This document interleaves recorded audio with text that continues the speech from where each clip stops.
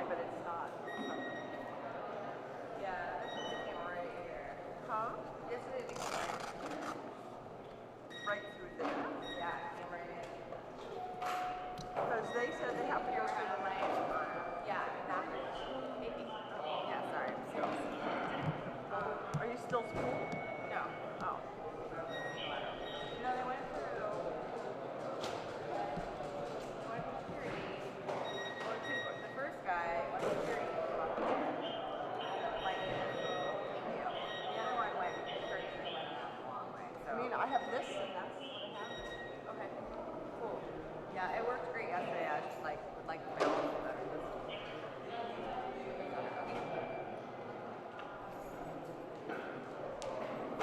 I love how all the hearing telling me what to do. She's just like over to the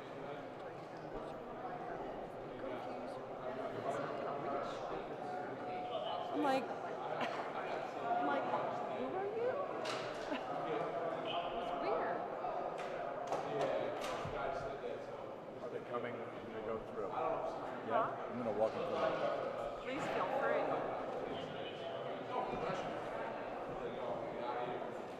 Excuse us, guys. Thank you.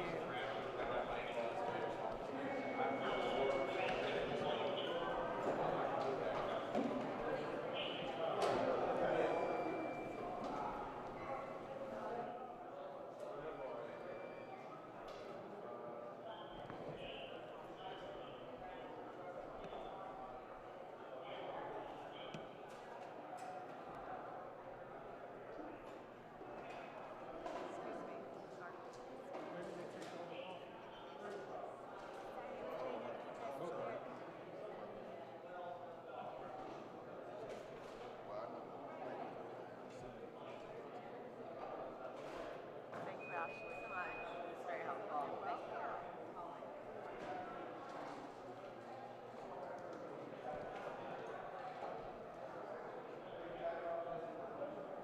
So do they have you, are they putting you up in a hotel?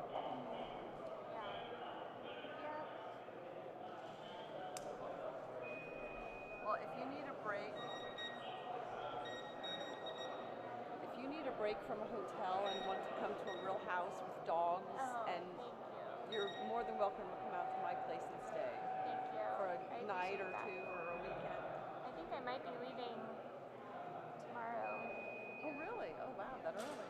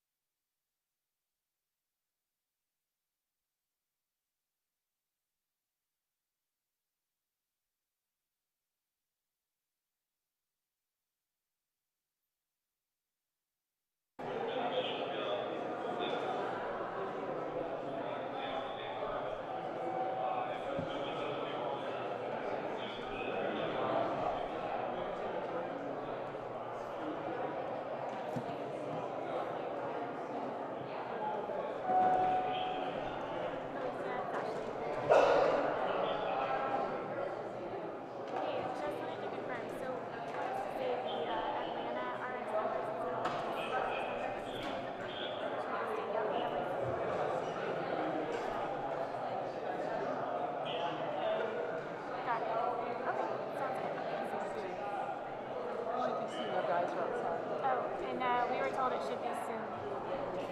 The arrival luggage.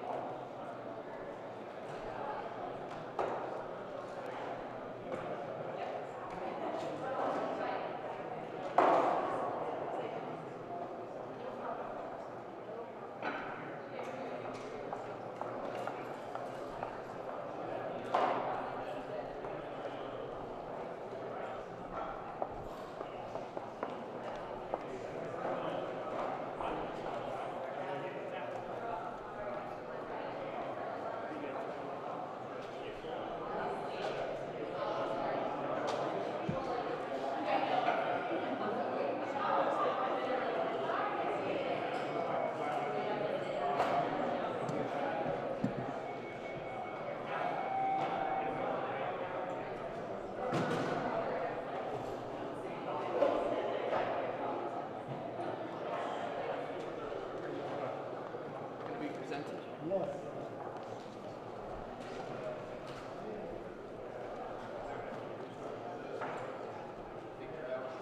The guy's going out to the room. No, that's a congressman. Oh, you're right, it is. Okay. Thank you. Yeah.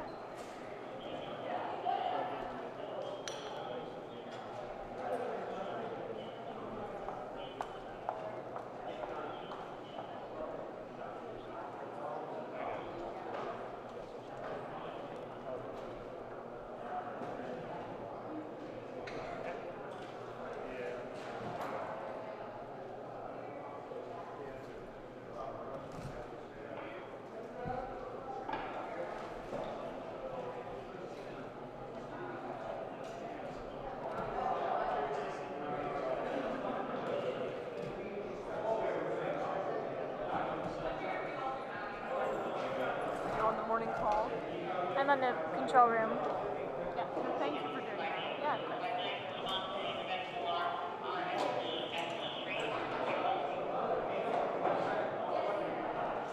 Camera crew shooting something.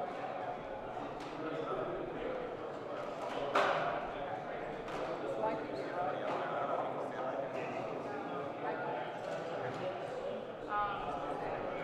I think that's our camera. you're right, that is Josh. He had a different coat on earlier, so I didn't recognize him.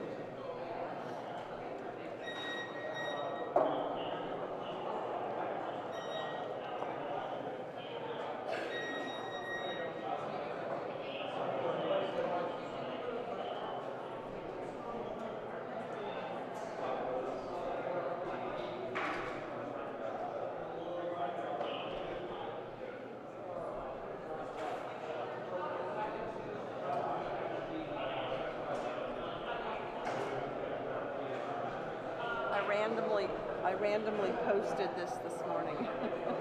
It's right behind us. Oh, wow. I'm like, we could use some of this right now.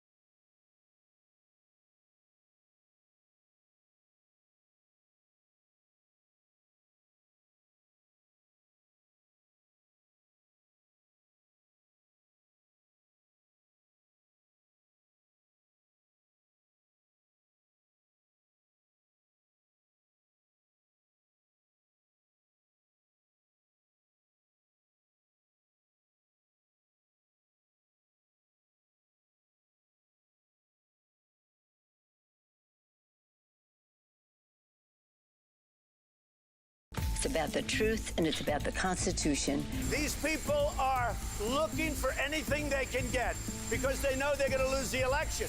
What is the impeachable offense? What is at stake in all of this is nothing less than our democracy.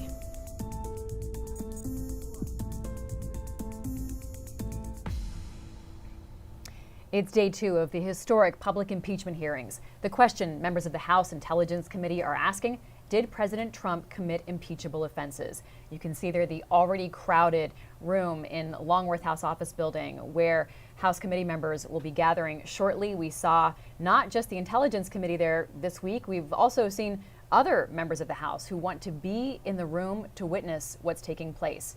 It all got started just 2 days ago, and today the witness is Marie Yovanovitch, the former U.S. ambassador to Ukraine. This is live coverage from the Washington Post. I'm Libby Casey.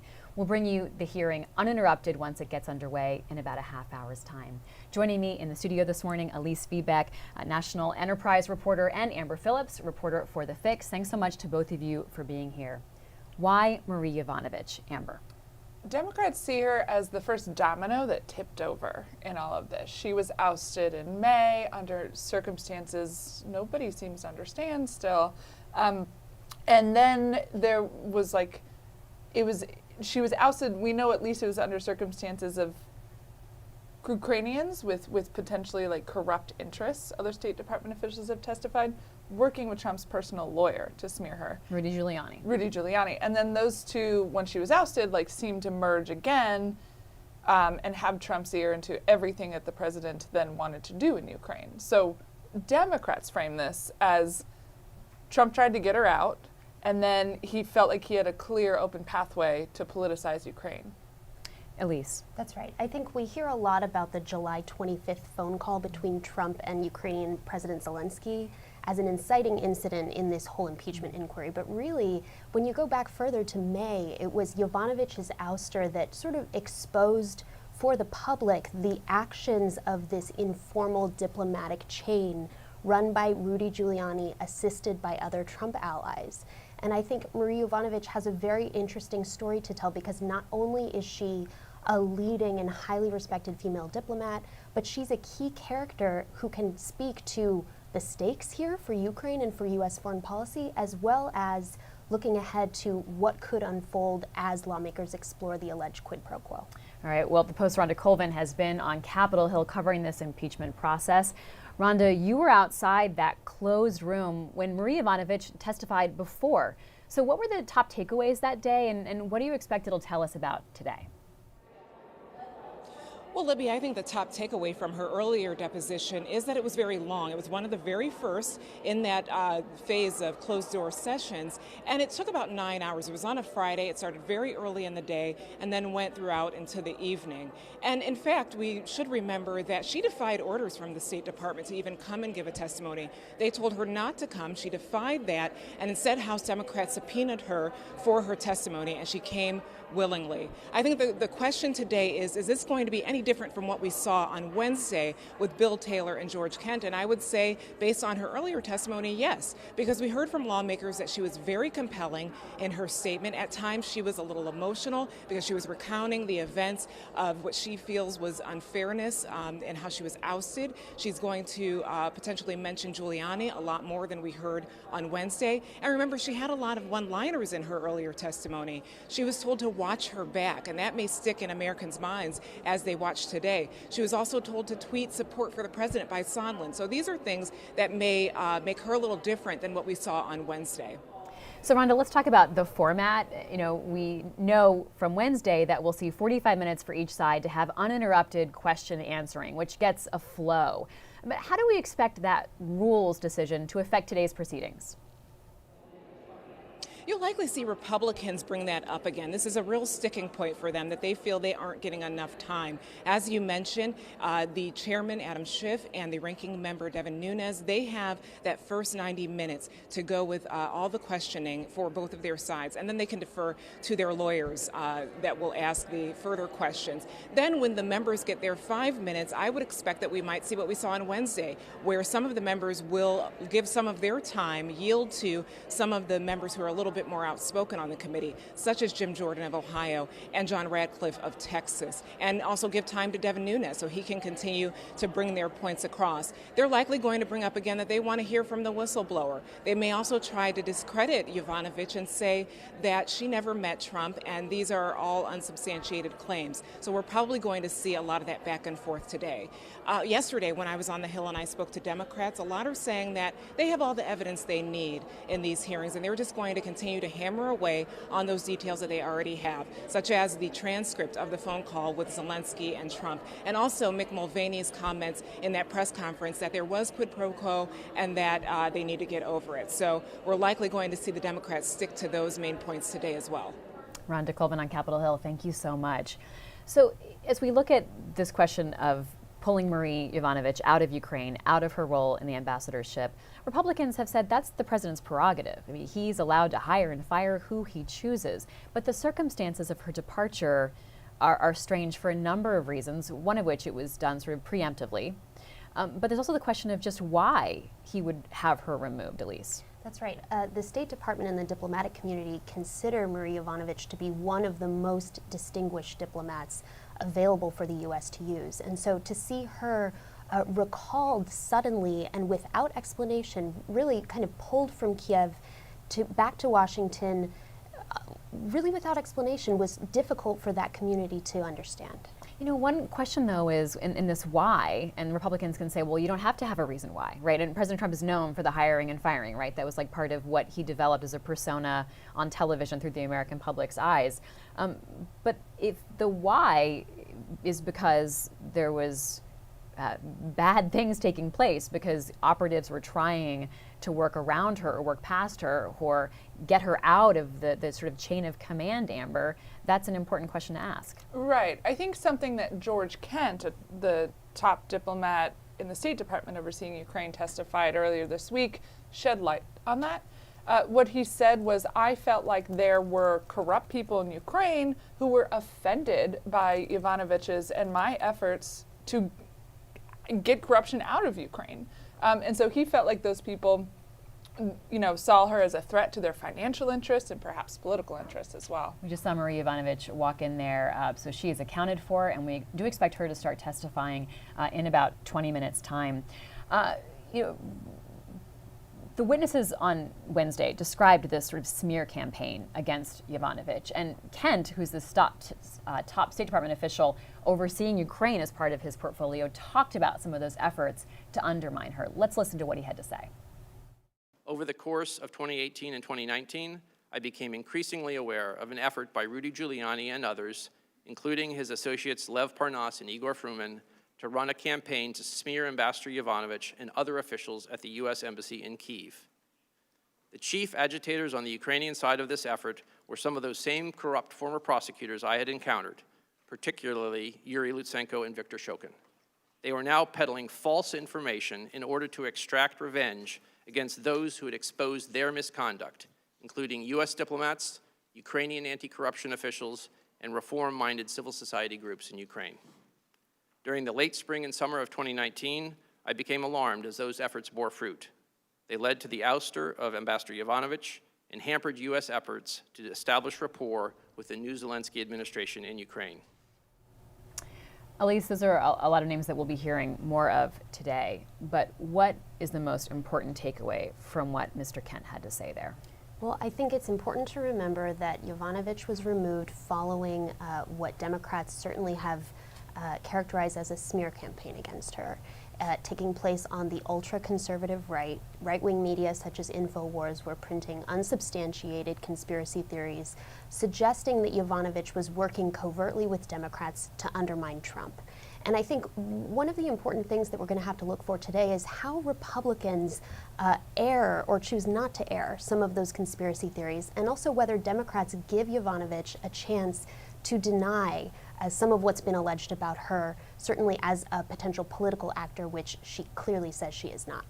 But there's still two things. There's the firing, and there's the decision-making about the firing, but there's also this question of, was her role there one of such, she had such history in the diplomatic corps, she was so well known, she'd been working on Ukraine issues for for so much of her career, that she would have like smelled a rat, so to speak. Like she would have been aware that there were manipulations and back channel conversations that were not regular order. And so get her out of the way, and then you can do what you want, Amber. Yep, that's exactly the accusation Democrats are making. And I think what really concerned national security officials is that the smear campaign stuff led by Ukrainian officials and then picked up here in America made its way to the top, to President Trump. So what Democrats need to make the case today is, you know, it wasn't just Trump saying, you serve at my pleasure, you're out because I feel like it. It was him being receptive to corrupt Ukrainians who had their financial interests. And in fact, we can remember exactly what Trump said on that July 25th phone call with Zelensky. He said the woman was bad news. That was the phrase he used, and he said later, she's going to go through some things. Now, he didn't say exactly what he meant there. Of course, he probably didn't expect that some of those things would be her testifying at his impeachment hearing. But it was clear that Trump did believe and find credible some of those allegations against Marie Yovanovitch. That's where you have a powerful character witness for Democrats, right? Is because she testified she felt threatened by that. She had no idea President Trump was going to bring her up in a phone call with Ukraine's president. She'd been out of the job for a couple months at that point. That's right. And she had no idea what they meant.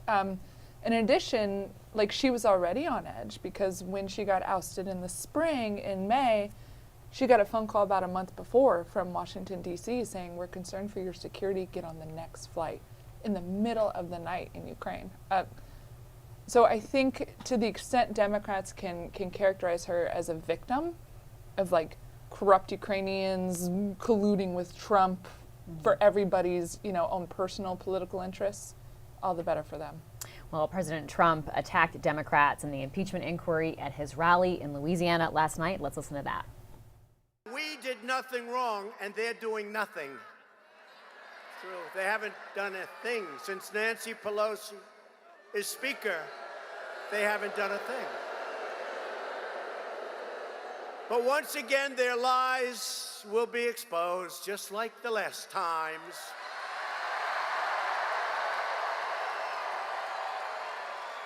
Their schemes are already unraveling. You saw yesterday. How about when they asked these two never-Trumpers, what exactly do you think you impeach him for? And they stood there and went like, what? So what he's referring to in that last bit there is that Mr. Kent and Ambassador Taylor were saying, look, we're career officials. We've served multiple administrations of both parties, and we're not the ones who make the call of what you do, Congress.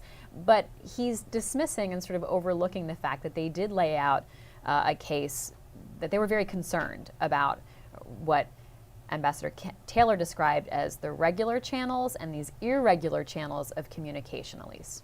Yeah, I think it's really important to remember that the way these diplomats approach their testimony is they want to explain to the American public that they are nonpartisan, that they've served under multiple administrations, they are not part of some kind of corrupt, politically motivated civil service. This is the image that Trump has voiced, has explained to his followers is against him, working against him in the federal government. And so I think you'll see Yovanovitch over and over today remind lawmakers who perhaps try to politicize her job or her history in the job to say that no, she's not a partisan, and it's important for the president also to acknowledge that. The problem is, how do you do that without looking partisan? Right.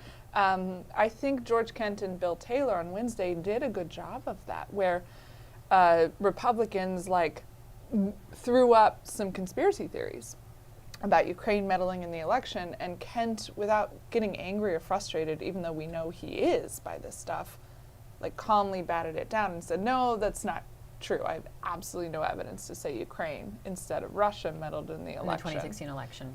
Yeah, thank you. And so how does Yovanovitch push back against some of the allegations against her, some of which seemed fairly nasty? In behind closed doors testimony, we know that at least one Republican lawmaker tried to accuse her of being disloyal subtly by saying, so your nickname's Masha, isn't that Ukrainian? How does she push back against that without feeding into Trump's narrative that she's a never-Trumper and partisan?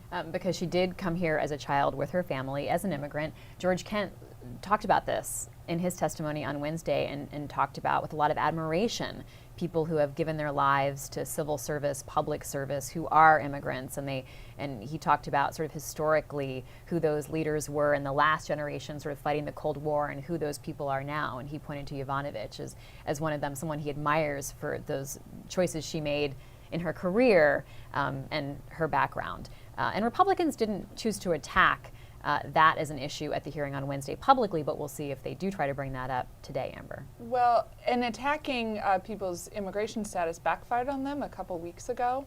It's my analysis of how it played out when Lieutenant Colonel Alexander Vindman, he's a national security official, came forward and essentially corroborated everything in the whistleblower complaint about Trump's call, because he was the one who set up the call and listened to the call. And so you had some people in right-wing media say, well, he came from Ukraine, how can we trust his allegiances? And then you had Republicans in Congress push back and say, listen, he's a decorated military veteran. He's dedicated his life to American service. How could you say that? And I think you'll see in Marie Yovanovitch's opening statement, she'll probably talk a bit about her family's history, about how her parents escaped the Nazis and Soviet regimes in order to come to the United States.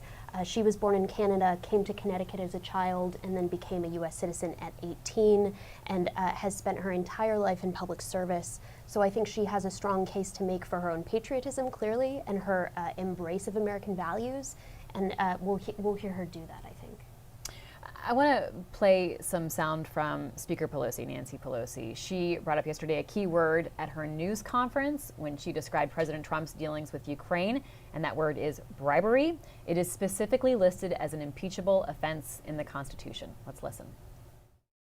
The bribe is to grant or withhold military assistance in return for a public statement of a fake investigation into the elections. So could we be That's looking at bribery? Could Yes. we be looking at an article of impeachment having to do with the bribery? We haven't even made a decision to impeach. That's what the inquiry is about.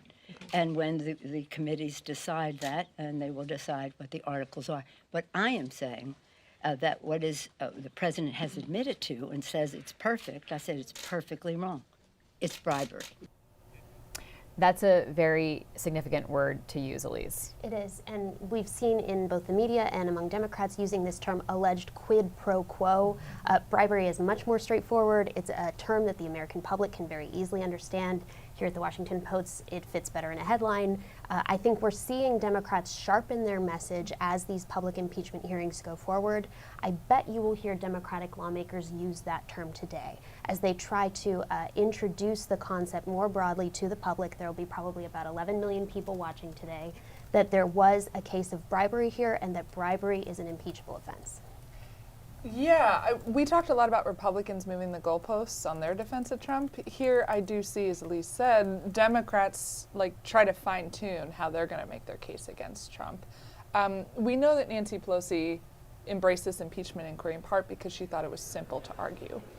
I don't know that that's borne out yet in the testimony. And part of that, I think, is because Democrats haven't been able to get the people closest to Trump to talk. So we have a bunch of people ancillary to the alleged allegations trying to piece together what they think happened, and then there was a quid. Okay, maybe there was a pro. Was there a quid?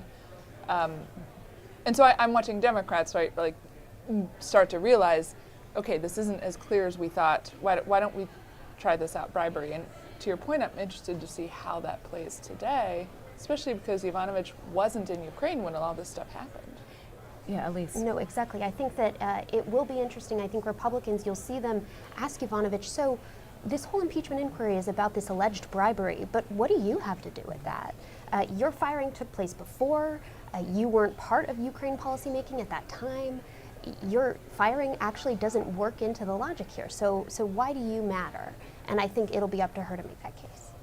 And again, and I think it's important to keep repeating this, there are two different tracks here. There's the decision to fire her and whether that was prompted by some conspiracy theories and if that was sort of a logical thing to do, but is that an impeachable offense? But then there's this other question of why remove her? Why take her out of Ukraine and get her out of the flow of information and contact? If we see people like Rudy Giuliani, the president's personal lawyer, who's not in the chain of government, talking to Ukrainians and trying to potentially make deals, Marie Yovanovitch could be a problem for the Trump administration.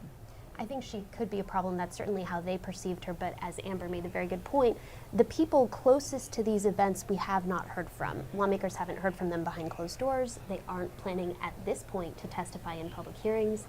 And I know that Democrats feel that their case would be much stronger if they were able to question, say, John Bolton or ideally Rudy Giuliani in public about exactly what they were doing behind the scenes and what they believed about someone like Marie Yovanovitch. I think that that would be helpful for the Democrats' case, but we just don't know if it's going to happen. What's the motive, right? That's the unanswered question. That's a great question. Yeah.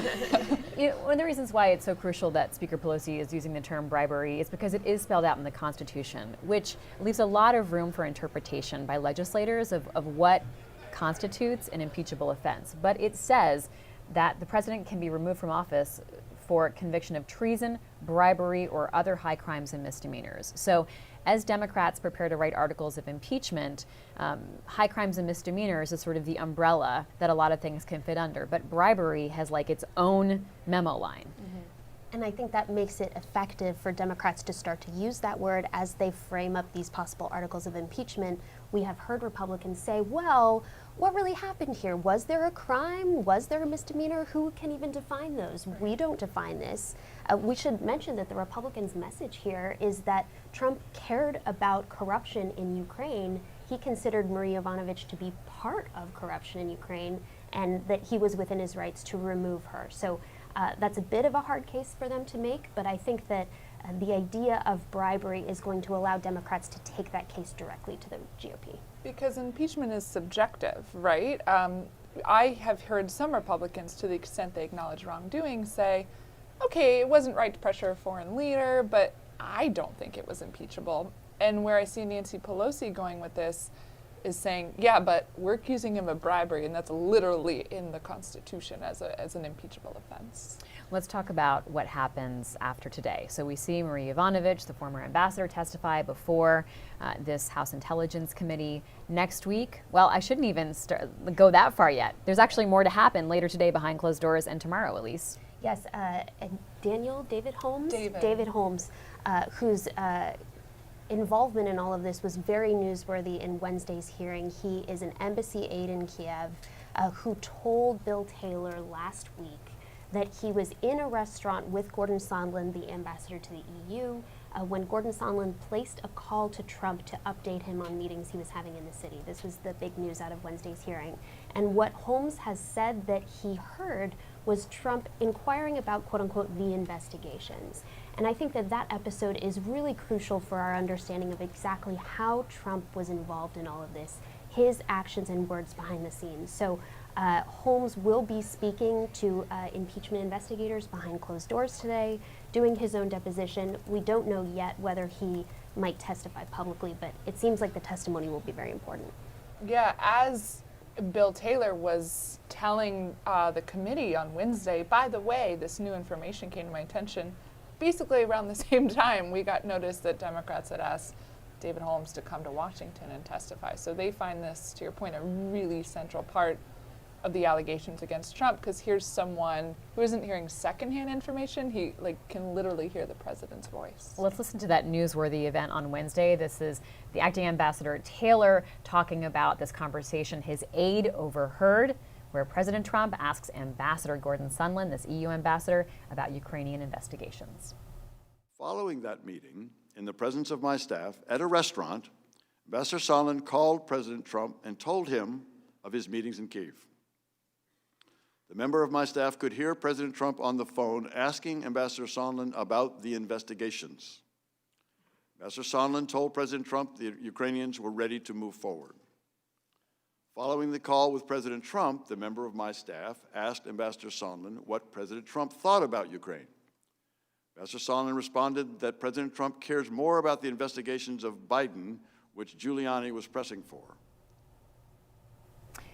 So that was the big takeaway for a lot of people who had been paying attention to this. I mean, I think it was newsworthy just to hear Ambassador Taylor, in his own words, talk about how there was a regular channel of diplomacy and an irregular channel. He hadn't seen something like this before, because we'd seen that in written statements, but we, the American public, hadn't heard it in his own words.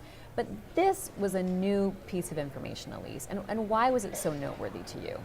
Again, it shows us exactly how Trump may have been involved directly, and I think we also should mention the timing here. This took place allegedly on July 26th, the day after this fateful call between Trump and Ukrainian President Zelensky, where Trump pressured him to open investigations into the Biden family. And so if a day later the president is on the phone with the EU ambassador, who's part of this informal channel of diplomacy, asking for a status update, I think that speaks to a bit of the president's mindset, what he was looking for in all of this, and frankly, how committed he was to seeing these investigations opened. And we are going to see Gordon Sondland testify next week, Amber, publicly. That to me is the testimony that can move the political needle. That's on Wednesday morning. It's on Wednesday morning. Sondland has some explaining to do. And he's already tried to re-explain himself. He went behind closed doors in October and said, I don't recall to a lot of these conversations. Bill Taylor testified, another national security official testified.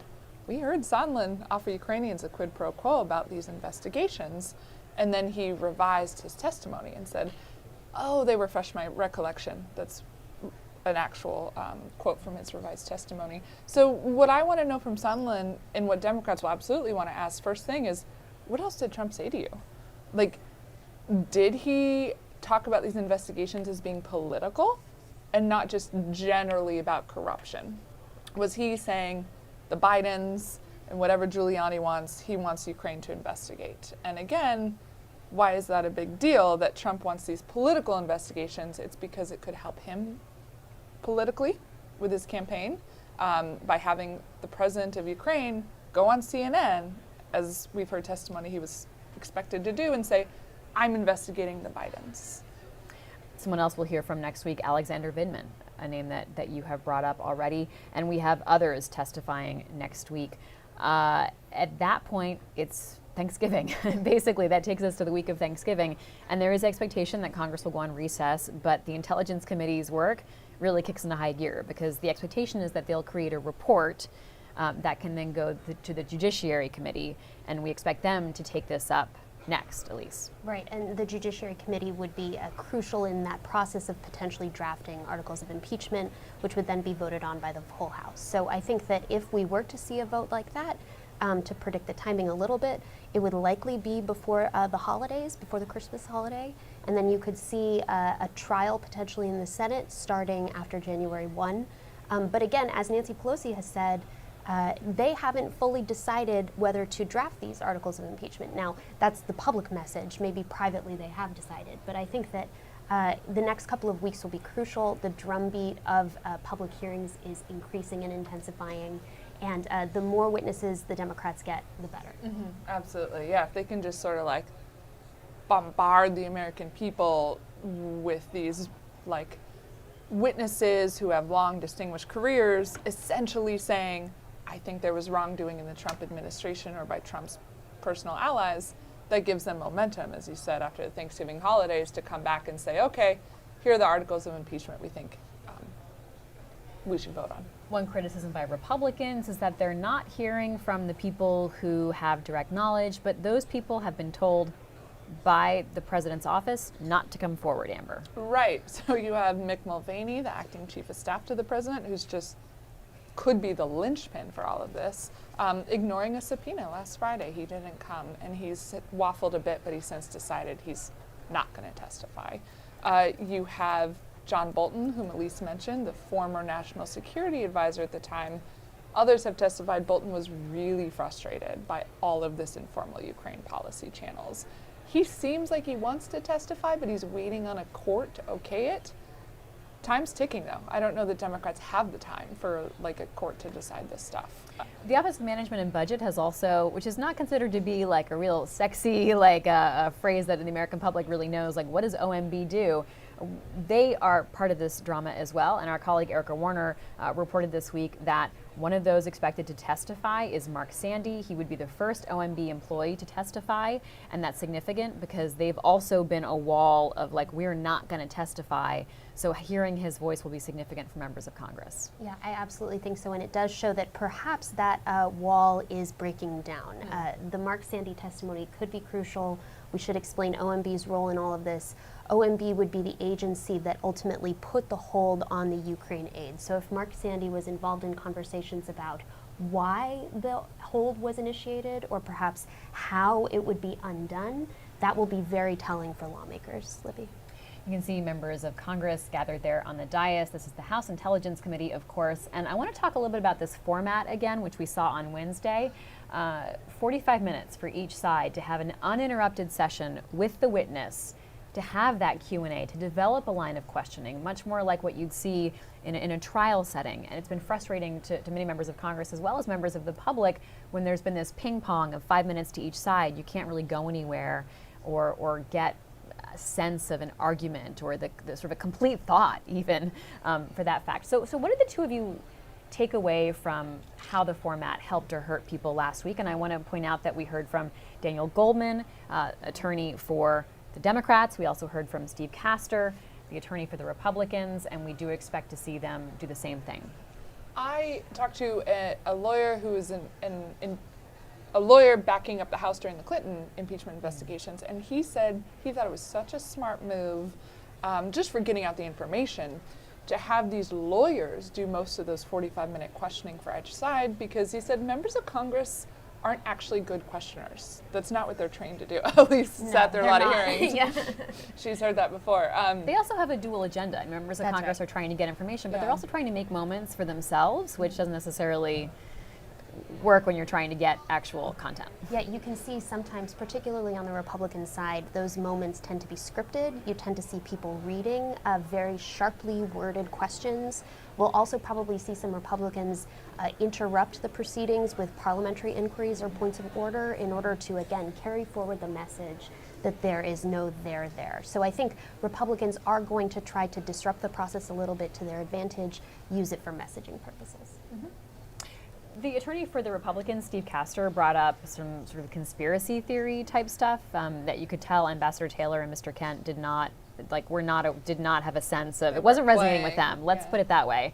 It might have been resonating though with the Republican base or a Trump base that had heard some of those lines before. Do we expect that Mr. Castor learned anything from his work earlier this week? I can't wait to watch. Yeah, I think he stumbled a little bit after a strong performance by Goldman on the Democrat side. And part of that is the substance here, right? Democrats get to call the shots and bring in the witnesses they feel are most damaging to the president. And so how do Republicans gain traction with these guys if they don't have their own witnesses?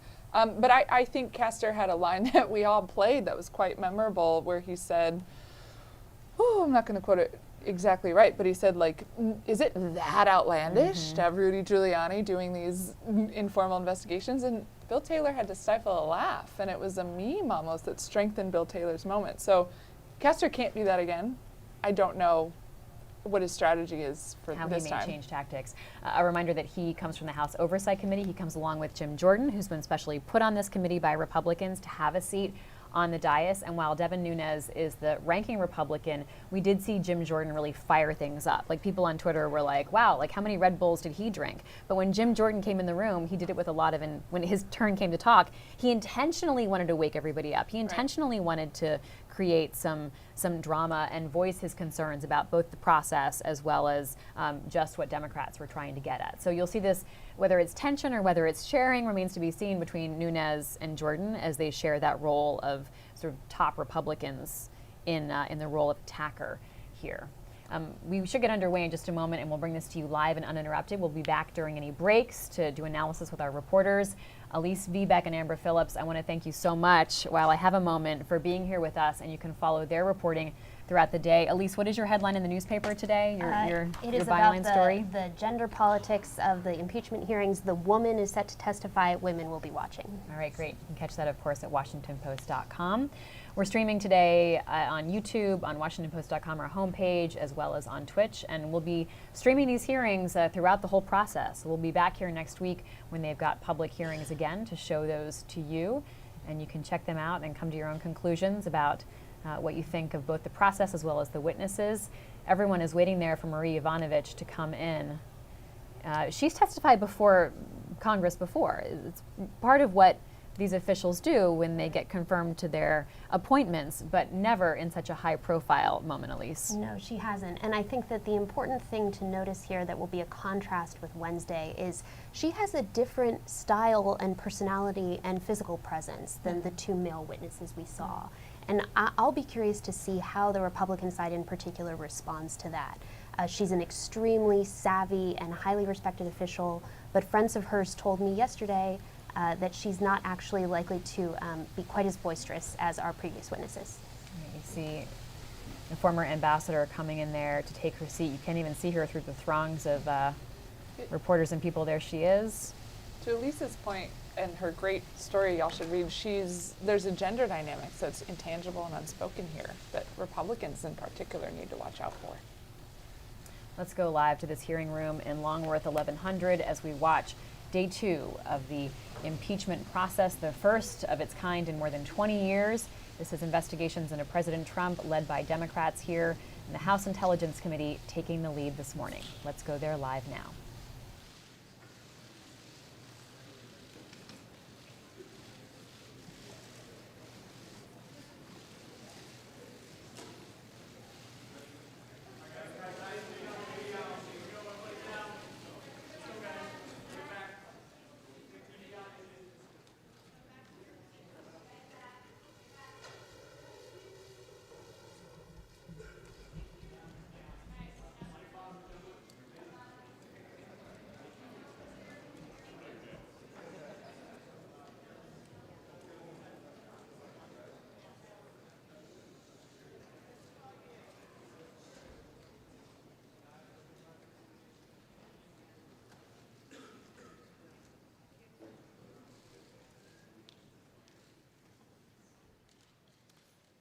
Committee will come to order.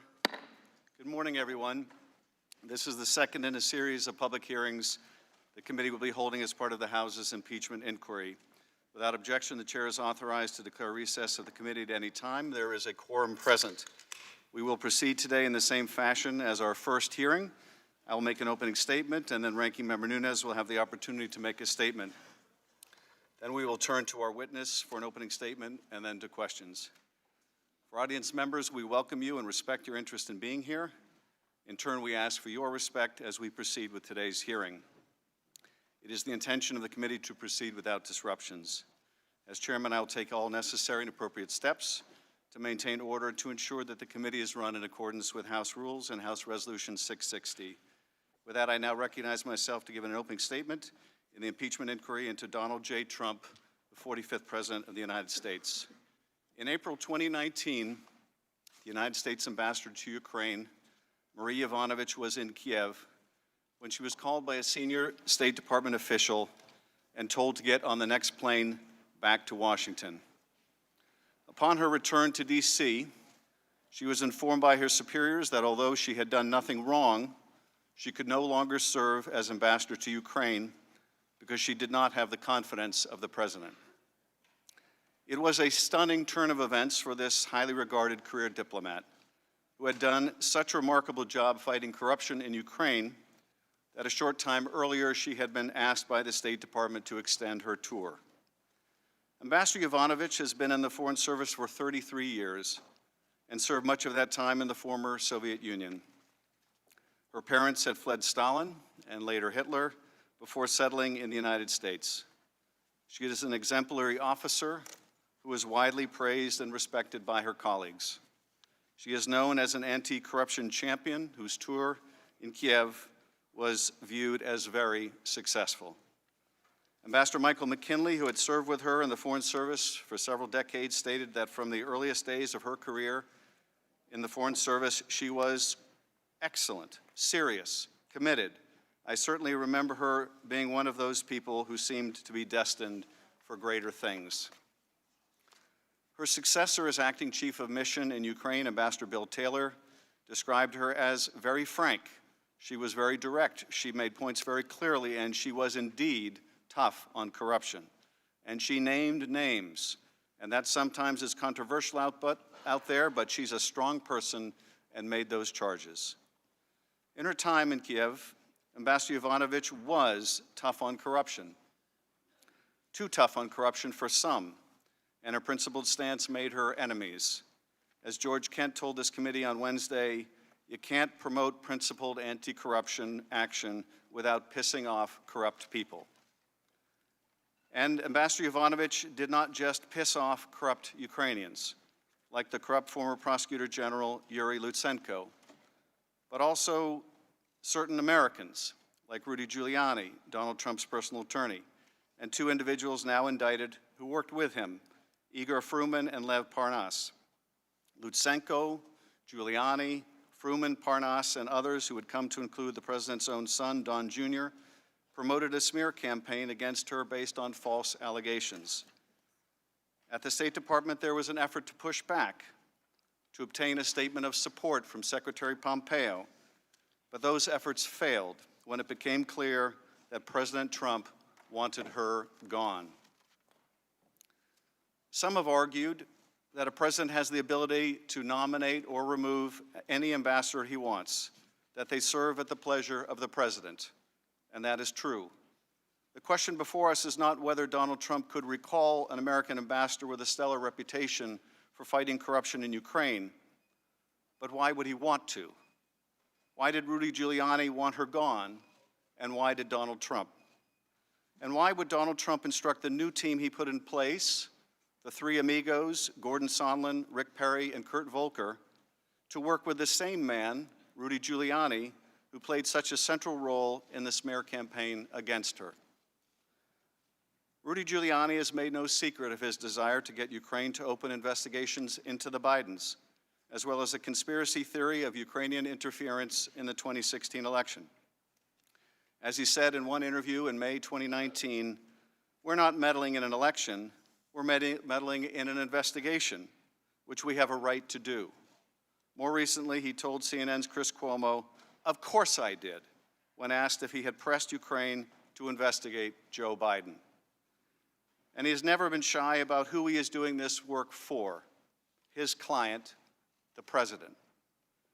One powerful ally Giuliani had in Ukraine to promote these political investigations was Lutsenko, the corrupt former prosecutor general. And one powerful adversary Lutsenko had was a certain United States ambassador named Marie Yovanovitch. It is no coincidence that in the now infamous July 25th call with Zelensky, Donald Trump brings up a corrupt Ukrainian prosecutor and praises him. Against all evidence, Trump claims that this former prosecutor general was very good, and he was shut down, and that's really unfair. But the woman known for fighting corruption, his own former ambassador, the woman ruthlessly smeared and driven from her post, the president does nothing but disparage, or worse, threaten. Well, she's going to go through some things, the president declares. That tells you a lot about the president's priorities and intentions. Getting rid of Ambassador Yovanovitch helped set the stage for an irregular channel that could pursue the two investigations that mattered so much to the president: the 2016 conspiracy theory, and most important, an investigation into the 2020 political opponent he apparently feared most, Joe Biden. And the president's scheme might have worked, but for the fact that the man who would succeed Ambassador Yovanovitch, whom we heard from on Wednesday, Acting Ambassador Taylor, would eventually discover the effort to press Ukraine into conducting these investigations and would push back, but for the fact also that someone blew the whistle. Ambassador Yovanovitch was serving our nation's interest in fighting corruption in Ukraine, but she was considered an obstacle to the furtherance of the president's personal and political agenda. For that, she was smeared and cast aside. The powers of the presidency are immense, but they are not absolute, and they cannot be used for corrupt purpose. The American people expect their president to use the authority they grant him in the service of the nation, not to destroy others to advance his personal or political interests. I now recognize Ranking Member Nunes for his remarks. I thank the gentleman. It's unfortunate that today and for most of next week we will continue engaging in the Democrats' day-long TV spectacles instead of solving the problems we were all sent to Washington to address. We now have a major trade agreement with Canada and Mexico ready for approval, a deal that would create jobs and boost our economy. Meanwhile, we have not yet approved funding for the government, which expires next week, along with funding for our men and women in uniform. Instead, the Democrats have convened us once again to advance their operation to topple a duly elected president. I'll note that five Democrats on this committee had already voted to impeach this president before the Trump-Zelensky phone call occurred. In fact, Democrats have been vowing to oust President Trump since the day he was elected. So Americans can rightly suspect that his phone call with President Zelensky was used as an excuse for the Democrats to fulfill their Watergate fantasies. But I'm glad that on Wednesday, after the Democrats staged 6 weeks of secret depositions in the basement of the Capitol, like some kind of strange cult, the American people finally got to see this farce for themselves. They saw us sit through hours of hearsay testimony about conversations that two diplomats who had never spoken to the president heard secondhand, third-hand, and fourth-hand from other people. In other words, rumors.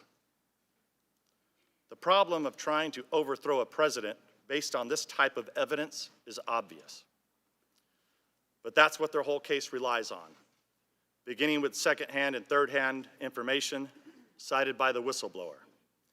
That's why on Wednesday, the Democrats were forced to make the absurd argument that hearsay can be much better evidence than direct evidence.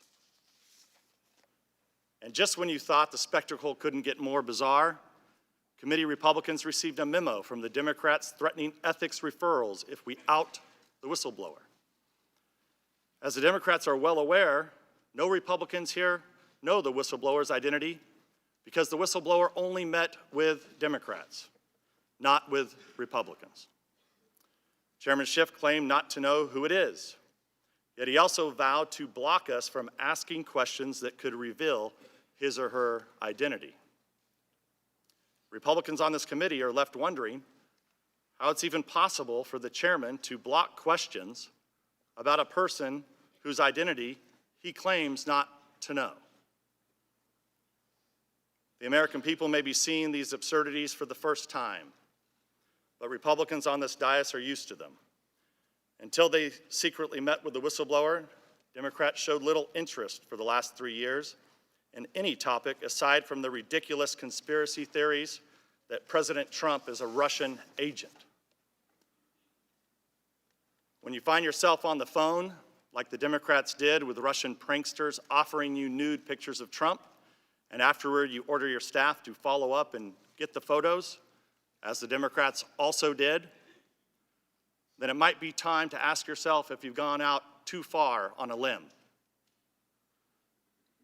Even as they were accusing Republicans of colluding with Russians, the Democrats themselves were colluding with Russians by funding the Steele dossier, which was based on Russian and Ukrainian sources. Meanwhile, they turn a blind eye to Ukrainians meddling in our elections because the Democrats were cooperating with that operation.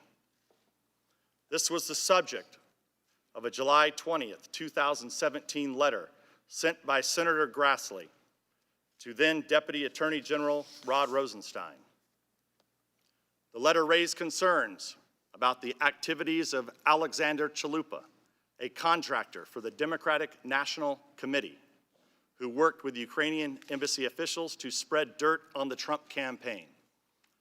As Senator Grassley wrote, Chalupa's actions appear to show that she was simultaneously working on behalf of a foreign government, Ukraine, and on behalf of the DNC and the Clinton campaign in an effort to influence not only the U.S. voting population, but U.S. government officials, unquote. After touting the Steele dossier and defending the FBI's Russia investigation, which are now being investigated by Inspector General Horowitz and Attorney General Barr, Democrats on this committee ignore Ukrainian election meddling, even though Chalupa publicly admitted to the Democrats' scheme. Likewise, they are blind to the blaring signs of corruption surrounding Hunter Biden's well-paid position on the board of a corrupt Ukrainian company, while his father served as vice president and point man for Ukraine issues in the Obama administration. But the Democrats' media hacks only cared about that issue briefly, when they were trying to stop Joe Biden from running against Hillary Clinton in 2015. As I previously stated, these hearings should not be occurring at all until we get the answers to three crucial questions the Democrats refuse to ask. First, what is the full extent of the Democrats' prior coordination with the whistleblower, and who else did the whistleblower coordinate this effort with? Second, what is the full extent of Ukraine's election meddling against the Trump campaign? And third, why did Burisma hire Hunter Biden? What did he do for them? And did his position affect any government actions under the Obama administration? I'll note that House Democrats vowed they would not put the American people through a wrenching impeachment process without bipartisan support, and they have none. Add that to their ever-growing list of broken promises and destructive deceptions. In closing, Mr. Chair, the President of the United States released his transcript right before the hearing began.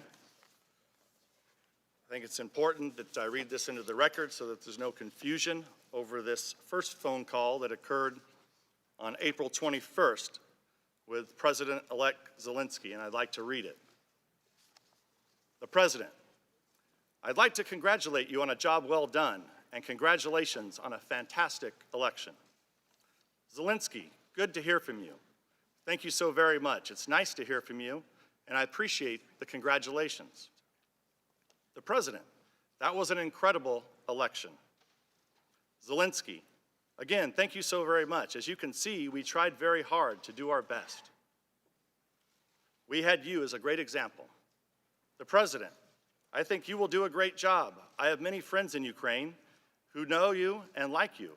I have many friends from Ukraine and frankly expected you to win. And it's really an amazing thing that you've done. I guess in a way, I did something similar. We're making tremendous progress in the U.S. We have the most tremendous economy ever. I just wanted to congratulate you. I have no doubt you will be a fantastic president. Zelensky, first of all, thank you so very much, again, for the congratulations. We in Ukraine are an independent country, an independent Ukraine. We're going to do everything for the people.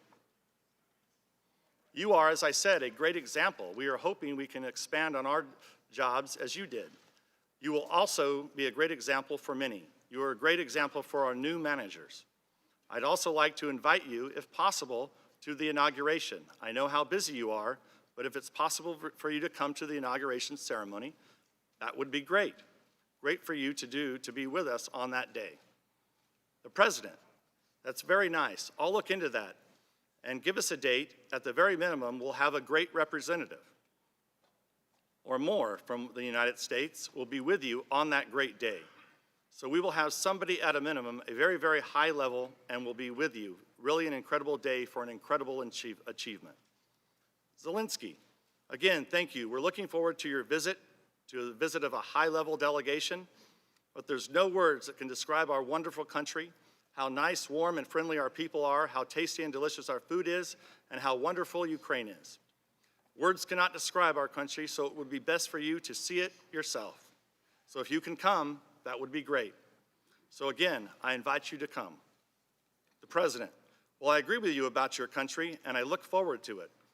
When I owned Miss Universe, they always had great people. Ukraine always very well represented, was always very well represented.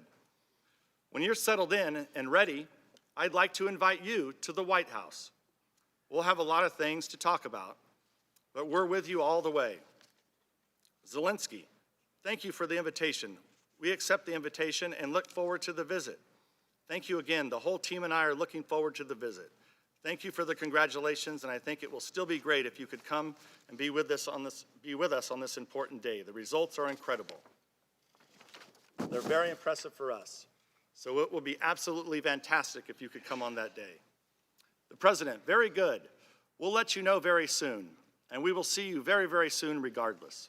Congratulations, and please say hello to the Ukrainian people and your family. Let them know I send my best regards. Well, thank you, Zelensky. Well, thank you. You have a safe flight and see you soon. President, take care of yourself and give a great speech today. You take care of yourself, and I'll see you soon. Zelensky, thank you very much. It's difficult for me, but I will practice English, and I will meet in English. Thank you very much. The President, laughing. Oh, that's beautiful to hear. That's really good. I could not do it in your language. I'm very impressed. Thank you so much. Zelensky, thank you so much. The President, good day. Good luck. I'm glad I was able to read that into the record so now the American people know the very first call that President Trump had with President Zelensky. And with that, I yield back the balance of my time. Mr. Chairman, I have a parliamentary inquiry. The gentlewoman is not recognized. I do want to comment, and I allow... Mr. Chairman, I have a point of order under HRES 660. The gentleman will state her point of order. The point of order is, will the chairman continue to prohibit witnesses from answering Republican questions as you've done in closed hearings and as you did this week when you interrupted our questions? That is not a proper point of order. The gentleman will suspend.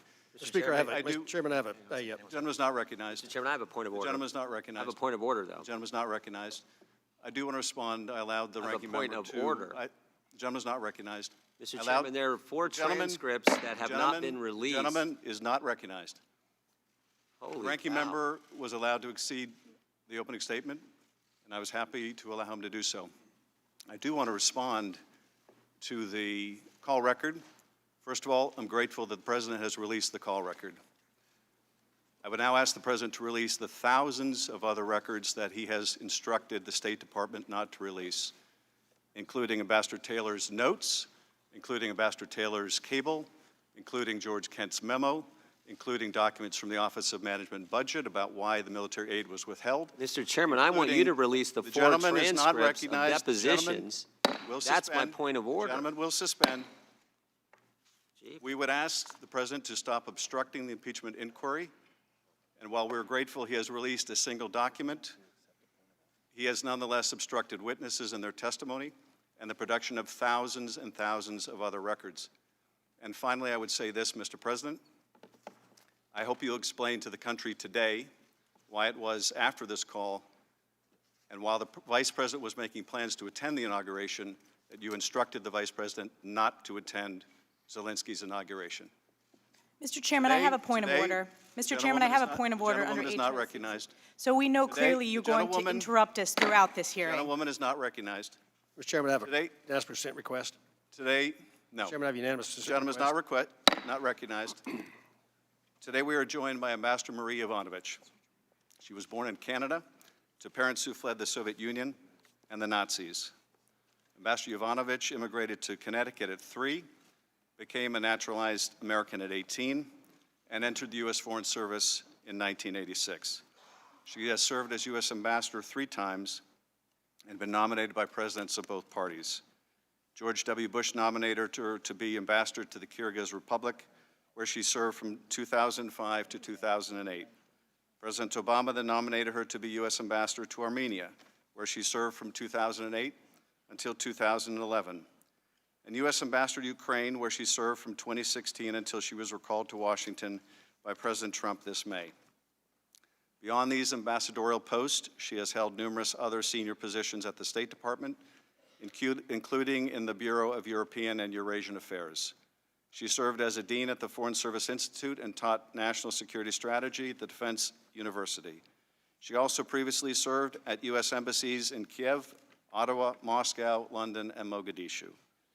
Ambassador Yovanovitch has received multiple honors from the Department for her diplomatic work, including the Presidential Distinguished Service Award and the Secretary's Diplomacy and Human Rights Award. Two final points before our witness is sworn. First, witness depositions as part of this inquiry were unclassified in nature, and all open hearings will also be held at the unclassified level. Any information that may touch on classified information will be addressed separately. Second, Congress will not tolerate any reprisal, threat of reprisal, or attempt to retaliate against any U.S. government official for testifying before Congress, including you or any of your colleagues. If you would please rise and raise your right hand, I will begin by swearing you in. Do you swear or affirm that the testimony you're about to give is the truth, the whole truth, and nothing but the truth, so help you God? Let the record show that the witness has answered in the affirmative. Thank you, and please be seated. Without objection, your written statement will be made part of the record. With that, Ambassador Marie Yovanovitch, you are recognized for your opening statement. Mr. Chairman, Ranking Member Nunes, and other members of the committee. And Ambassador, you'll need to speak very close to the microphone. Okay.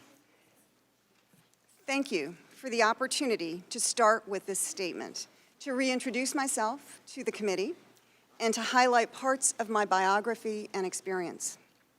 I come before you as an American citizen who has devoted the majority of my life, 33 years, to service to the country that all of us love. Like my colleagues, I entered the Foreign Service understanding that my job was to implement the foreign policy interests of this nation as defined by the President and Congress, and to do so regardless of which person or party was in power. I had no agenda other than to pursue our stated foreign policy goals. My service is an expression of gratitude for all that this country has given to me and to my family. My late parents did not have the good fortune to come of age in a free society. My father fled the Soviets before ultimately finding refuge in the United States. My mother's family escaped the USSR after the Bolshevik Revolution, and she grew up stateless in Nazi Germany before also eventually making her way to the United States. Their personal histories, my personal history, gave me both deep gratitude towards the United States and great empathy for others, like the Ukrainian people who want to be free. I joined the Foreign Service during the Reagan administration and subsequently served 3 other Republican presidents, as well as 2 Democratic presidents. It was my great honor to be appointed to serve as an ambassador 3 times, twice by George W. Bush and once by Barack Obama. There is a perception that diplomats lead a comfortable life, throwing dinner parties in fancy homes. Let me tell you about some of my reality. It has not always been easy. I have moved 13 times and served in 7 different countries, 5 of them hardship posts. My first tour was Mogadishu, Somalia, an increasingly dangerous place as that country's civil war kept grinding on and the government was weakening. The military took over policing functions in a particularly brutal way, and basic services disappeared. Several years later, after the Soviet Union collapsed, I helped open our embassy in Tashkent, Uzbekistan. As we were establishing relations with a new country, our small embassy was attacked by a gunman who sprayed the embassy building with gunfire. I later served in Moscow. In 1993, during the attempted coup in Russia, I was caught in crossfire between presidential and parliamentary forces. It took us 3 tries, me without a helmet or body armor, to get into a vehicle to go to the embassy. We went because the ambassador asked us to come, and we went because it was our duty. From August 2016 until May 2019, I served as the U.S. ambassador to Ukraine. During my tenure in Ukraine, I went to the front line approximately 10 times during a hot war to show the American flag, to hear what was going on, sometimes literally as we heard the impact of artillery, and to see how our assistance dollars were being put to use. I worked to advance U.S. policy, fully embraced by Democrats and Republicans alike, to help Ukraine become a stable and independent democratic state with a market economy integrated into Europe. A secure, democratic, and free Ukraine serves not just the Ukrainian people, but the American people as well. That's why it was our policy, continues to be our policy, to help the Ukrainians achieve their objectives. They match our objectives. The U.S. is the most powerful country in the history of the world, in large part because of our values.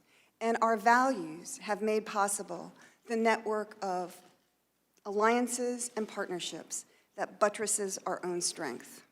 Ukraine, with an enormous landmass and a large population, has the potential to be a significant commercial and political partner for the United States, as well as a force multiplier on the security side. We see the potential in Ukraine. Russia sees, by contrast, sees the risk. The history is not written yet, but Ukraine could move out of Russia's orbit.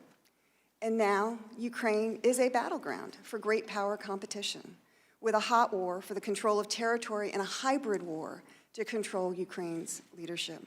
The U.S. has provided significant security assistance since the onset of the war against Russia in 2014. And the Trump administration strengthened our policy by approving the provision to Ukraine of anti-tank missiles known as Javelins. Supporting Ukraine is the right thing to do. It's also the smart thing to do. If Russia prevails and Ukraine falls to Russian dominion, we can expect to see other attempts by Russia to expand its territory and its influence. As critical as the war against Russia is, Ukraine's struggling democracy has an equally important challenge, battling the Soviet legacy of corruption which has pervaded Ukraine's government. Corruption makes Ukraine's leaders ever vulnerable to Russia, and the Ukrainian people understand that. That's why they launched the Revolution of Dignity in 2014, demanding to be a part of Europe, demanding the transformation of the system, demanding to live under the rule of law. Ukrainians wanted the law to apply equally to all people, whether the individual in question is the president or any other citizen. It was a question of fairness, of dignity. Here again, there is a coincidence of interests.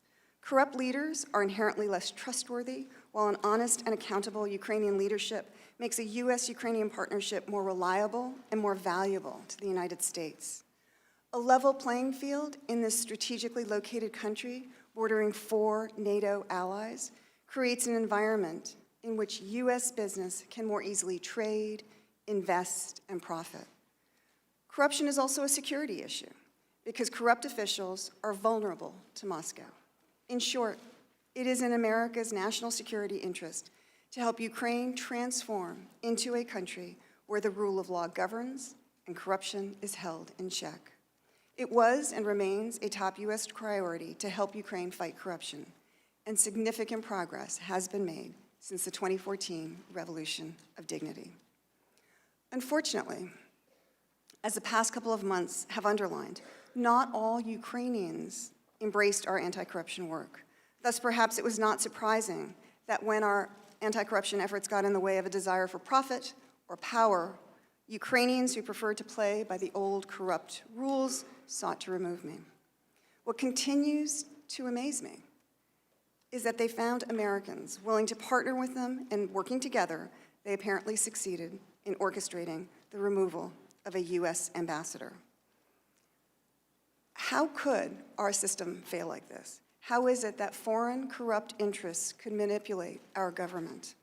Which country's interests are served when the very corrupt behavior we have been criticizing is allowed to prevail?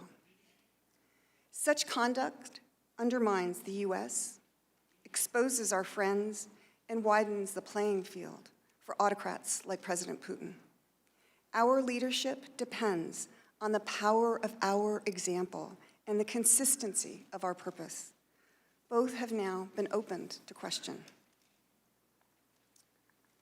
With that background in mind, I'd like to briefly address some of the factual issues I expect you may want to ask me about, starting with my timeline in Ukraine and the events about which I do and do not have firsthand knowledge. I arrived in Ukraine on August 22nd, 2016, and left Ukraine permanently on May 20th, 2019. There are a number of events you are investigating to which I cannot bring any firsthand knowledge. The events that predated my Ukraine service include the release of the so-called Black Ledger and Mr. Manafort's subsequent resignation from President Trump's campaign, and the departure from office of former Prosecutor General Viktor Shokin.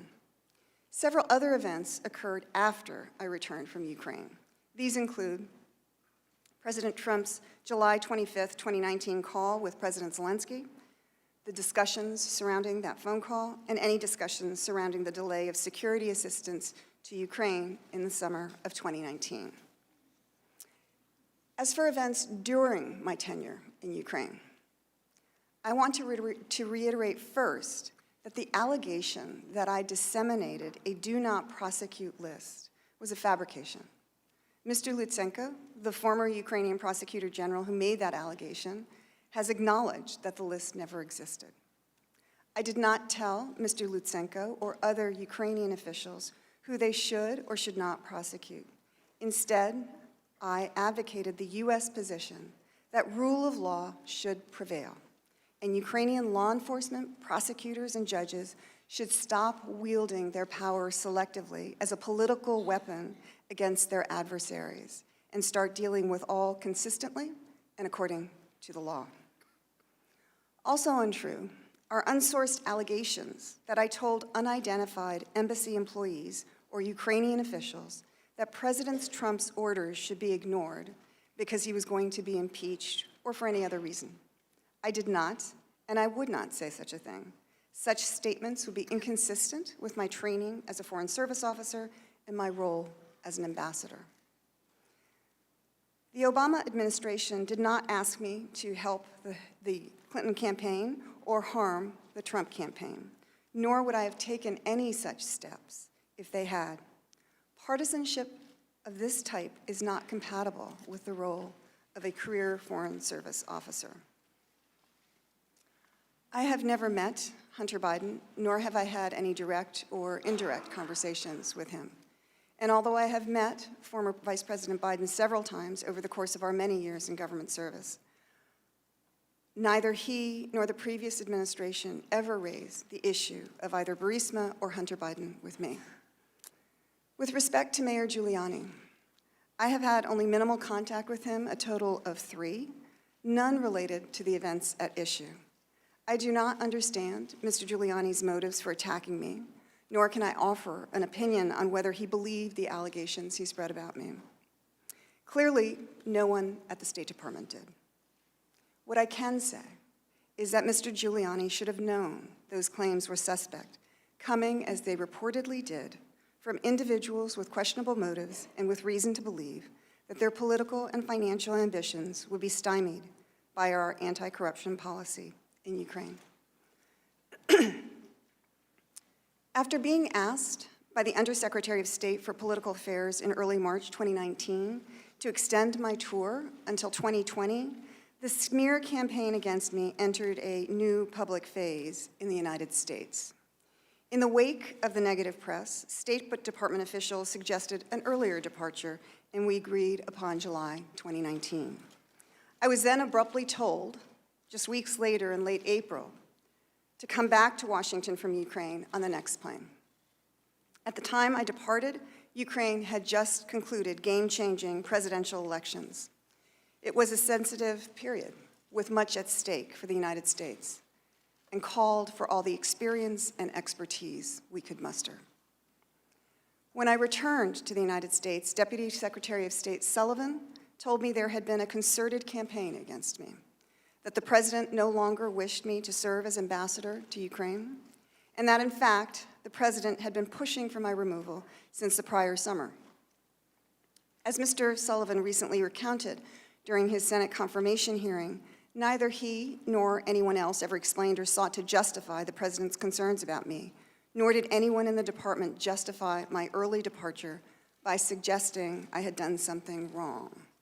I appreciate that Mr. Sullivan publicly affirmed at his hearing that I had served capably and admirably. Although then and now, I have always understood that I served at the pleasure of the President, I still find it difficult to comprehend that foreign and private interests were able to undermine U.S. interests in this way. Individuals who apparently felt stymied by our efforts to promote stated U.S. policy against corruption, that is, to do our mission, were able to successfully conduct a campaign of disinformation against a sitting ambassador using unofficial back channels. As various witnesses have recounted, they shared baseless allegations with the President and convinced him to remove his ambassador, despite the fact that the State Department fully understood that the allegations were false and the sources highly suspect. These events should concern everyone in this room. Ambassadors are the symbol of the United States abroad. They are the personal representative of the President. They should always act and speak with full authority to advocate for U.S. policies. If our chief representative is kneecapped, it limits our effectiveness to safeguard the vital national security interests of the United States. This is especially important now, when the international landscape is more complicated and more competitive than it has been since the dissolution of the Soviet Union. Our Ukraine policy has been thrown into disarray, and shady interests the world over have learned how little it takes to remove an American ambassador who does not give them what they want. After these events, what foreign official, corrupt or not, could be blamed for wondering whether the U.S. ambassador represents the President's views? And what U.S. ambassador could be blamed for harboring the fear that they can't count on our government to support them as they implement stated U.S. policy and protect and defend U.S. interests? I'd like to comment on one other matter before taking your questions. At the closed deposition, I expressed grave concerns about the degradation of the Foreign Service over the past few years and the failure of State Department leadership to push back as foreign and corrupt interests apparently hijacked our Ukraine policy. I remain disappointed that the department's leadership and others have declined to acknowledge that the attacks against me and others are dangerously wrong. This is about far, far more than me or a couple of individuals. As Foreign Service professionals are being denigrated and undermined, the institution is also being degraded. This will soon cause real harm if it hasn't already. The State Department as a tool of foreign policy often doesn't get the same kind of attention or even respect as the military might of the Pentagon. But we are, as they say, the pointy end of the spear. If we lose our edge, the U.S. will inevitably have to use other tools, even more than it does today. And those other tools are blunter, more expensive, and not universally effective. Moreover, the attacks are leading to a crisis in the State Department as the policy process is visibly unraveling. Leadership vacancies go unfilled, and senior and mid-level officers ponder an uncertain future. The crisis has moved from the impact on individuals to an impact on the institution itself. The State Department is being hollowed out from within at a competitive and complex time on the world stage. This is not a time to undercut our diplomats. It is the responsibility of the department's leaders to stand up for the institution and the individuals who make that institution, still today, the most effective diplomatic force in the world. And Congress has a responsibility to reinvest in our diplomacy. That's an investment in our national security. It's an investment in our future, in our children's future. As I close, let me be clear on who we are and how we serve this country. We are professionals, we are public servants who by vocation and training pursue the policies of the president, regardless of who holds that office or what party they affiliate with. We handle American citizen services, facilitate trade and commerce, work security issues, represent the U.S., and report to and advise Washington, to mention just some of our functions. And we make a difference every day. We are people who repeatedly uproot our lives, who risk and sometimes give our lives for this country. We are the 52 Americans who 40 years ago this month began 444 days of deprivation, torture, and captivity in Tehran. We are the dozens of Americans stationed at our embassy in Cuba and consulates in China who mysteriously and dangerously, and in some cases perhaps even permanently, were injured and attacked from unknown sources several years ago. And we are Ambassador Chris Stevens, Sean Patrick Smith, Ty Woods, and Glenn Doherty, people rightly called heroes for their ultimate sacrifice to this nation's foreign policy interests in Libya 8 years ago. We honor these individuals. They represent each one of you here and every American. These courageous individuals were attacked because they symbolized America.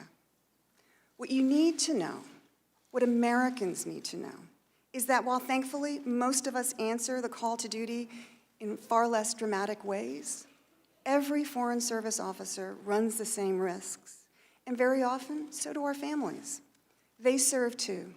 As individuals, as a community, we answer the call to duty to advance and protect the interests of the United States.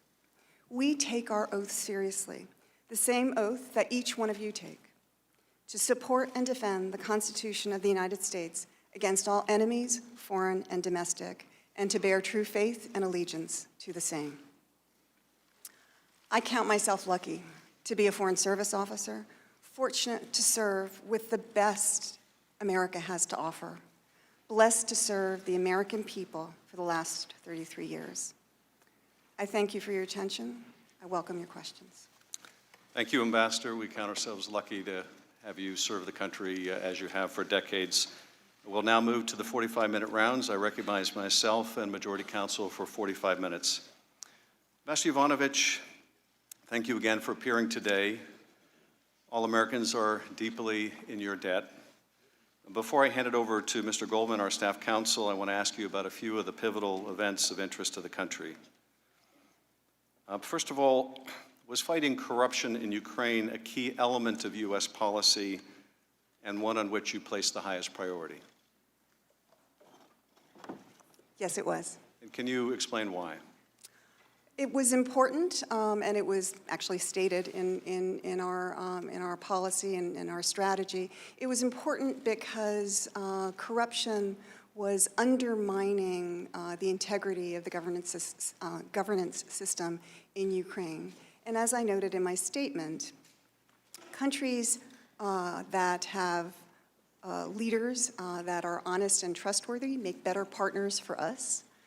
Countries where there is a level playing field for our U.S. business makes it easier for our companies to do business there, to trade, and to profit in those countries.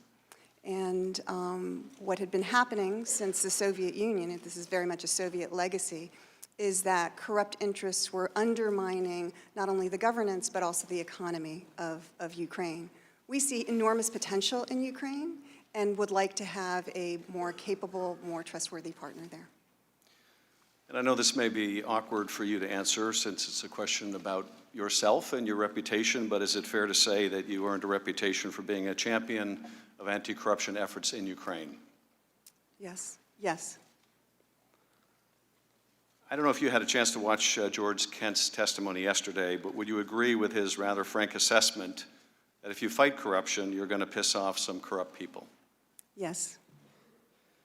And in your efforts fighting corruption to advance U.S. policy interests, did you anger some of the corrupt leaders in Ukraine? Yes. Was one of those corrupt people Prosecutor General Yuri Lutsenko? Yes, I believe so. Was another one of those corrupt people Lutsenko's predecessor, another corrupt Prosecutor General named Viktor Shokin? Apparently so, although I've never met him. At some point, did you come to learn that both Litsenko and Shokin were in touch with Rudy Giuliani, President Trump's lawyer and representative? Yes. In fact, did Giuliani try to overturn a decision that you participated in to deny Shokin a visa? Yes, that is what I was told. And that denial was based on Mr. Shokin's corruption? Yes, that's true.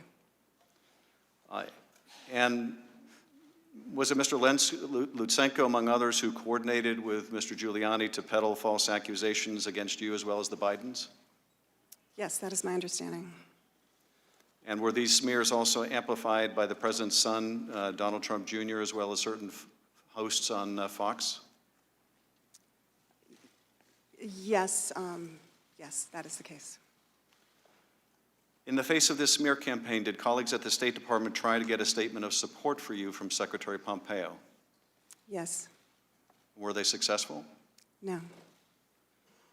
Did you come to learn that they couldn't issue such a statement because they feared it would be undercut by the president? Yes. And then were you told that though you had done nothing wrong, you did not enjoy the confidence of the president and could no longer serve as ambassador? Yes, that is correct. And in fact, you flew home from Kiev on the same day as the inauguration of Ukraine's new president? That's true. That inauguration was attended by three who have become known as the Three Amigos, Ambassadors Sondland, Volker, and Perry, was it? Yes.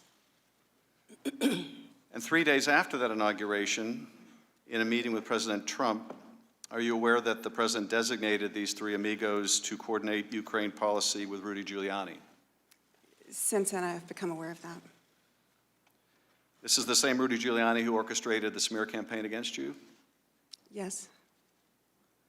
And the same Rudy Giuliani who, during the now infamous July 25th phone call, the president recommended to Zelensky in the context of the two investigations the president wanted into the 2016 election and the Bidens? Yes. And finally, Ambassador, in that July 25th phone call, the president praises one of these corrupt former Ukrainian prosecutors and says they were treated very unfairly. They were treated unfairly. Not you, who was smeared and recalled, but one of them. What message does that send to your colleagues in the U.S. Embassy in Kiev? I'm just not sure what the basis for that kind of a statement would be. Certainly not from our reporting over years. Did you have concern, though, or do you have concern today about what message the president's action sends to the people who are still in Ukraine representing the United States when a well-respected ambassador can be smeared out of her post with the participation and acquiescence of the President of the United States? Well, it's, I think, been a big hit for morale, both at U.S. Embassy Kyiv, but also more broadly in the State Department. Is it fair to say that other ambassadors and others of lesser rank who serve the United States and embassies around the world might look at this and think, if I take on corrupt people in these countries, that could happen to me? I think that's a fair statement, yes. Mr. Goldman. Thank you, Mr. Chairman. Ambassador Yovanovitch, on April 24th of this year, at approximately 10 p.m., you received a telephone call while you were at the embassy in Kyiv from the Director General of the State Department. This was just 3 days after President Zelensky's election and the call between President Trump and President Zelensky that we just heard from Ranking Member Nunes. At the time that this urgent call came in, what were you in the middle of doing? I was hosting an event in honor of Katya Handzyuk, who is an anti-corruption activist, or was an anti-corruption activist in Ukraine. We had given her the Woman of Courage Award from Ukraine, and in fact, the Worldwide Woman of Courage event, at the Worldwide Women of Courage event in Washington, D.C., Secretary Pompeo singled her out for her amazing work in Ukraine to fight corrupt interests in the south of Ukraine. She very tragically died because she was attacked by acid, and several months later died a very, very painful death. We thought it was important that justice be done for Katya Handzyuk and for others who fight corruption in Ukraine, because it's not a, kind of a tabletop exercise there. Lives are in the balance. And so we wanted to bring attention to this. We held an event and gave her father, who of course is still mourning her, that award, the Women of Courage event. And her Women of Courage award stemmed from her anti-corruption efforts in Ukraine? Yes, that is true. Was it ever determined who threw the acid and killed her? There have been investigations, but while some of the lower-ranking individuals that were involved in this have been arrested, those who ordered this have not yet been apprehended. After you stepped away from this anti-corruption event to take this call, what did the Director General tell you?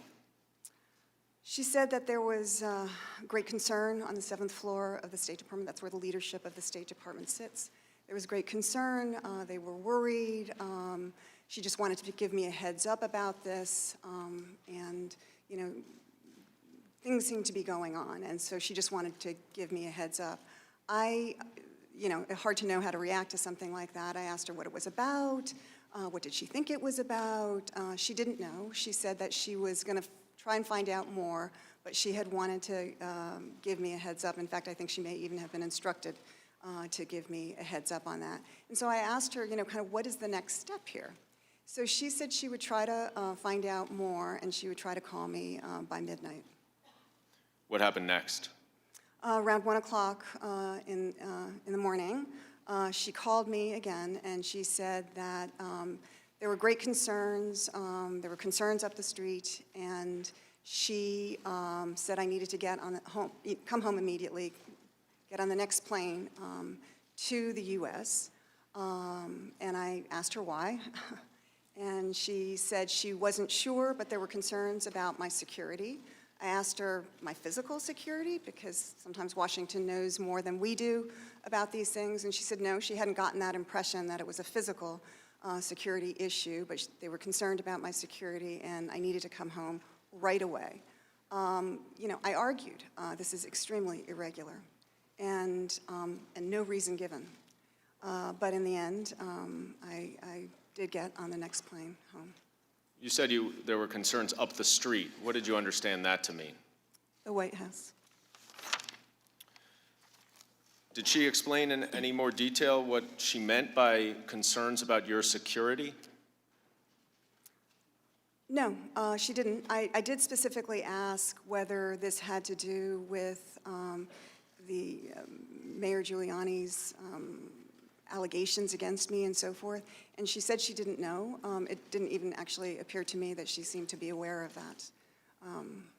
No reason was offered.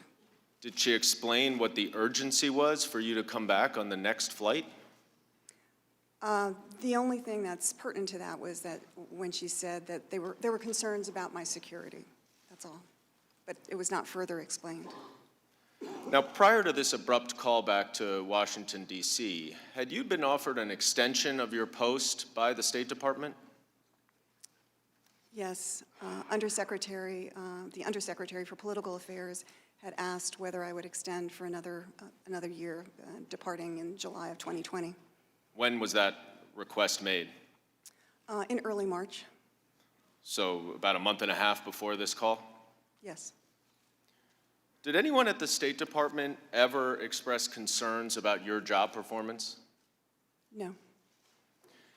Now, after you returned to Washington a couple days after that, you met with the Deputy Secretary of State. And at your deposition, you said that the Deputy Secretary of State told you that you had done nothing wrong, but that there was a concerted campaign against you. What did he mean by that? I'm not exactly sure, but I took it to mean that the allegations that Mayor Giuliani and others were putting out there, that's what it was. And who else was involved in this concerted campaign against you? There were some members of the press and others in Mayor Giuliani's circle. And who from Ukraine? In Ukraine, I think, well, Mr. Lutsenko, the prosecutor general, and Mr. Shokin, his predecessor, certainly. And at this time, Mr. Lutsenko was the lead prosecutor general, is that right? Yes, that's correct. And had President Zelensky indicated whether or not he was going to keep him on after the election? He had indicated he would not be keeping on Mr. Lutsenko. And I believe you testified earlier that Mr. Lutsenko had a reputation for being corrupt, is that right? That's correct. Now, during this conversation, did the Deputy Secretary tell you about your future as the ambassador to Ukraine? Well, he told me I needed to leave. What did he say? He said that, I mean, there was a lot of back and forth, but ultimately he said the words that, you know, every Foreign Service officer understands: the president has lost confidence in you. That was, you know, a terrible thing to hear. And I said, well, you know, I guess I have to go then. But no real reason was offered as to why I had to leave and why it was being done in such a manner. Did you have any indication that the State Department had lost confidence in you? No. And were you provided any reason why the president lost confidence in you? No. Now, you testified at your deposition that you were told at some point that Secretary Pompeo had tried to protect you, but that he was no longer able to do that. Were you aware of these efforts to protect you? No, I was not until that meeting with Deputy Secretary Sullivan. And did you understand who he was trying to protect you from? Well, my understanding was that the president had wanted me to leave, and there was some discussion about that over the prior months. Did you have any understanding why Secretary Pompeo was no longer able to protect you? No, it was just a statement made that he was no longer able to protect me. So just like that, you had to leave Ukraine as soon as possible? Yes. How did that make you feel? Terrible, honestly. I mean, after 33 years of service to our country, it was terrible. It's not the way I wanted my career to end. Now, you also told this Deputy Secretary that this was a dangerous precedent. What did you mean by that? I was worried about our policy, but also personnel. And I asked him, how are you going to explain this to people in the State Department, the press, the public, Ukrainians, because everybody is watching. And so if people see somebody who, and of course it had been very public, frankly, the attacks on me by Mayor Giuliani and others, and Mr. Lutsenko in Ukraine, if people see that I, who have been, you know, promoting our policies on anti-corruption, if they can undermine me and get me pulled out of Ukraine, what does that mean for our policy? Do we still have that same policy? How are we going to affirmatively put that forward, number one? Number two, when other countries, other actors in other countries see that private interests, foreign interests can come together and get a U.S. ambassador removed, what's going to stop them from doing that in the future in other countries? Often, the work we do, we try to be diplomatic about it, but as Deputy Assistant Secretary George Kent said, you know, sometimes we get people really angry with us. It's uncomfortable. And we are doing our jobs, but sometimes people become very angry with us. And if they realize that they can just remove us, they're going to do that. How did the Deputy Secretary respond? He said those were good questions, and he would get back to me. Did he ever get back to you? He asked to see me the following day. What did he say to you then? The conversation was more, and again, I'm grateful for this, but really more to see how I was doing, and what would I do next? How could he help? But he didn't address the dangerous precedent that you flagged for him? No. Now, you understood, of course, that the President of the United States could remove you and that you served at the pleasure of the President. Is that right? That's right. But in your 33 years as a Foreign Service officer, have you ever heard of a President of the United States recalling another ambassador without cause based on allegations that the State Department itself knew to be false? No. Now, you testified in your opening statement that you had left Ukraine by the time of the July 25th call between President Trump and President Zelensky. When was the first time that you saw the call record for this phone call? When it was released publicly at the end of September, I believe. And prior to reading that call record, were you aware that President Trump had specifically made reference to you in that call? No. What was your reaction to learning that? I was shocked, absolutely shocked, and devastated, frankly. What do you mean by devastated? I was shocked and devastated that I would feature in a phone call between two heads of state in such a manner where President Trump said that I was bad news to another world leader and that I would be going through some things. So I was, it was a terrible moment. A person who saw me actually reading the transcript said that the color drained from my face. I think I even had a physical reaction. I think, even now, words kind of fail me. Well, without upsetting you too much, I'd like to show you the excerpts from the call. And the first one, where President Trump says, the former ambassador from the United States, the woman, was bad news, and the people she was dealing with in the Ukraine were bad news. So I just want to let you know. What was your reaction when you heard the President of the United States refer to you as bad news? I couldn't believe it. I mean, again, shocked, appalled, devastated that the President of the United States would talk about any ambassador like that to a foreign head of state, and it was me. I mean, I couldn't believe it.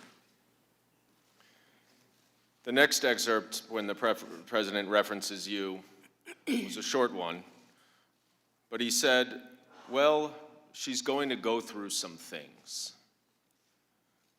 What did you think when President Trump told President Zelensky and you read that you were going to go through some things? I didn't know what to think, but I was very concerned. What were you concerned about?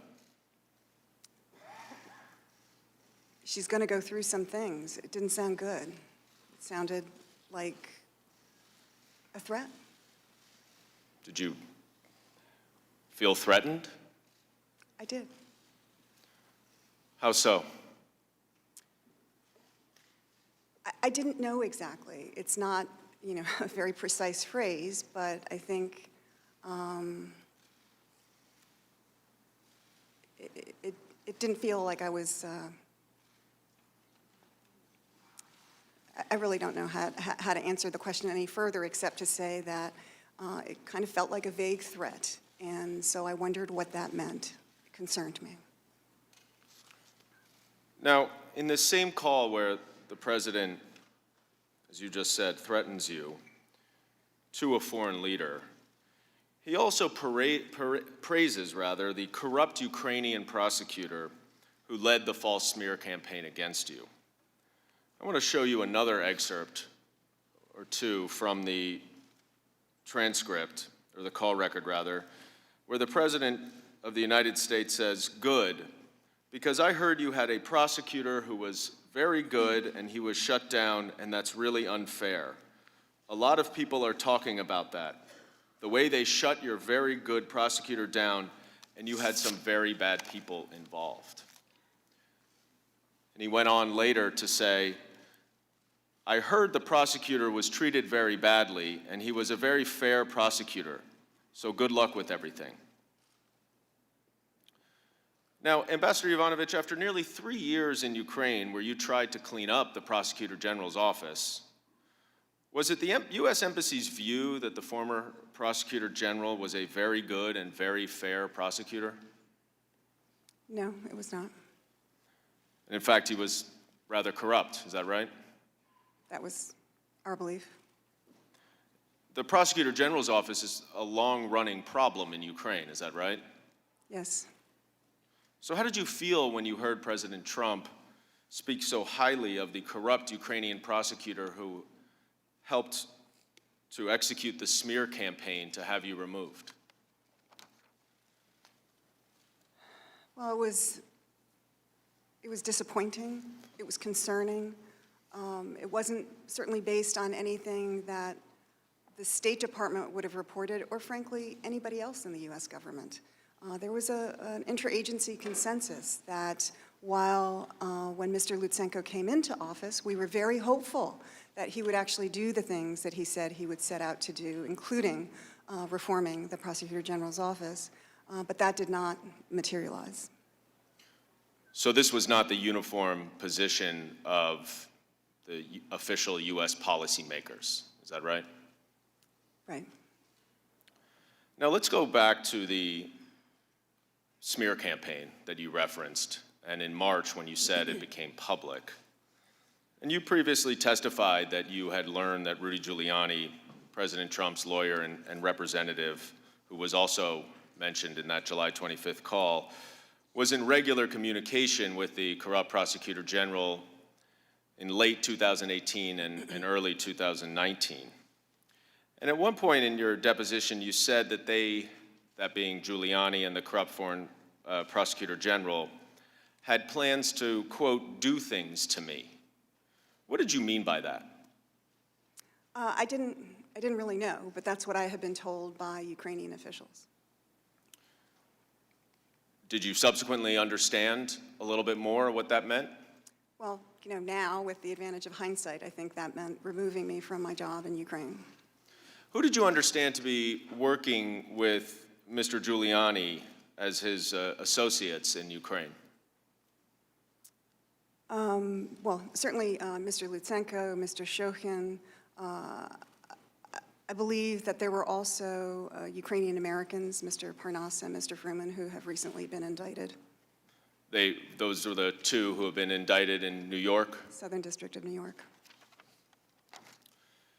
Now, at the end of March, this effort by Giuliani and his associates resulted in a series of articles in the Hill publication that were based on allegations in part from Lutsenko, the corrupt Prosecutor General. And just to summarize some of these allegations, there were, among others, 3 different categories. One category included the attacks against you, which you referenced in your opening statement, including that you had badmouthed the president and had given the Prosecutor General a do not prosecute list. There was another that included allegations of Ukrainian interference in the 2016 election. And then there was a third that related to allegations concerning Burisma and the Bidens. Is that accurate? Yeah. Yes. Were these articles and allegations then promoted by others associated with the president in the United States? They seem to be promoted by those around Mayor Giuliani. I'm going to show you a couple of exhibits, including a tweet here by President Trump himself on March 20th, which was the first day that one of these articles was published. It appears to be a quote that says, John Solomon, who's the author of the articles, as Russia collusion fades, Ukrainian plot to help Clinton emerges, unquote, at Sean Hannity at Fox News. And then if I could go to another tweet 4 days later, this is the president's son, Donald Trump Jr., who tweets, "We need more at Richard Grenell's," who's the ambassador to Germany, is that right? That's correct. "And less of these jokers as ambassadors." And it's a retweet of one of John Solomon's articles, or an article referencing the allegations that says, "Calls grow to remove Obama's U.S. ambassador to Ukraine." Were you aware of these tweets at the time? Yes. What was your reaction to seeing this? Well, I was worried What were you worried about? that this didn't seem, these attacks were, being repeated by the president himself and his son. And were you aware whether they received attention on primetime television on Fox News as well? Yes, they did. Now, was the allegation that you were bad-mouthing President Trump true? No. Was the allegation that you had created a do not prosecute list to give to the prosecutor general in Ukraine true? No.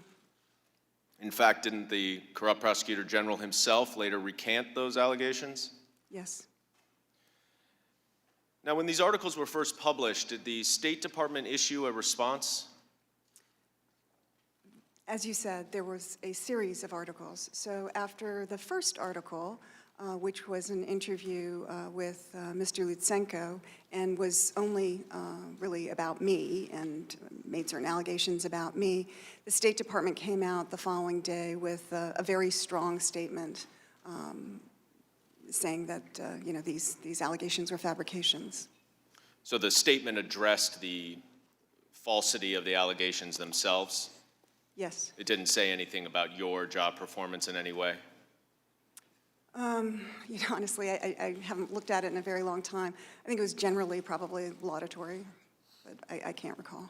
Did anyone in the State Department raise any concerns with you or express any belief in these allegations?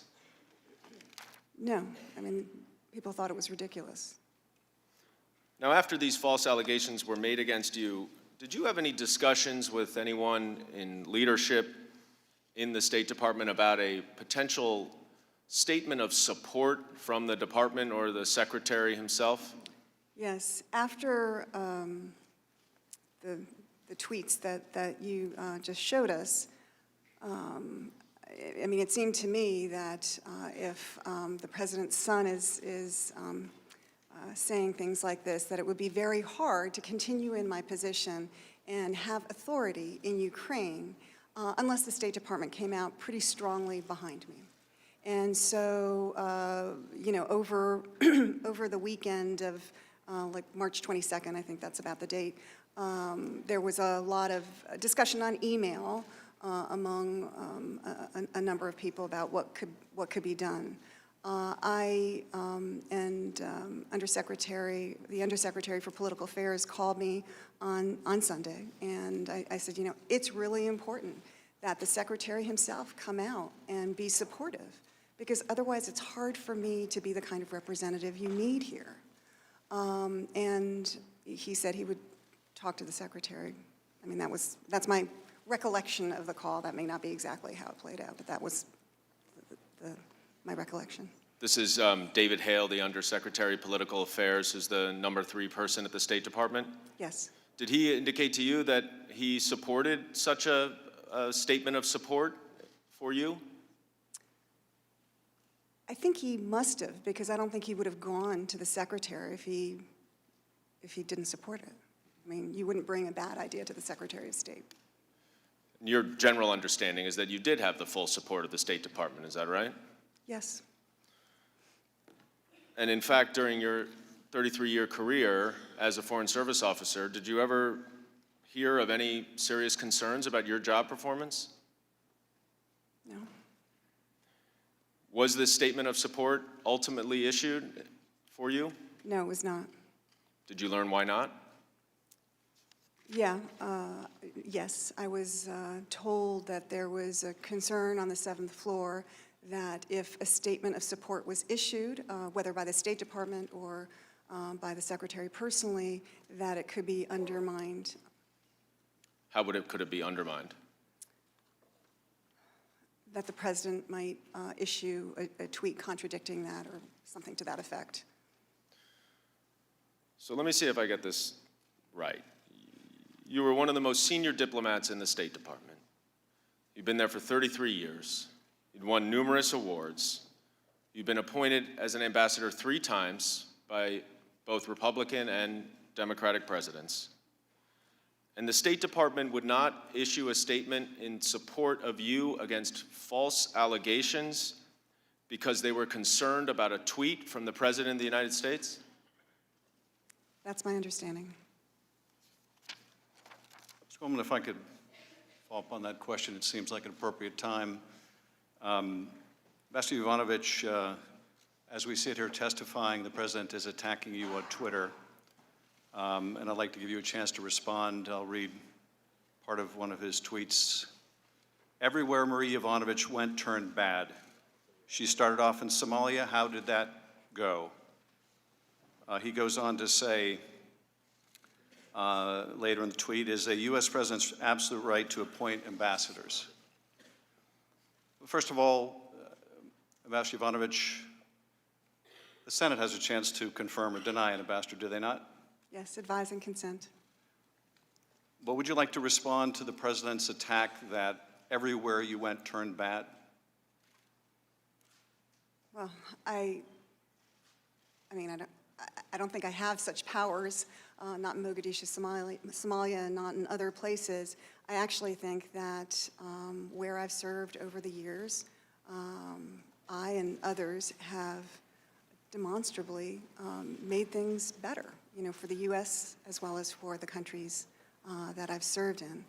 Ukraine, for example, where there are huge challenges, including, on the issue that we're discussing today of corruption, huge challenges. But they've made a lot of progress since 2014, including in the years that I was there. And I think in part, the Ukrainian people get the most credit for that. But a part of that credit goes to the work of the United States and to me as the ambassador in Ukraine.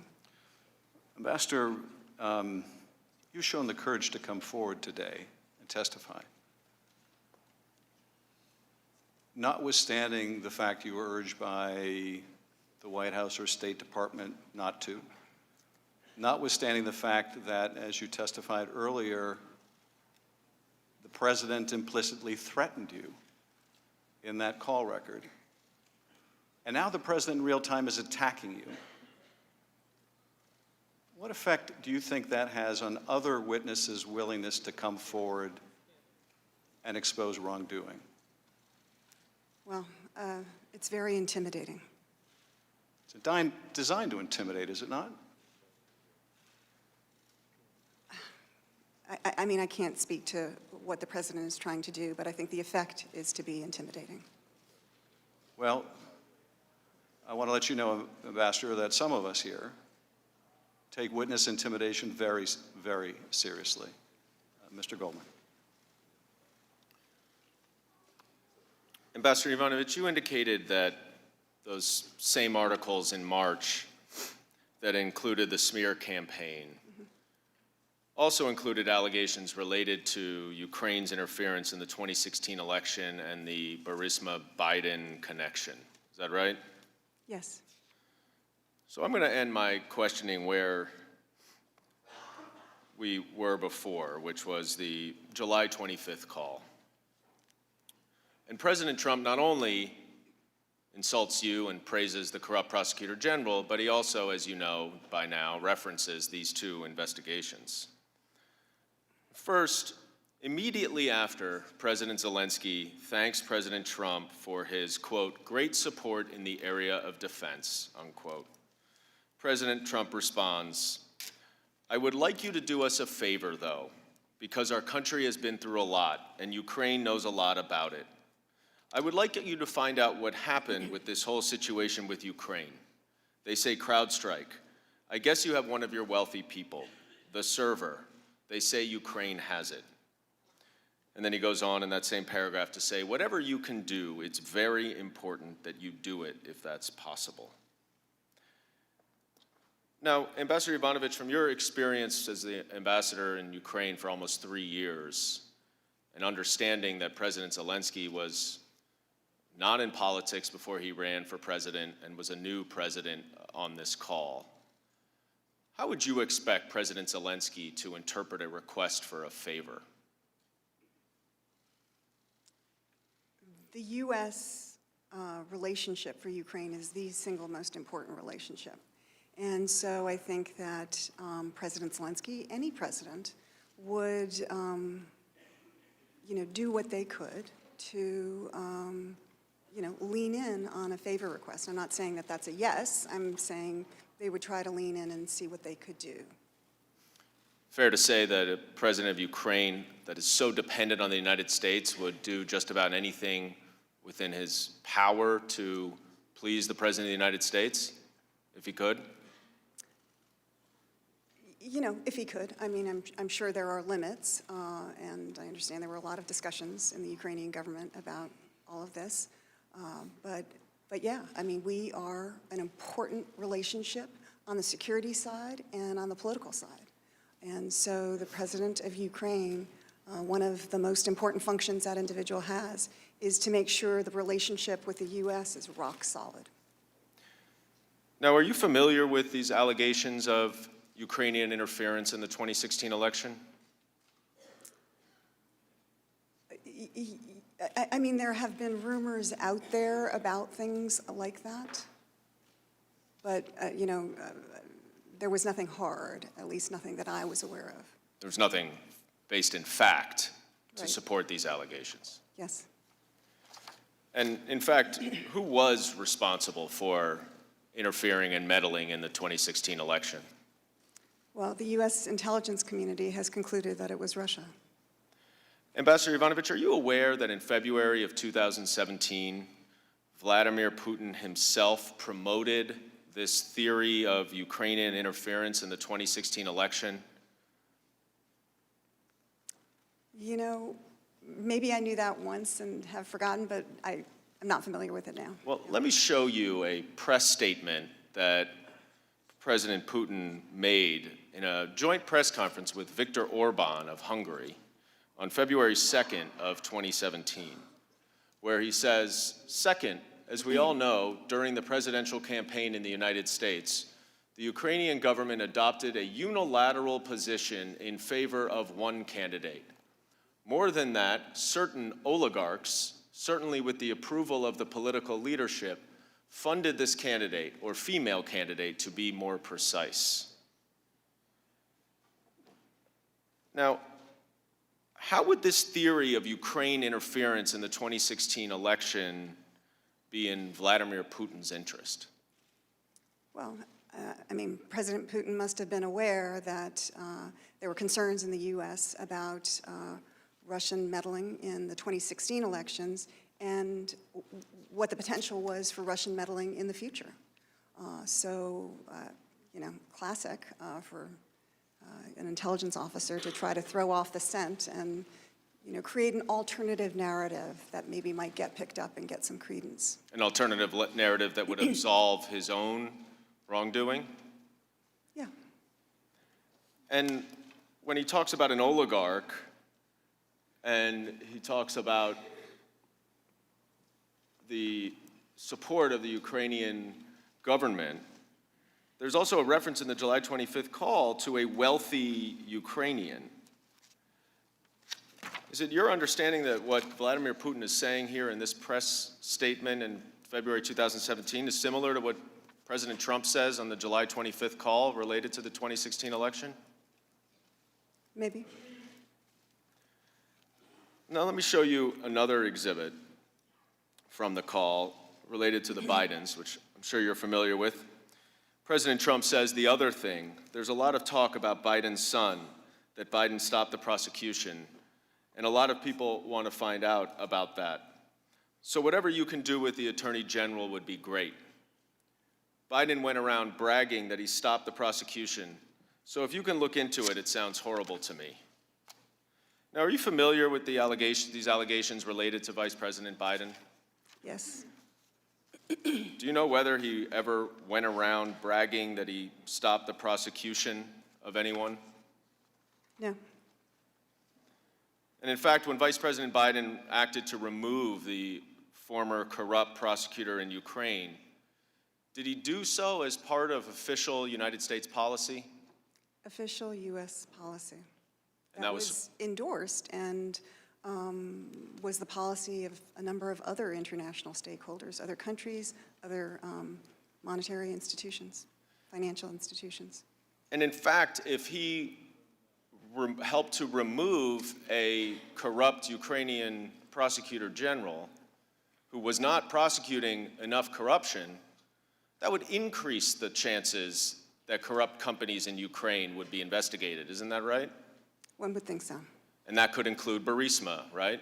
Yes. Now, at the time of this call, Vice President Biden was the front runner for the Democratic nomination for president and President Trump's potential next opponent in the election. Is it your understanding that President Trump's request to have Vice President Biden investigated, was that part of official U.S. policy as you knew it? Well, I should say that I had, at the time of this phone call, I had already departed Ukraine 2 months prior. Right, but you're familiar with, it didn't change that much in 2 months, right? It certainly would not have been the policy in May when I left. And were these two investigations part of the anti-corruption platform that you championed in Ukraine for 3 years?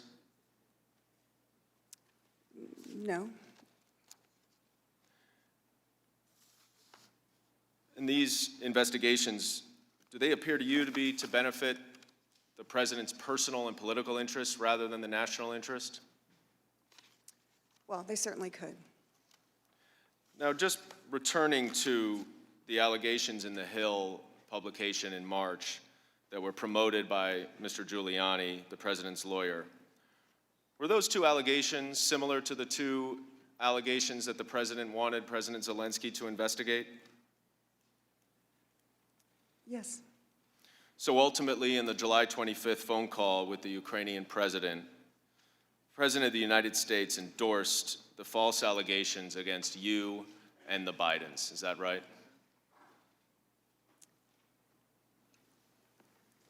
Yes.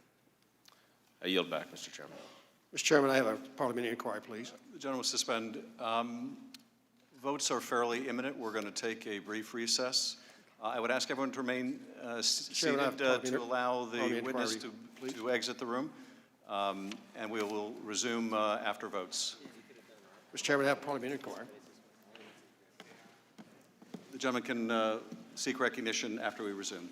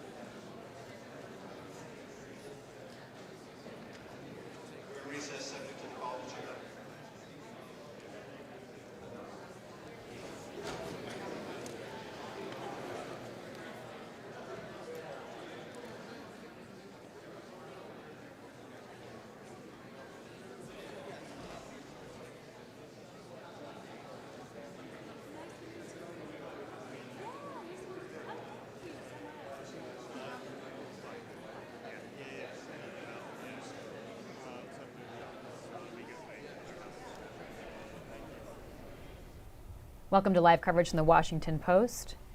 We'll be with the committee as soon as they take their seats and get started again with Marie Yovanovitch, the former ambassador to Ukraine. Next up, Republicans get their uninterrupted 45 minutes, although, as Chairman Schiff pointed out, votes are imminent, so we'll see if that interrupts how the Republicans get a flow going or whether the committee will end up waiting till votes go forward. What usually happens when there are votes is they just pause the proceedings and then come back right afterwards and resume. But one key component of this is to have that uninterrupted flow, that 45-minute chunk of time that the Democrats were able to do just now with Chairman Schiff and Daniel Goldman, the attorney for the Democrats. We heard Devin Nunes, the top Republican, break some news this morning. He read from a record of rough notes of the congratulatory phone call that President Trump made many months ago with then newly elected President Zelensky of Ukraine. And this is significant because we hadn't seen this before. It's just come out. Let's listen to Nunes reading from that. The President, I'd like to congratulate you on a job well done, and congratulations on a fantastic election. Zelensky, good to hear from you. Thank you so very much. It's nice to hear from you, and I appreciate the congratulations. The President, that was an incredible election. Zelensky, again, thank you so very much. As you can see, we tried very hard to do our best. We had you as a great example. The President, I think you will do a great job. I have many friends in Ukraine who know you and like you. I have many friends from Ukraine and frankly expected you to win. And it's really an amazing thing that you've done. I guess in a way, I did something similar. Zelensky, again, thank you. We're looking forward to your visit, to the visit of a high-level delegation, but there's no words that can describe our wonderful country, how nice, warm, and friendly our people are, how tasty and delicious our food is, and how wonderful Ukraine is. Words cannot describe our country, so it would be best for you to see it yourself. So if you can come, that would be great. So again, I invite you to come. The President, well, I agree with you about your country, and I look forward to it. When I owned Miss Universe, they always had great people. Ukraine always very well represented, was always very well represented. Ranking Member Devin Nunes reading this transcript of a call between President Trump and then newly elected incoming president of Ukraine. I'd like to welcome Tom Hamburger to our set, investigative reporter here at The Post, and welcome back Amber Phillips, writer for The Fix. Interesting because we do hear this invitation back and forth.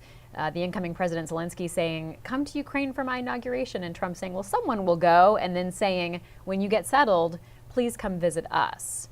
And it seemed that the Republicans wanted to point this out because this is a moment where there's no quote-unquote quid pro quo being mentioned or anything else. But I think it's important to point out, Tom, that we have seen in some of the transcripts of testimony thus far people noting, well, that call was never in dispute in terms of its predictability, its expectations, its propriety, but it was very different in tone than that July 25th phone call.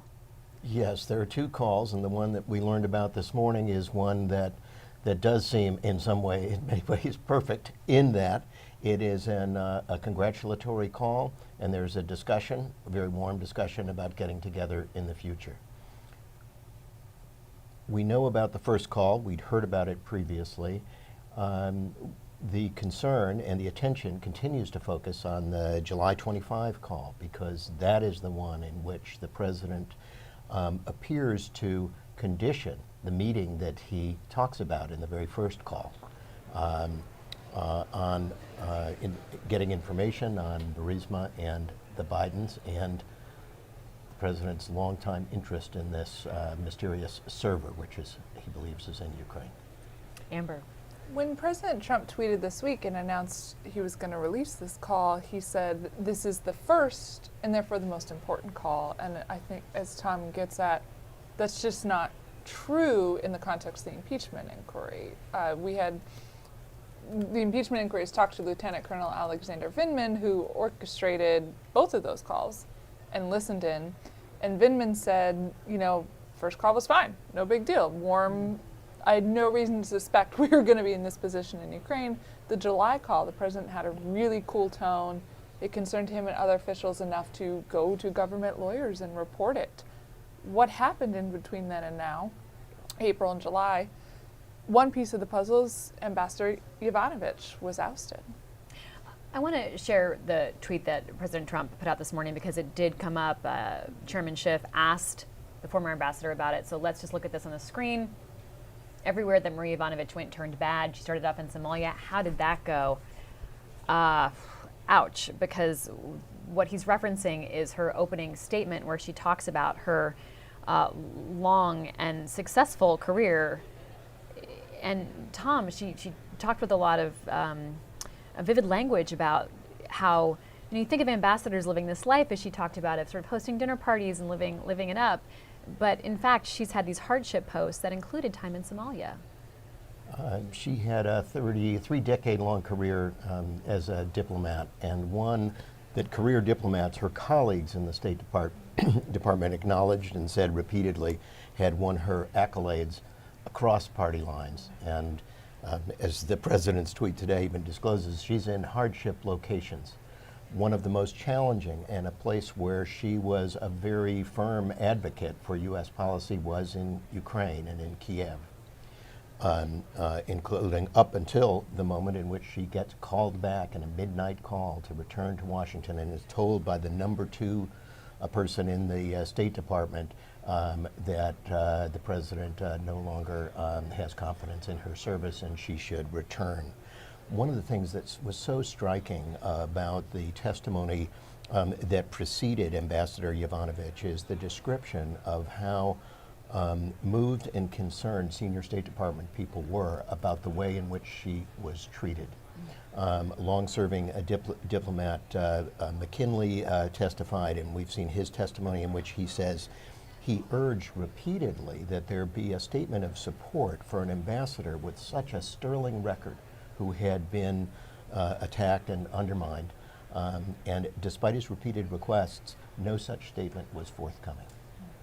I want to go to Rhonda Colvin, our colleague who's been inside this hearing room in the Longworth building. Rhonda, I'd like to hear what's standing out to you since you're right there, hearing it all in first person. Right, Libby, yes. I'm only just a few feet away from that witness table, and what I can tell you is that Marie Yovanovitch has a very captive audience inside that hearing room. Many members of the public, I noticed, were shaking their heads when Trump's tweets were posted on the screen. You're also seeing lawmakers pay close attention to what Yovanovitch is saying, and that is a little bit different from what we saw earlier this week in the first 2 testimonies. I think one of the reasons why she is gaining everyone's attention is that she's telling more of a story. She's able to discuss details of where she was when she was told to fly out immediately from Ukraine. And the moment when the Democratic Council asked her how did she feel about Trump's tweets about her and how did she feel when he said that bad things were going to happen to her, you could tell that there was a little bit of a somber mood in the room. So it's far different from what we've seen, and I think we're just going to continue seeing people pay close attention to what she's saying. Well, Rhonda, committee members are going to another meeting to interview the staffer that Bill Taylor mentioned on Wednesday. That'll be behind closed doors. What do we know about that session? We don't know much at this time. That's supposed to start around 3 or 3:30, so that would be a meeting just like all the other closed-door depositions where members of the Oversight Committee, the Intelligence Committee, and also Foreign Affairs are able to attend and hear from that staffer who apparently heard Trump and Sondland speak about Ukraine. So we don't know much at all right now. There was news last night that another staffer of Bill Taylor's overheard this conversation too. So apparently this is all just going to continue to add to Democrats' case that there was wrongdoing on behalf of the president. All right, Rhonda Colvin, will let you go so you can get back into that hearing room before things get rolling again. Amber, I'd like to hear from you what's standing out in your mind as we hear from the former ambassador in her own words. She's compelling. She is painting a picture, as Tom said, of her 33 years of service. She starts out by saying, when I served in Ukraine, I didn't just host dinner parties, I went to the front lines where we could hear artillery shells to, raise the American flag symbolically. And then I was ousted in ways I had no idea why. In addition to that, she takes it a step further, especially in her opening testimony, and she says, I think my ouster undermines American interests, and here's why. Corrupt Ukrainians being mad at me for advocating American interests of anti-corruption efforts. Like she talks about how, or she got asked about how a prominent anti-corruption activist got murdered with acid thrown at her and died a painful death, and she's there championing this woman in her memory. She says, okay, corrupt Ukrainians were mad at me about that. That's to be expected. We're going to anger some people in this work.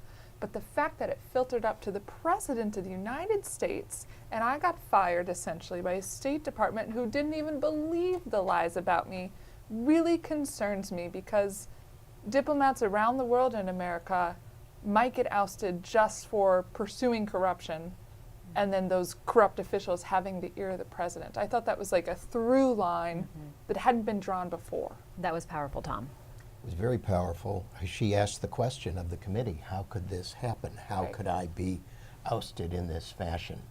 What's remarkable, given her testimony and that other testimony that we've heard this week, is that you have a focus not just on the ambassador and what happened to this well-regarded diplomat doing her job, but what it says across the diplomatic corps and even the national security realm in the United States for an undermining of the way in which we, as the United States of America, conducts itself internationally. Remember that you have behind the testimony that we heard from Ambassador Taylor, that we know from former National Security Advisor Fiona Hill, are the words of the now departed National Security Advisor John Bolton, who referred to some of the efforts by Rudy Giuliani and his associates, people that the ambassador spoke about today, as a drug deal, something that had gone badly amiss, a sort of hijacking of the traditional ways of conducting foreign policy and national security. Tom, we heard the former ambassador talk about this threat, and she was actually under seeming threat on multiple occasions. One of them being when she read the transcript, or the readout really, it's not necessarily a full transcript, but she read this summary of a call that President Trump had on July 25th with the president of Ukraine, and she was shocked to find that she was mentioned in that call. Well, yes, the call is sort of the apex, the pinnacle, if you will, of worrisome things that she observes. She describes in her testimony how she had been warned by Ukrainian officials that she might be in some danger. And remember that the thing that she's battling in Ukraine is corruption. It also, that equals in the context of Ukraine, as in so many other places, organized crime. So she's told she's under threat there. In May, she gets a call from the top levels of the State Department saying, return home immediately for your safety. We have to confer with you. When she gets home, she learns that she's going to be terminated as ambassador. And then a couple of months later, she describes being stunned as she reads the comments of her commander-in-chief, our commander-in-chief, President Trump, referring to her in negative ways and saying that she is going to be experiencing some difficulty. Behind closed doors, she said she was stunned and then felt threatened as well. And yes, from like the very beginning when she had an inkling she might lose her job, she just kept getting all these pings at her that her security was at risk, even getting that call, as Tom described, in the middle of the night in Ukraine. It's significant because it's enough to have your reputation at risk, and then your job, your career, your livelihood, literally your paycheck at risk. But then your personal security raises it to a whole new level, Amber. Right, and what frustrates her to this day is she says, I don't have an answer for any of this. Trying to pull up some comments that she had made during the committee hearing. She said, you know, I was told the president's lost confidence in you. That was a terrible thing to hear. So I said, well, I guess I have to go then. But no real reason was offered as to why I had to leave and why it was being done in such a manner. Let's listen to Chairman Adam Schiff ask the former ambassador, about what he dubbed this smear campaign against her. In the face of this smear campaign, did colleagues at the State Department try to get a statement of support for you from Secretary Pompeo? Yes. Were they successful? No. Did you come to learn that they couldn't issue such a statement because they feared it would be undercut by the president? Yes. And then were you told that though you had done nothing wrong, you did not enjoy the confidence of the president and could no longer serve as ambassador? Yes, that is correct. And in fact, you flew home from Kiev on the same day as the inauguration of Ukraine's new president? That's true. That inauguration was attended by three who have become known as the Three Amigos, Ambassadors Sondland, Volker, and Perry, was it? Yes. And 3 days after that inauguration, in a meeting with President Trump, are you aware that the president designated these Three Amigos to coordinate Ukraine policy with Rudy Giuliani? Since then, I've become aware of that. Tom, I want you to dig into that for us a little bit. But first, let's point out that Republicans are likely to pick up on this thread of like how much was she aware of at the time versus what she's been made aware of subsequently since she's left her post. Yes, of course. So we're telling, and what we're hearing this morning is the saga of the ambassador to Ukraine, who was the target for reasons that she still, and acknowledges this morning, she doesn't completely understand, was the target of extraordinary animus and complaints from the president's personal lawyer, Rudy Giuliani, some of his associates, and ultimately from the president. There is a time gap here, and I think, Libby, that's what you're referring to. She is called back on April 30 and learns that she will need to depart Ukraine. She does not learn about the president's language, and indeed the rest of us, the nation, didn't learn about the president's conversation with Ukraine's newly elected President Zelensky on July 25 until much later.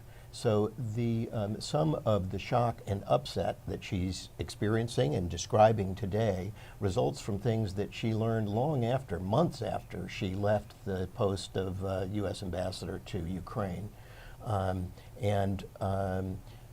We are likely to see this afternoon some questioning of both her feelings and the conclusions that she's drawn, and how she's able to draw those conclusions, given that she was not officially part of the Ukraine story, was not active in Kyiv after May.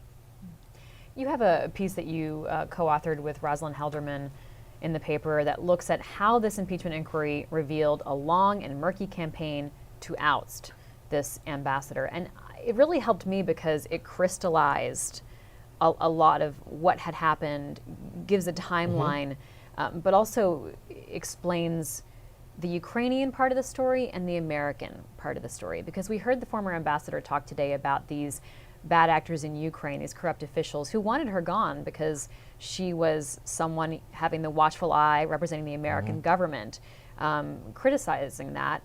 But you also write about this American footprint that was getting involved. Can you explain the American side of things? Yes, maybe it's it'd be helpful to go through a bit of the timeline in the U.S. One of the people who testified last week behind closed doors is a longtime diplomat, Miss Croft, who was serving on a detail in the National Security Council, and she described one of the earliest known complaints about the ambassador, someone urging her dismissal, and it came from a once powerful member of Congress, since retired and turned lobbyist, Bob Livingston of Louisiana. And for some reasons unknown to her, Livingston is calling her at the National Security Council late 2017 or early 2018, saying this ambassador has got to go. Apparently not saying that the perception is she's not on board with President Trump's agenda. Croft is confused, reports it to her superior, the Fiona Hill, who also testifies, and sort of forgets about it. But then we have another data point. In 2018, April 30, 2018, there's a dinner, very small and intimate dinner with top donors, sitting down at the Trump Hotel with the president and his son, Don Jr., and among the attendees are two associates of Rudy Giuliani's.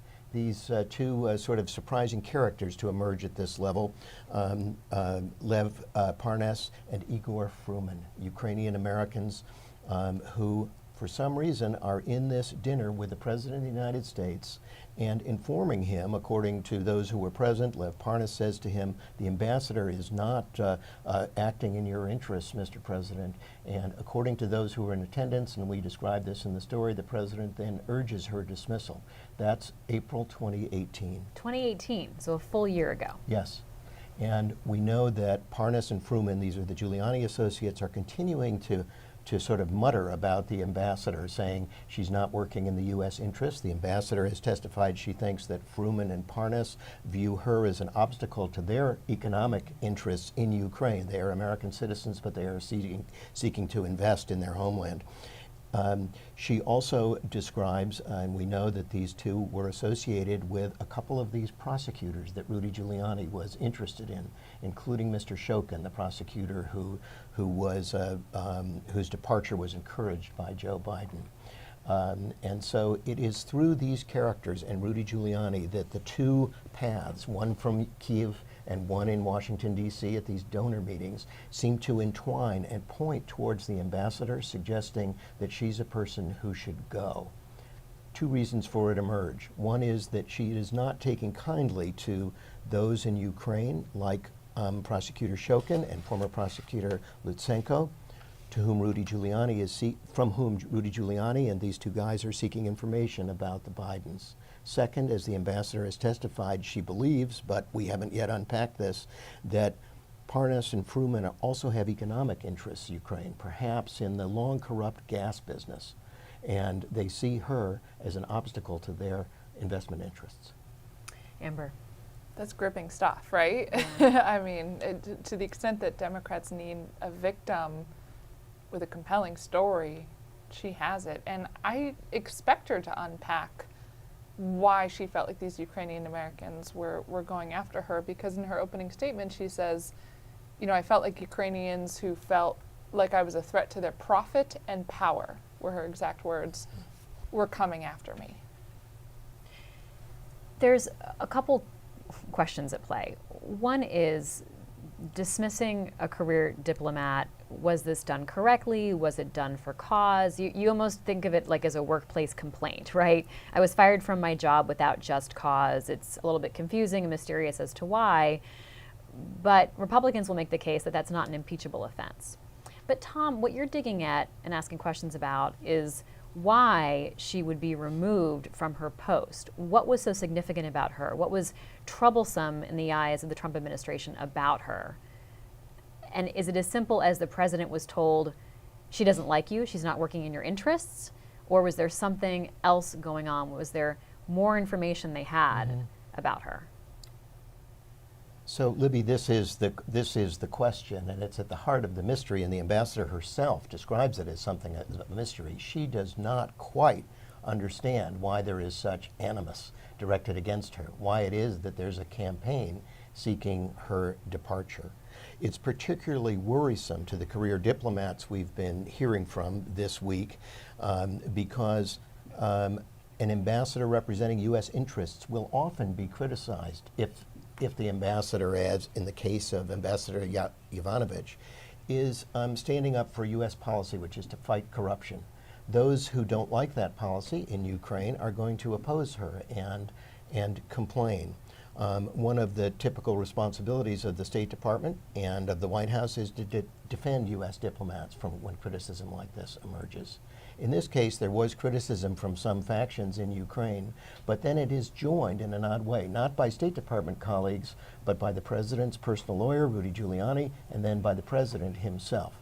And we're going to be exploring the reasons for that anger. My guess is, and Amber just referred to it, she believed that people in the Ukraine particularly, but also some in the U.S., felt that her position as a strong advocate against corruption and organized crime in Ukraine was somehow interfering with the political and financial interests of those who were complaining about her. And to the extent the president was receptive to those people, as Tom said, is the central question, what I hear Democrats doing today is laying the groundwork to allege President Trump was receptive to these people because his political interests aligned with their desire to raise up corrupt officials in Ukraine. Adam Schiff questioned Yovanovitch, and he said, isn't that interesting? You left your job the day the three amigos Trump appointed went in and attended the president of Ukraine's inauguration. So I see Democrats trying to offer this motive that the president saw her as a blockade to his political interests in Ukraine. I'm also interested to watch how Republicans counter that, because as Tom said, this is all still a mystery. To that point, let's go back to Rhonda Colvin, who's on Capitol Hill, who's been inside the hearing room. Rhonda, do you get a sense of what's going to happen next? Take us through the actual logistics, the steps for the rest of this hearing process, and what you'll be listening for. So next step, we know that the Republicans will have their chance to question. Devin Nunes, the ranking member, will have his 45 minutes when we get back into the hearing, and he will likely ask a few questions and then defer to the Republicans' counsel. And it's the same counsel we heard from on Wednesday. I did notice that when Chairman Schiff brought up that Trump was tweeting about Yovanovitch and read those tweets in real time, I did notice that a few Republicans were talking as that happened. Now, I don't want to speculate of what they were talking about, but you might gather that they will be bringing that up when they come back for their questioning. Also, one member on the Republican side, Elise Stefanik, who is the representative from New York, she's one of the youngest members ever to be elected to Congress. She's been watching very closely. I've been seeing her on the platform watching Yovanovitch very closely, and I would suspect she's a member to watch when we get to that 5-minute round. So those are my takeaways right now of what we might be able to expect when we get back. Thanks so much, Rhonda Colvin. Congresswoman Stefanik has been trying to raise points of order. She did this on Wednesday. She's doing it again today, Amber. What's the role of Republicans like her? What's their motivation to ask questions and try to sort of, what it's trying to bring to light or spotlight as they call for points of order? They want to undermine the inquiry itself by saying this isn't legitimate, as there was almost like I wouldn't say yelling, but lawmakers were talking over each other at the very beginning, and I heard Jim Jordan say, as Stefanik was raising a point of order, you wouldn't release like the full transcripts. There was some of the stuff blocked out. And so that's sort of like the iteration of the original complaint that these things were done behind closed doors. In fact, now I'm remembering Devin Nunes, the top Republican on this committee, started out by calling it a cult-like maneuver to go behind closed doors. So again, what I hear right now is Republicans trying to attack the inquiry on its existence, not yet on its substance. I do not know if Republicans want to take the president's line of attack and attack Yovanovitch's character and allege that she's a bad ambassador. So far what I've seen is she has a compelling story and she delivers it in like a sympathetic way. We did hear Ranking Member Nunes attack the process. We have to point out that it's a little ironic for him to be calling this cult-like, because when Republicans had control of the House, they had a lot of these closed-door briefings. This is what committees, especially the Intel Committee, does. There are meetings behind closed doors. There are briefings behind closed doors. And he was a leader of many of those briefings just a few short years ago, Tom. Yes, and we can see, I think, a lot of the, we're seeing a lot of tactical maneuvers here. One of them is to undermine the credibility of this process and the entire process. Part of that is to suggest that there has been a lack of transparency. That was a very strong and resonant criticism last week. It's a little harder to make this week as we have televised hearings and the public is inside, but nonetheless these complaints of sort of procedural problems are being made. We heard yesterday Congressman Jim Jordan complain and call for an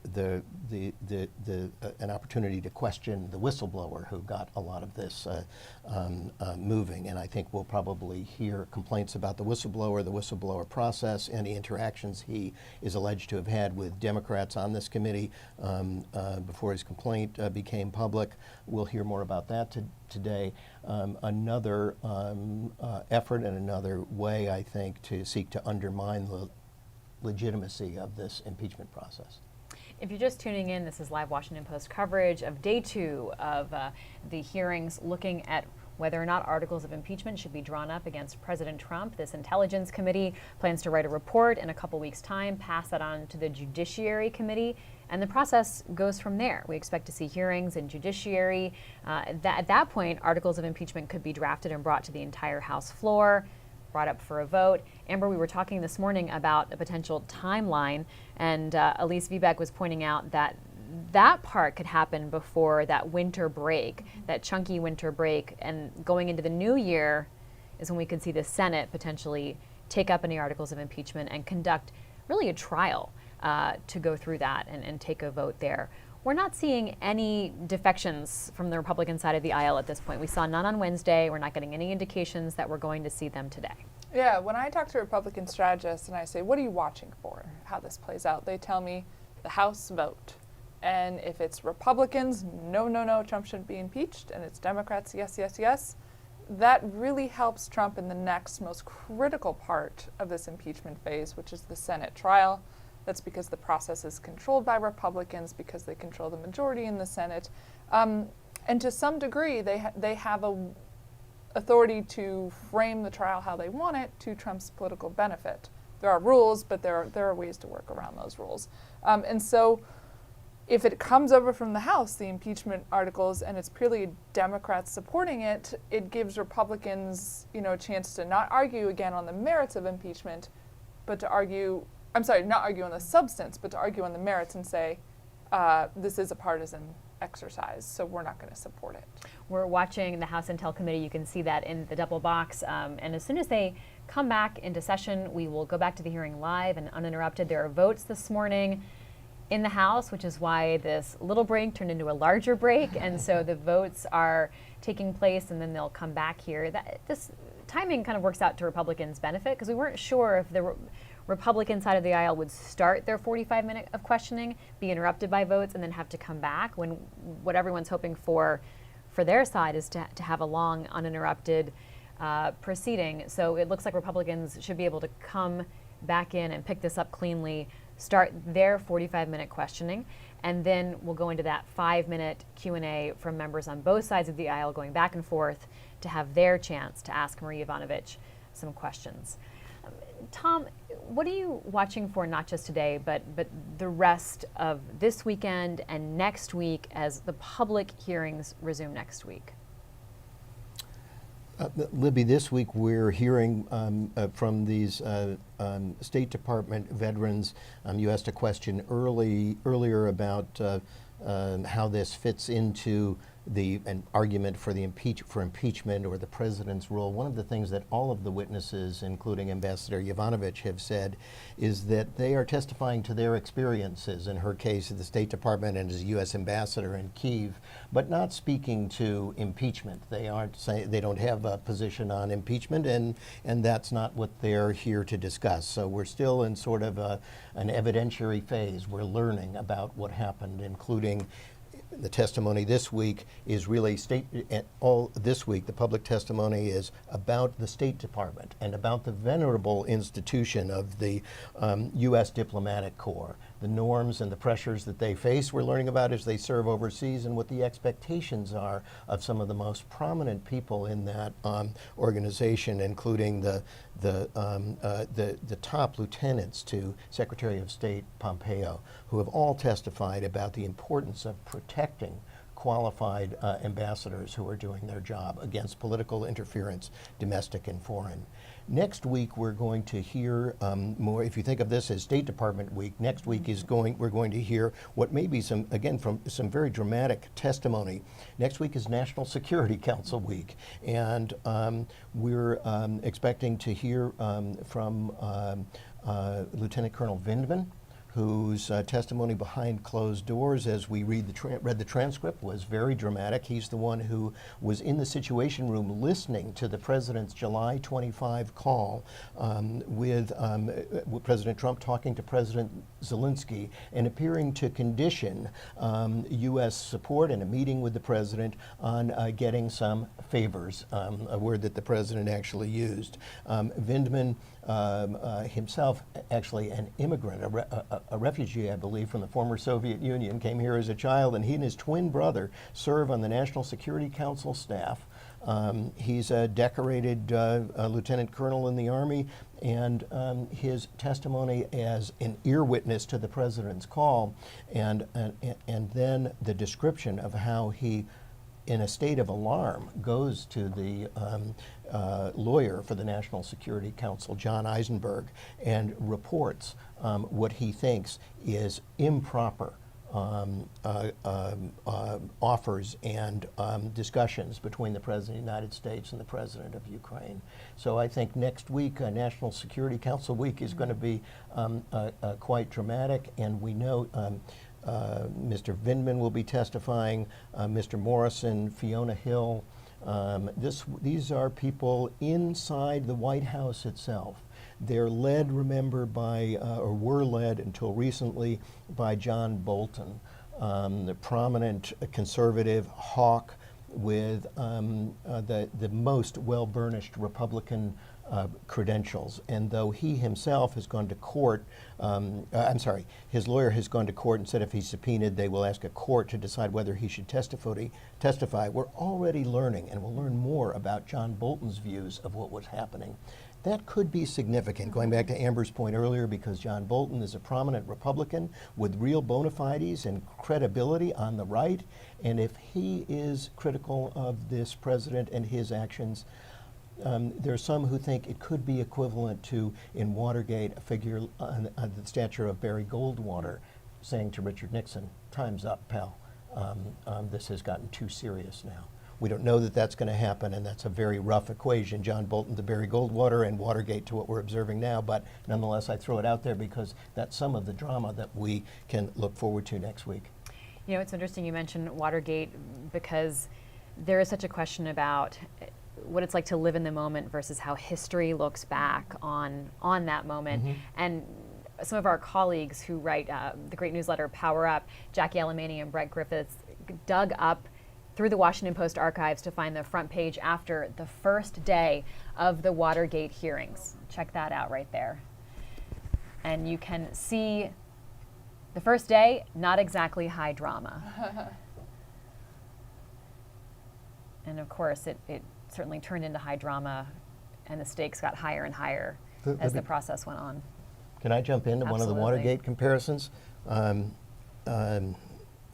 of the things that's memorable for those of us around here who recall the Washington Post Watergate coverage is how different the Watergate investigation is from what we're observing now. And the primary difference that I'm reminded of, and I think is telling, going to Amber's point earlier, is that the Watergate investigation was deliberately bipartisan. The lead counsel in the Judiciary Committee, which in the Watergate era was the equivalent of the committee, the Intelligence Committee led by Chairman Schiff conducting these hearings, they sought a Republican as John Doerr as their chief counsel. They bent over backwards to bring in the Republicans and include and encourage their testimony, their participation. And there was a much different sense of bipartisan interest in learning the facts and in pursuing a sort of common or an agreed upon set of facts than we're seeing now. And the polarization that exists now and that we're going to witness this afternoon when the Republicans return and go into their questions after this break are going to stand in stark contrast, I think, to the tenor and the nature of a sort of more cooperative, deliberative, bipartisan approach to acquiring information in the Watergate investigation compared to what we're seeing today, which is starkly Schiff and the Democrats against Nunes and the Republicans. That helps Republicans muddy the waters on whether Trump should be impeached, because polls show going into these public hearings, the Washington Post and ABC in particular did one right before, the public is split 50-50. Do you impeach and remove the president was the question we asked. To me, that suggests the public understands what a weighty thing this is, especially bumping up right against an election. To the extent that Republicans can paint this as a partisan exercise driven by Democrats who can't beat them at the ballot box, and we hear a lot of that language when you talk to Republican lawmakers, really helps them raise question marks among the American public of whether all that we're hearing is enough to do something that serious. And we have heard some Republicans say they don't like the actions the president took. They don't agree with his decisions, but they don't find it impeachable. Mm-hmm. I'm thinking Nikki Haley is one example. Yep. So they're setting a bar, a standard that they don't believe they're saying these actions, what we know so far, have reached. Someone else we're going to hear from next week is Gordon Sondland. the EU ambassador. He's been a pivotal character in a lot of ways. Tom, he's been referenced a lot. He's been talked about a lot. We're finally going to hear from him publicly next week. One advantage to Republicans is he has changed his story. So they will probably be asking whether he's a reliable witness. But he's changed his story as other testimony has shown that what he said did not line up, essentially was not true compared to what other people were saying. Yeah, so Gordon Sondland, and I'm so glad you mentioned that because that may be the most dramatic testimony of all next week. Sondland comes into government, into a special envoy to the European Union, really from his role as a Republican donor. He's a fundraising guy, very loyal to the president. Takes on this role that we've heard referred to as one of the three amigos, basically leading policy that, according to testimony, is effectively directed, at least in part, by the president's personal lawyer, Rudy Giuliani. And Gordon Sondland has testified in ways initially that were supportive of the president's point of view, but he has expressed through his lawyer a willingness to adjust some of that testimony as more material came out and as his memory has been refreshed. And then we have, as we were just discussing a moment ago, a witness to one of Sondland's conversations in Kyiv, Mr. Holmes, a political attaché in the U.S. Embassy there, who overheard a mobile telephone call conversation in a hotel dining room between the President of the United States and Ambassador Sondland. And as we learn about what is discussed in that call, it could be information or even evidence that takes us to a place where where Republicans have argued we haven't gone yet, which is eyewitnesses or ear witnesses in this case to the president's both state of mind and intentions. And Mr. Sondland was a witness to that. We now have a third party who can corroborate this, and there will be questions not only about the substance of the call, but why protocol and even rules about conversations such as this were conducted on mobile phones in a quasi-public place in a dining room in Kiev, which is the famous listening post for the Kremlin. We will hear from David Holmes. Well, we won't hear from him. Members of the Intel Committee will hear from him behind closed doors. Congress will hear from him behind closed doors later on today, and we'll see how pivotal that testimony ends up being and whether we can see the transcripts after the fact. We likely will see some information about that, and whether or not he will ultimately come before an open committee process. The whistleblower and the role of the whistleblower is something that Republicans bring up a lot, and we can expect them to bring it up again once they get back underway here, Tom.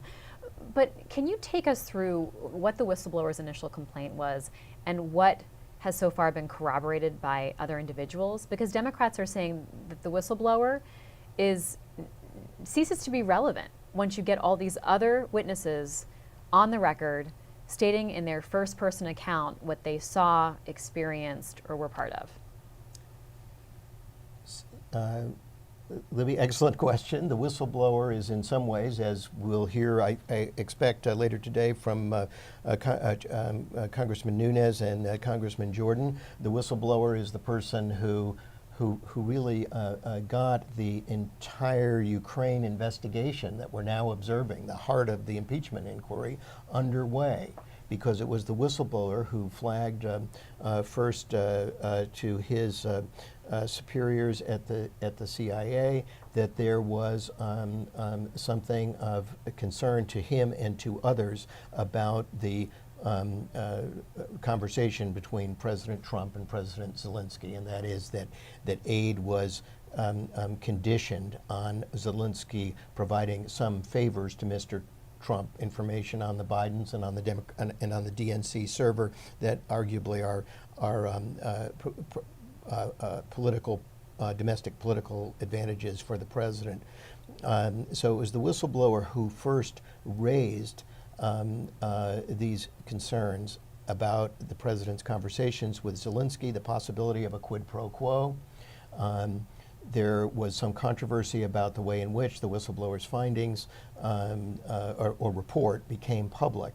But one of the things that happened, like it or not, is that there were closed door and now public testimony about all of the matters that the whistleblower blew the whistle on. That is, that there were conversations between the president and his Ukrainian counterpart that were inappropriate, that it may have included the improper conditioning of military aid and use of the office of the president on getting personal political favors, and that it resulted in other executive actions designed to protect the president personally rather than the interests of the United States broadly. And indeed, the whistleblowers' complaints have now been aired. They're being discussed by multiple witnesses, all of those who we're hearing this week and more that we'll hear next week. And in a sense, although the Republicans are clamoring for the whistleblower to come forward and be questioned, the substance of what he alleged has been corroborated by these witnesses, and it's been examined by Democrats and Republicans on this committee. Nonetheless, I don't think we will see any cessation in attention to the whistleblower by Republicans and conservative activists. Their claim is that it lacks transparency. Yep. That this person, they're essentially trying to turn this into like a court of law where the president must face his accuser.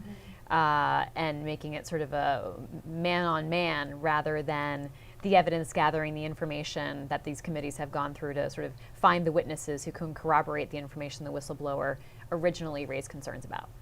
You had 2 points on that. I don't know if Republicans really want to talk to the whistleblower because, as Tom said, the whistleblower's gotten everything right so far in terms of damaging allegations against the president. It works to their benefit that he or she is a shadowy figure, you know, in their depiction, right, in the way that in they're their characterizing depiction, it. somewhere in the CIA, pointing the finger at the president. So it works to their benefit to raise questions about that identity. Raise questions and help the president promote his deep state conspiracy theories, and they are conspiracy theories, I stress. Second point I have is our colleague Deanna Paul wrote for The Fix in a piece yesterday, I urge everyone to read, about the difference between being able to confront your witness in a criminal trial, in a court of law. The Constitution, the Sixth Amendment says that can happen. And the protections offered on that front of an impeachment, and there are none, right? Like, the president isn't, worst case scenario, going to go to jail if the Senate convicts him. He's just going to lose his job. The Constitution doesn't offer any protections for him to hear from his accuser. I'm going to tack a third point onto that, is that the whistleblower, as I see it, isn't the one who said, Congress, go and impeach the president, right? The whistleblower brought what she or she heard to the attention of the Inspector General for the entire intelligence community, who then brought it to Congress. Congress then decided, with this information, why don't we pursue this impeachment inquiry full force? So I think when Republicans say the whistleblower wants to impeach the president, we have to hear from him, that's probably a purposeful misreading of what happened.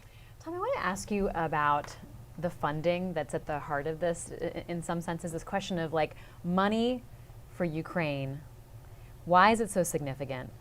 Why is it something that Ukraine is so eager to get and that gives the United States a significant amount of leverage and power?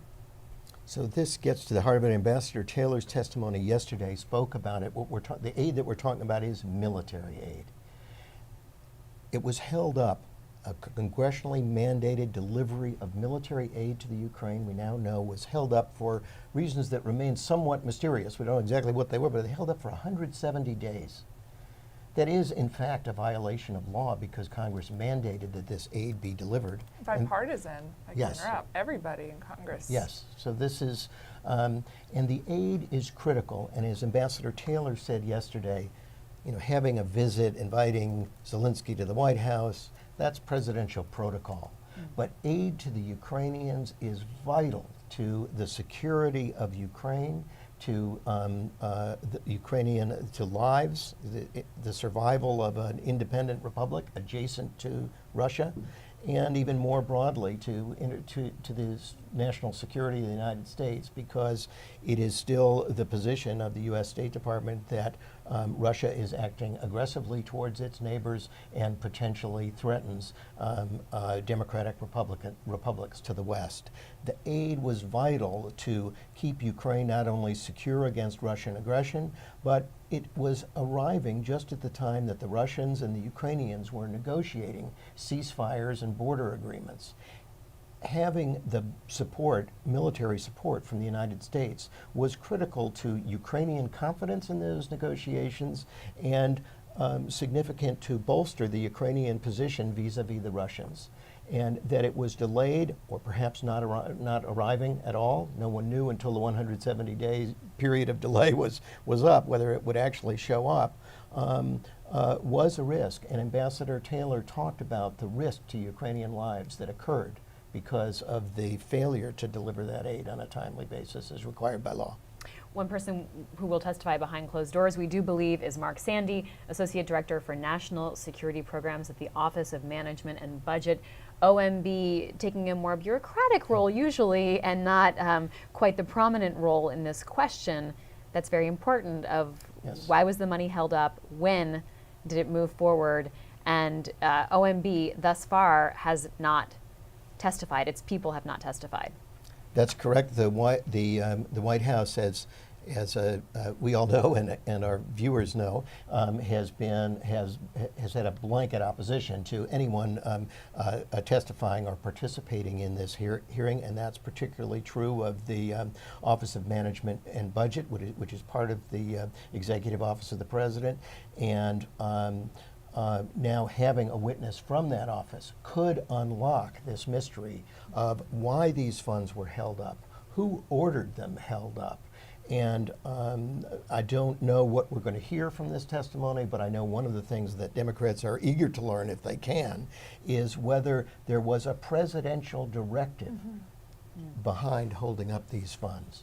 And if so, it does do what what Republicans have been warning has not been shown in this case. It could show the personal hand of the president in holding up or obstructing or raising a hurdle against congressionally mandated financial support to the Ukraine.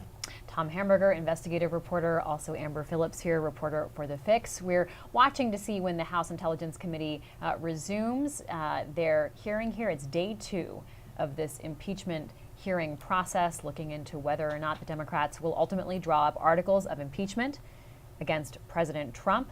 There's a vote happening right now, which is why we see this delay. So far this morning, Democrats have had their 45 minutes to ask questions. We saw the counsel for the Democrats, Daniel Goldman, do that along with Chairman Schiff. We expect Republicans to come back shortly, and we'll see counsel Steve Castor work alongside Devin Nunes, the ranking Republican, to ask their questions of this witness, the former ambassador to Ukraine.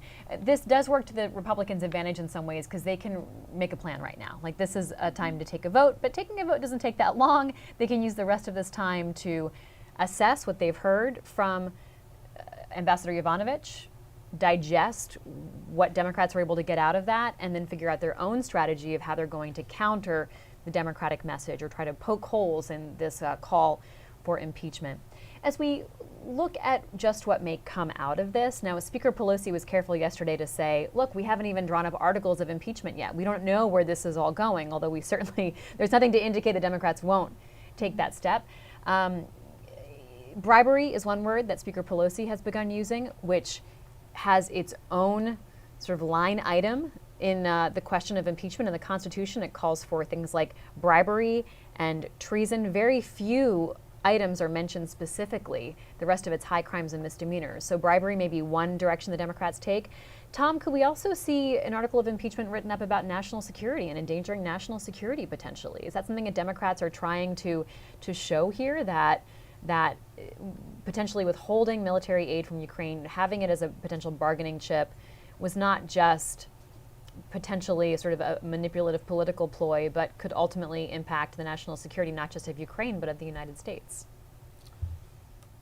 Libby, we're going to hear a lot next week about national security and threats to national security that resulted from this approach to Ukraine not only conditioning aid on favors to the president, but also setting up an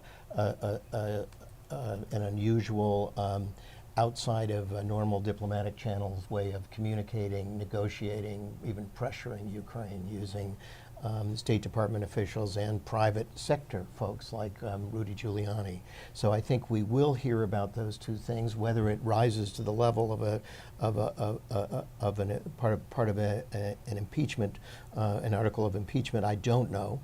But we're sure to hear about national security and a threat to national security, and in some ways that will be discussed as a high crime and misdemeanor if Democrats, as I think we all expect, pursue this. In the recent impeachments, we've seen obstruction of justice mentioned, and there is both in the testimony of Mr. Sondland and more broadly the reluctance, Chairman Schiff has already said, witnesses from the executive branch who don't appear in response to a subpoena, their failure to show will be considered obstruction. And if those orders not to show are attributed to the president, we'll hear that as part of an obstruction claim. That's a great point. Yeah, I want to ask about Rudy Giuliani. We don't expect him to testify, only because he's one of these people who is not interested in testifying.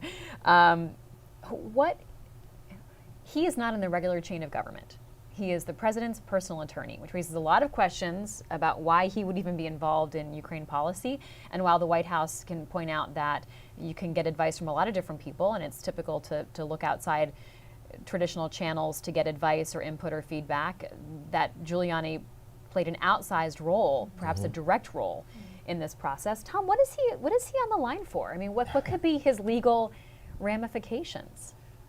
Let's see, one of the things we can expect if Rudy Giuliani were called to testify, he has been acting as the president's personal lawyer and thus has lawyer-client privilege. And so the activities many of the activities he engages in, at least to the extent that he's responding to instructions or wishes or providing legal advice to his client, would be things that he would claim a privilege against testifying to.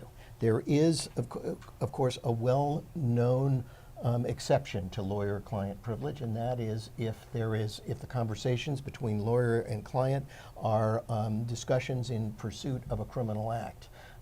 Then the privilege is waived as a matter of law. But I agree that it's very unlikely that Rudy Giuliani, if he were called, would testify voluntarily and without a court order to so testify, and under those circumstances. The question of whether he testifies or not aside, the role of this president's lawyer, who is by his own description not being paid by his client, but nonetheless has the broad protection of being lawyer to the President of the United States, including the lawyer-client privilege that comes with that. He's engaging in a wide range of activities. We know, for example, that he is working with his two associates, Lev Parnas and Igor Fruman, these Ukrainian Americans who were recently indicted by the Southern District of New York. These are people he's working with very closely, not only pursuing evidence that might be beneficial from Ukraine to the President of the United States, his client, but they also have business deals together. So what is Rudy Giuliani up to? It's very unusual. I can't think of a case where a president's lawyer has simultaneously been engaged in business activities and entrepreneurial activities while defending the President of the United States in this way. So when Rudy Giuliani goes to the former Soviet Union or has interests there, he has multiple clients. He's told us recently he was looking at an investment deal in Uzbekistan, one of the neighboring former Soviet republics, an energy deal where folks tied to the Kremlin still remain very prominent in politics and in the world of business. So Rudy Giuliani's role is historically new. It is different than anything we've seen, and he is acting on the international stage as a quasi as a representative of the President of the United States, but he's also pursuing his own personal economic interests at the same time. I just have to get a better understanding, though, of like who could hold him liable. So if Lev Parnas and Igor Fruman have been indicted, the president's protected, obviously, and Rudy Giuliani, as the president's lawyer, has some privileges. But who could hold Rudy Giuliani accountable legally? Well, it has been reported. There are important to say there are no charges against Rudy Giuliani. There are reports that the Southern District of New York, which is leading this the case, campaign finance violations against his two associates, have also been making inquiries about Rudy Giuliani and his role connected to their activities. So it does seem as though he is under investigation, though exactly for what, we're not sure. There's been speculation that it may involve his work. While he was working for the president, he was compensated not only by these two individuals who we just mentioned, Parnas and Fruman, but also by a range of foreign clients who sometimes asked him to speak on their behalf and otherwise engaged his legal services. It's possible that those that work for foreign clients could come under the umbrella of the Foreign Agents Registration Act, and there have been questions raised, including in our newspaper, but also by law enforcement experts about whether Giuliani has appropriately registered. And remember, that was one of the early charges brought against Paul Manafort for his work representing Ukrainian clients, that he had not registered. Important to add, we've talked to Rudy Giuliani, though not in the past couple of weeks, but he was a frequent and quite a wonderful source for us. Wonderful because he took our calls and he was always on the record, in my experience with him. And one of the things he said when we'd ask about his activities, he said, why are you asking about me? Rudy Giuliani said to us, I'm the whistleblower, and I'm blowing the whistle on corrupt actions in Ukraine, including those involving the leading Democratic candidate for President of the United States. That's a big story. That's what you should be asking me about. So Rudy Giuliani thinks of his role working with the president as he's been a good advocate for the president, but he's also raising topics that he believes are important for the public to know about and that are worthy of investigation. Marie Yovanovitch, in her testimony, did talk about this question of her relationship with the former Vice President, Joe Biden. She said, yes, she's met him on occasion, but she's never met Hunter Biden, and in her conversations with the former Vice President, Burisma never came up.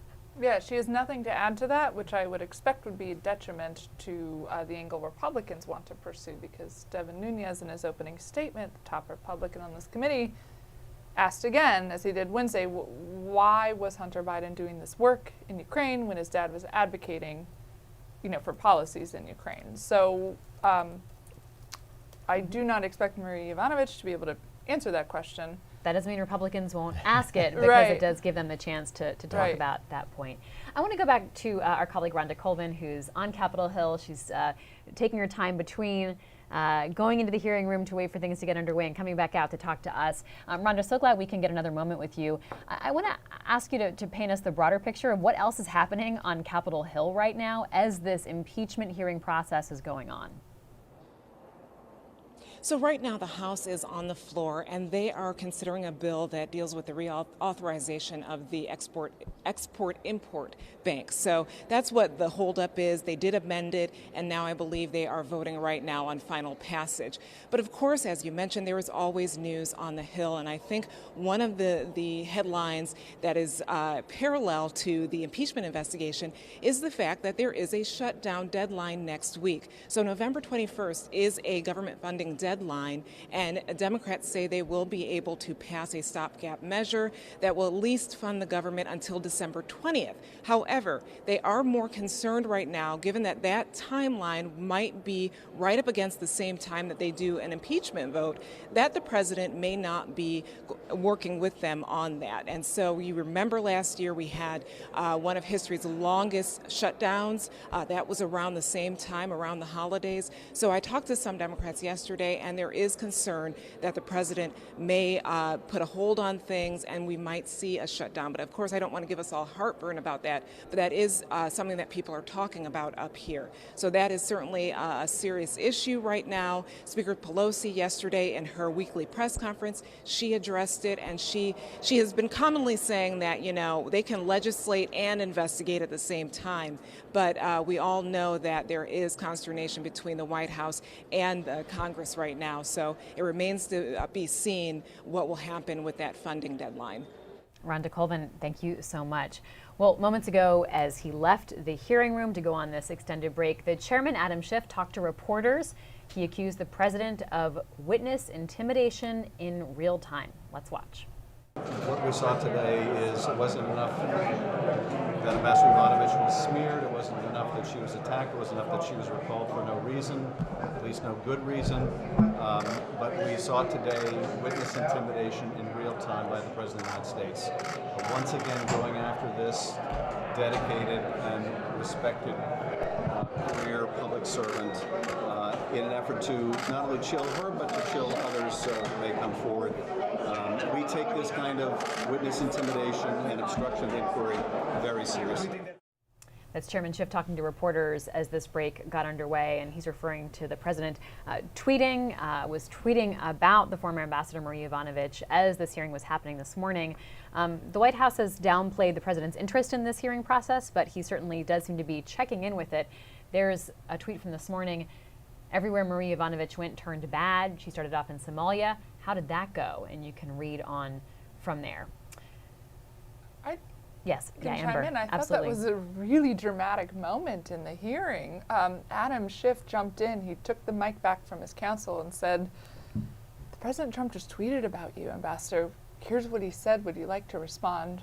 One, I would be like quaking in my boots if I were, responding to the President of the United States.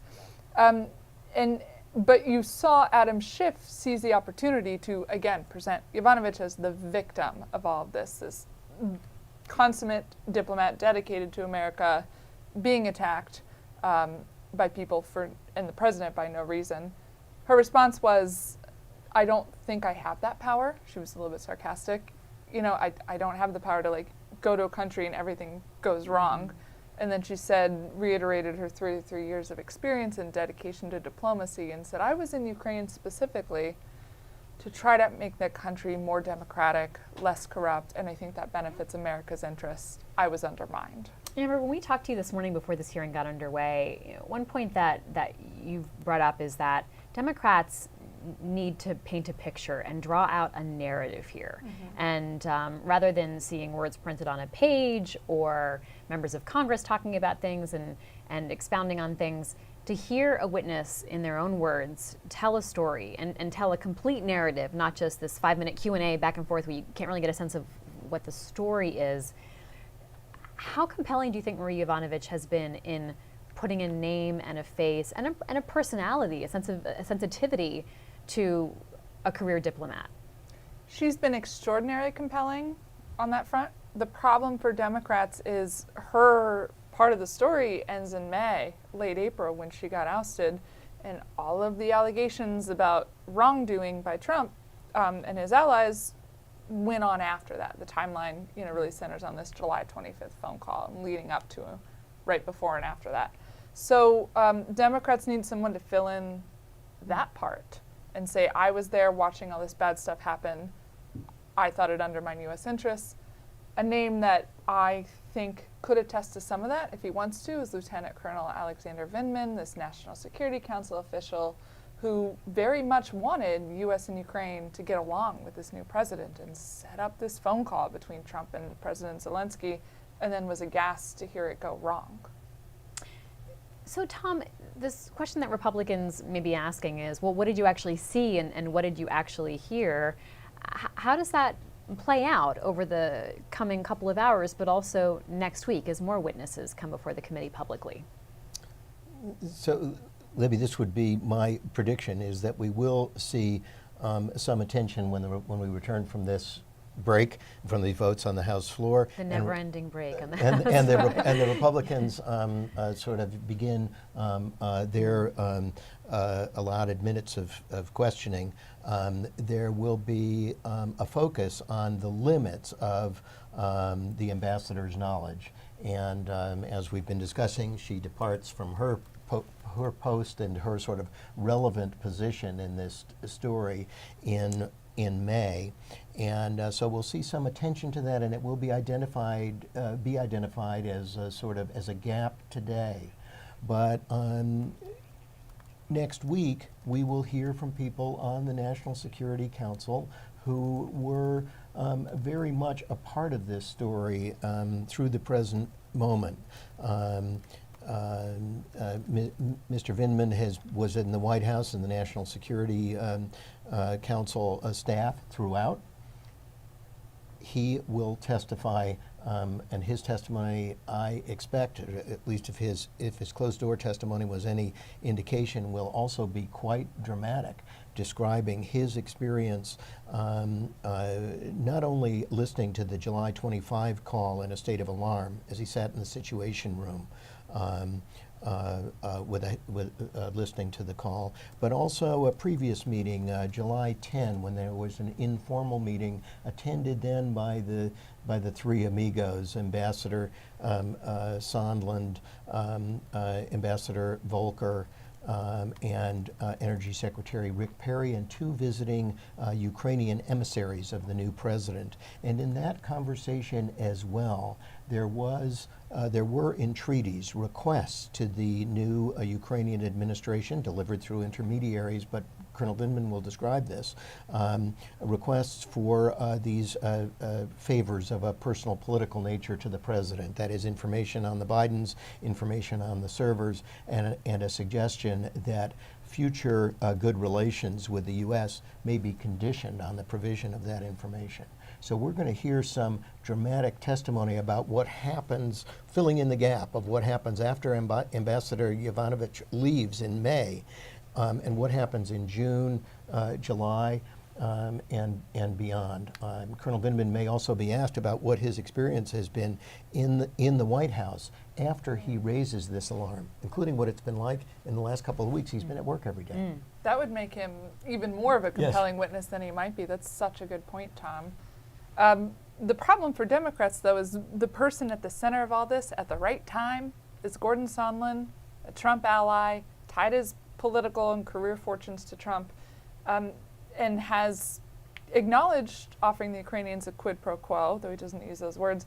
But when he testifies, I don't expect him to be as direct and forthcoming and have such conviction as these diplomats have that there was wrongdoing, because that might throw him under the bus. So we could have a bouncy, jagged testimony from him next week, and that's a problem for Democrats because he's probably their key witness in this timeline. But you make a very clear case for Vindman being able to step in from Democrats' perspective. I do have breaking news. Our colleagues here at the Washington Post have reported that Roger Stone has been found guilty in the federal case. These are overstatements to Congress related to WikiLeaks, and a reminder, of course, that he is a longtime Trump friend and advisor. He's been on trial in Washington on charges of lying to Congress, witness tampering, and obstruction over his remarks about the WikiLeaks email releases in the 2016 presidential campaign. Tom, can you reflect on the significance of this conviction? Well, Roger Stone is a longtime friend and ally of President Trump's, was an informal advisor to the campaign, and offered conflicting accounts through 2017, 2018, and this year as well, including in his congressional testimony about his awareness, or whether he had advanced knowledge, that Julian Assange and WikiLeaks had access to Hillary Clinton emails or John Podesta emails that could disadvantage the Democratic candidate. And I want to just point out that Devlin Barrett, our colleague, is reporting that he was found guilty on all 7 charges. That's what the jury is finding. So it is a conviction of yet another ally of, a very visible ally of the president. It is significant. He joins the ranks now of Paul Manafort, once the campaign chairman of the Trump election effort. Colonel Flynn, who has pled guilty, who was, of course, briefly the national security advisor before he resigned. And this is an offshoot, as I think our listeners know, of the Mueller investigation. The prosecution was led by the U.S. Attorney's Office, or after the Mueller office closed, it was transferred to the U.S. Attorney's Office in Washington. And it is another blow to this president, another top aide convicted of a crime, and this particular crime takes us back to Russian interference and the notion of interference in the election campaign that may have been led or directed by a foreign power. It is not at all helpful to the President of the United States, and it may cause the White House to redouble the complaints, which we heard about some in the president's tweet this morning against the ambassador, suggesting that there is a sort of deep state conspiracy, conspiracy which has infected our most revered institutions, including the courts. But the reality is this is a trial, and the president's close aide has been found guilty. Amber Phillips, we're going to let you go in just a moment so you can get back to your desk for a little bit, but I want to get your reflections on this first.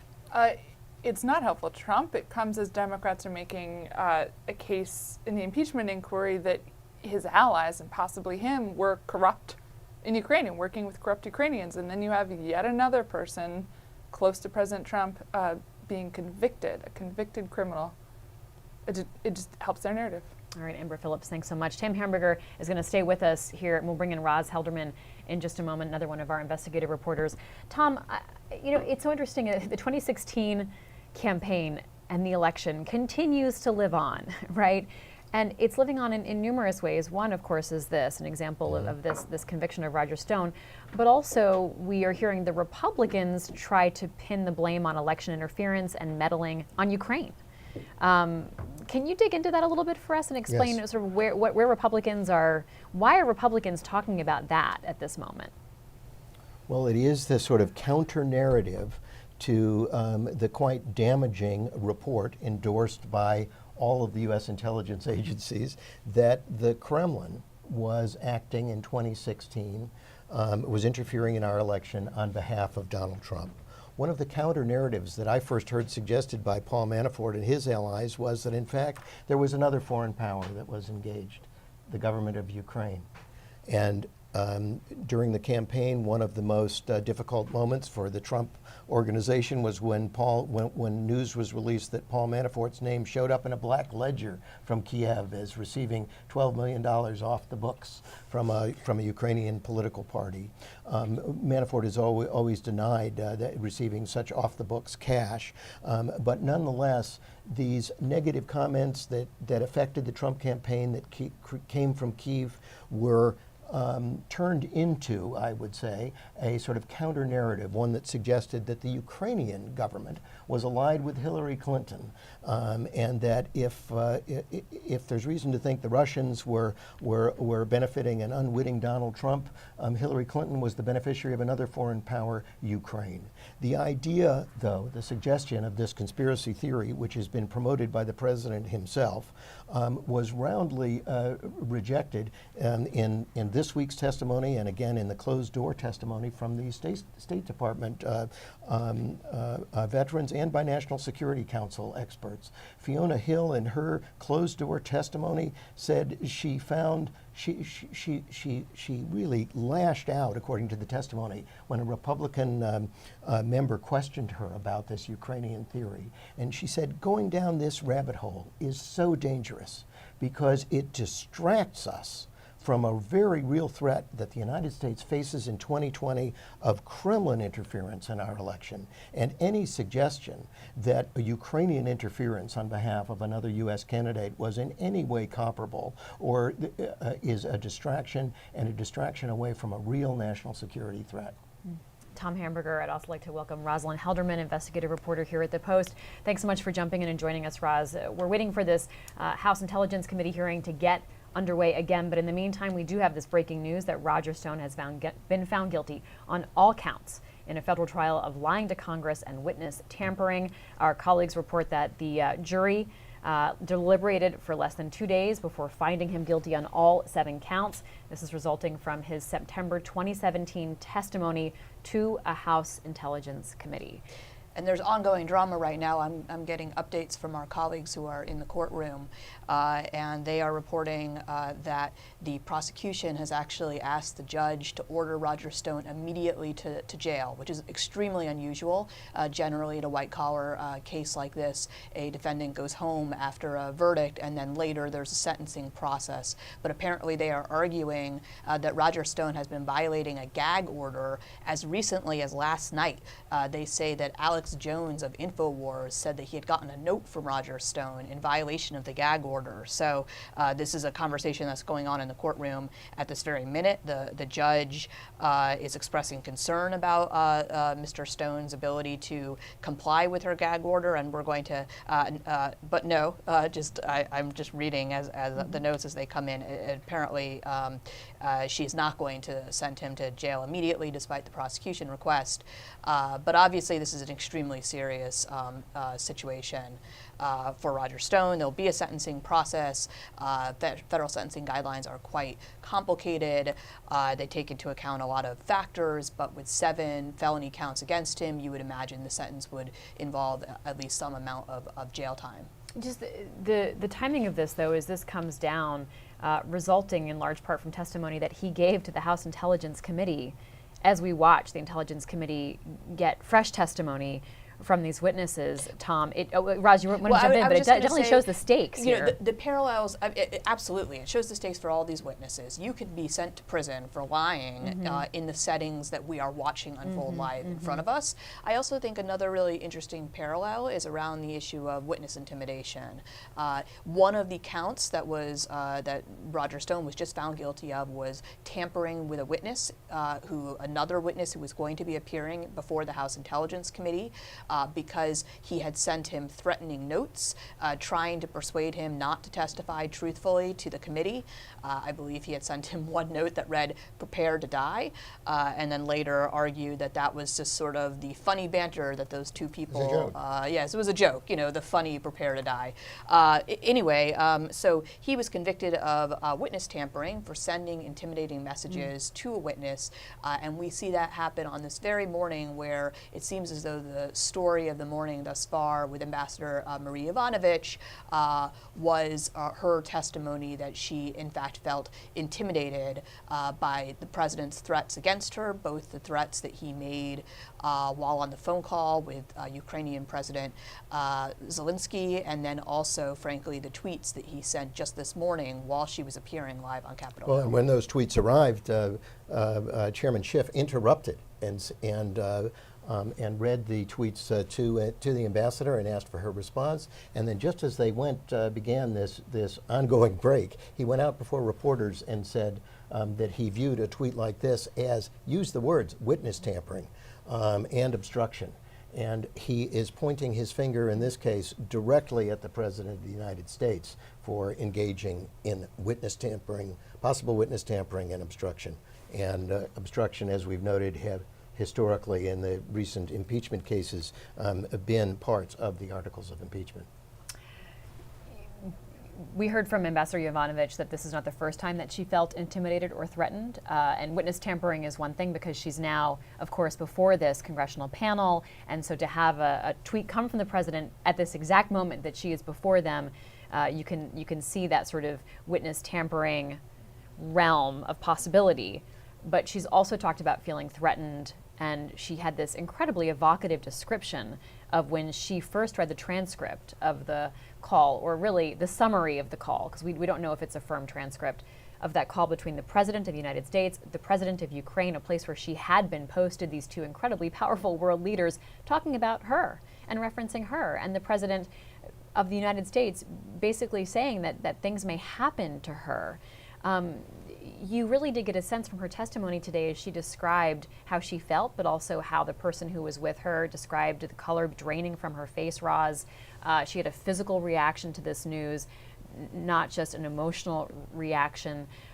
Where does that fall into the questions of intimidation? Yeah, I mean, that was a very dramatic moment in the testimony this morning, and you could kind of suddenly sort of feel yourself in her shoes. She has done this for a long time. The call took place in July, but the transcript did not come out until September, and she has testified that she had not heard that her name was mentioned, that she was included in the call. So the transcript, or the rough transcript, emerges, and she's reading it, and there she is.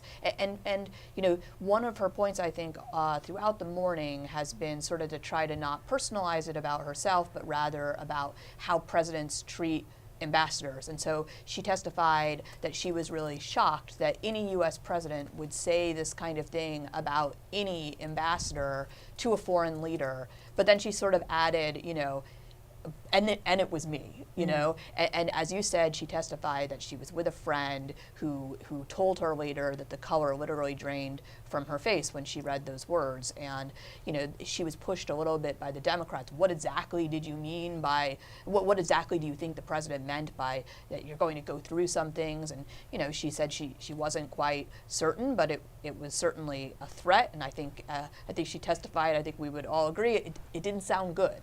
And she had been experiencing, as actually Roz, we reported in a story this morning, she'd been experiencing suggestions that she may be physically, that there are threats to her physical safety from the time she was in Ukraine. And she described getting in her closed-door testimony, receiving a call with the words, "Watch your back." You know, the story that you co-authored, how the impeachment inquiry has revealed a long and murky campaign to oust a veteran U.S. ambassador. As I mentioned earlier, Tom, it puts together, it helped solidify the timeline in my mind and give me a sense of what Yovanovitch was facing. But you bring up a really important point, this question of physical danger rather than just career danger or trolling danger. You know, if the president tweets about you, you could be subjected to online trolls, but there is a whole different, and that's certainly by no means an easy situation to deal with, but there's a whole different level when you're talking about being physically threatened or potentially put in danger, whether in Ukraine or whether back home in the United States.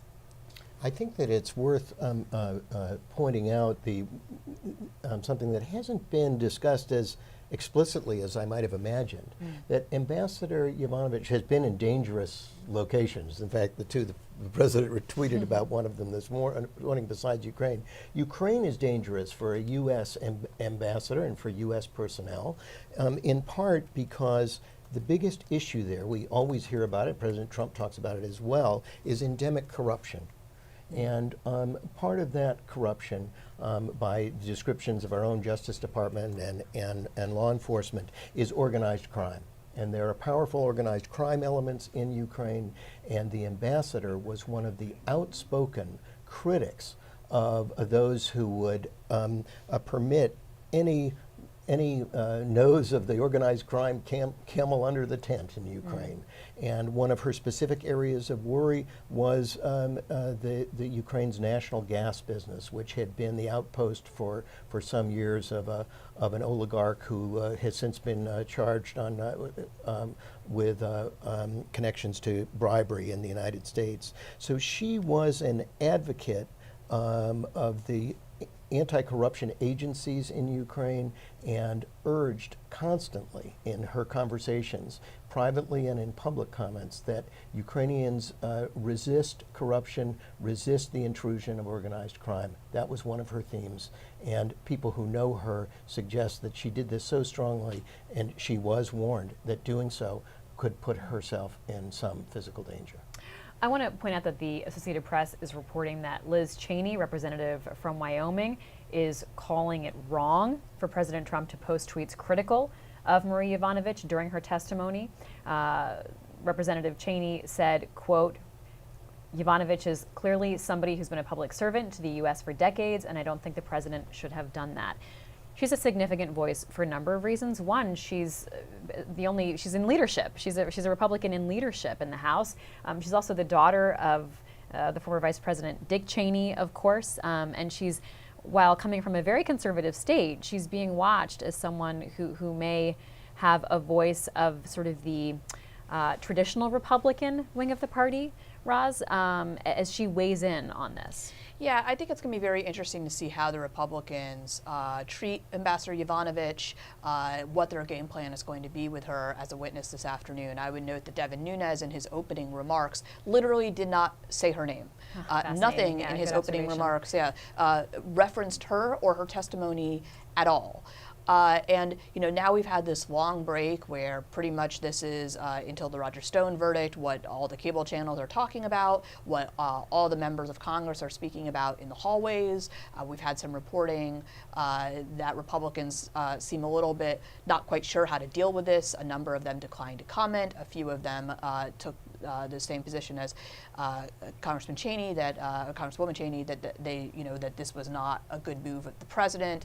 I believe one Republican congressman did sort of say the president has the right to fight back, or something along those lines. But I think it will be very interesting to see whether they try to attack her, whether they try to lay a case for why the president might have been justified in her removal, or if they take a sort of more hands-off approach and basically say to her, one, isn't it true the president has the right to remove an ambassador, which she has already testified, of course that is the case, and two, were you present for anything involving, what is considered the heart of the impeachment matter, the president's phone call with Zelensky, the potential withholding of security aid, that sort of thing, and she has already testified she was not, and then basically say, well, you're a useless witness otherwise. That would be a safer line of questioning, perhaps. Will it please President Trump? I think that's one question. Republicans sometimes talk about having an audience of one and recognizing that they do need to try to please President Trump so they don't spark his ire or disappointment. So we'll see if that... Yeah, I mean, that's a great point, and I feel like what Trump has done is sort of box them in, because he has both made kind of pushing back against her even more unwise than it might have been this morning, but he has also very much telegraphed what he would like to see happen here. I think you're right. I don't think he would be pleased with a sort of, we just don't think you're a relevant witness, thank you for your service sort of approach. I think he is telegraphing that he would like to see her taken down a peg. I'd watch for the possibility that we see a reemergence of what we discussed earlier, Libby, which is the notion of Ukrainian forces that were allied with Democrats in the past.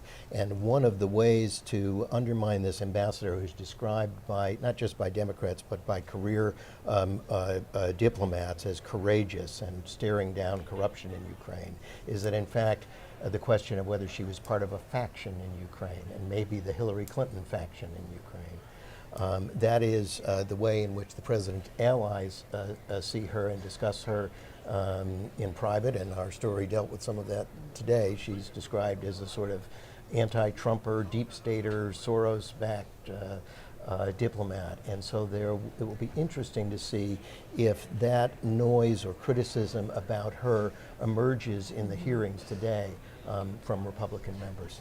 I'll be extremely interested to hear whether we hear the words George Soros this afternoon. There is a real split amongst Republicans about that topic.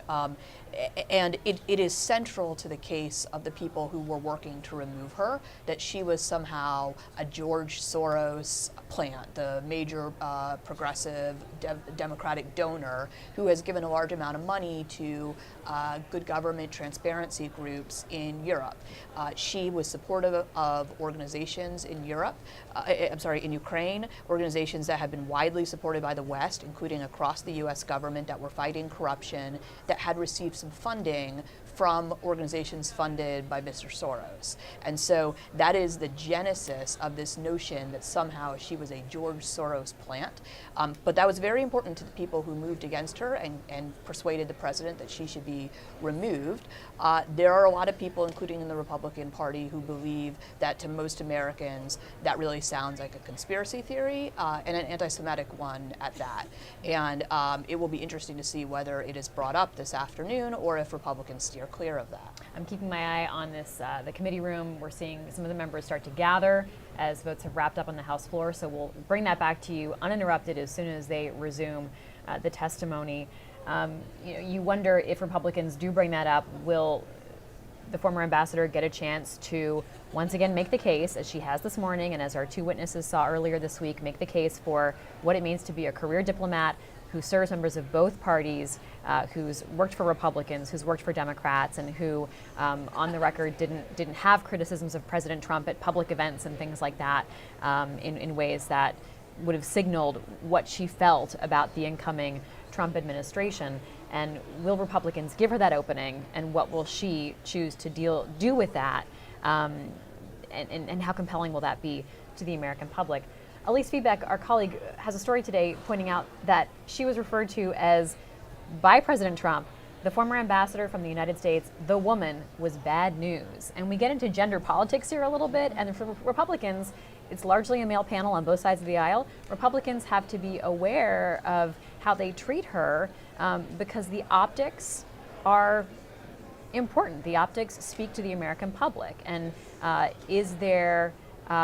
does it end up looking for them to be dealing with a professional, a career diplomat, if they berate her or get tough with her in this? I want to go to a live shot right now. You can see that in our corner box, Roger Stone coming out after what has been, this is from February, excuse me. He will be sentenced in February. Okay, I'm getting a feed from the control room right now. So he will be sentenced in February. He was found guilty on all counts by the jury just this morning. And so this is live footage of Roger Stone leaving the courthouse. This is a federal trial. He has been convicted of lying to Congress and witness tampering.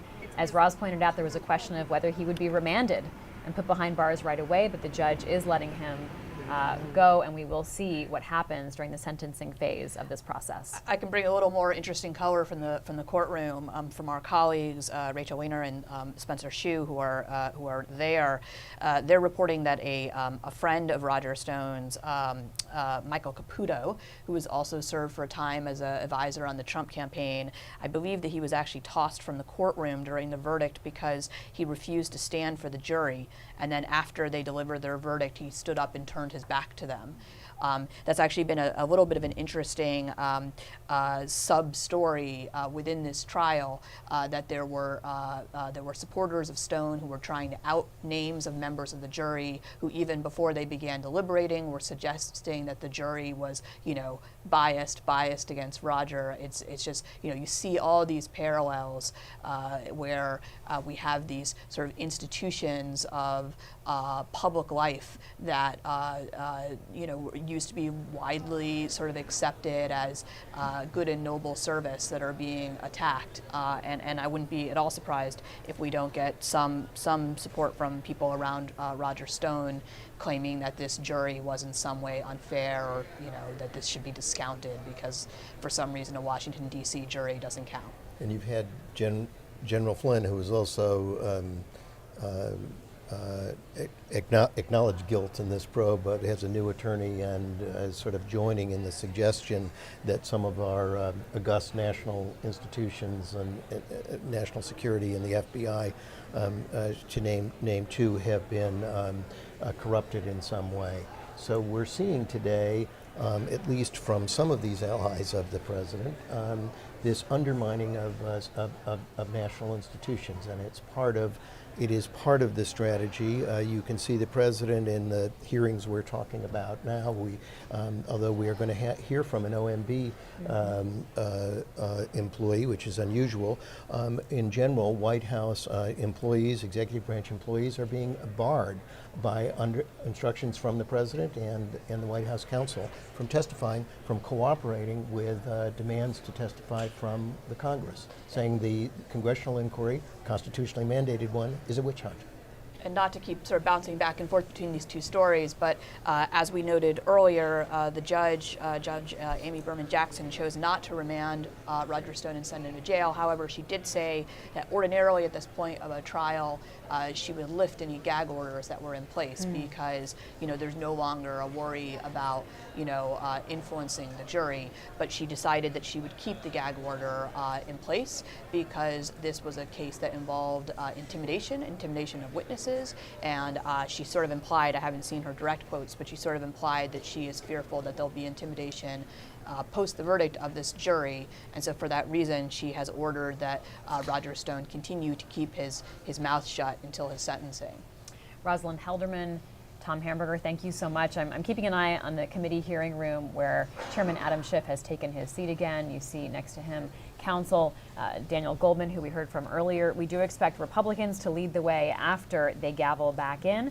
And the top Republican is Devin Nunes. The lawyer who is likely to do a bulk of the questioning again, as he did on Wednesday, is Steve Castor. Although some Republicans had concerns about Castor's performance, so we'll see if he changes his strategy or what questions he asks today. He did bring up some so-called deep state theories with the witnesses on Wednesday. And Roz, this ties back to what you're talking about. He brought up some talking points that if you listen to some right-wing media, you might be familiar with, but otherwise didn't necessarily make sense and have no grounding in fact. And so we saw the ambassador, the current acting ambassador to Ukraine, and Mr. Kent sort of be bemused at the line of questioning and not quite sure where Steve Castor was going. It's just a real reminder of how, in many ways, we live in this country currently in two different information worlds.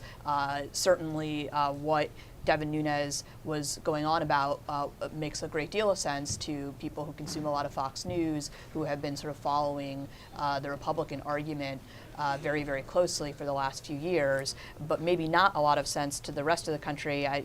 Continuing on these interesting parallels, I'm seeing President Trump has now responded on Twitter to the Roger Stone verdict, and it's kind of the same thing. He writes, so they now convict Roger Stone of lying and want to jail him for many years to come.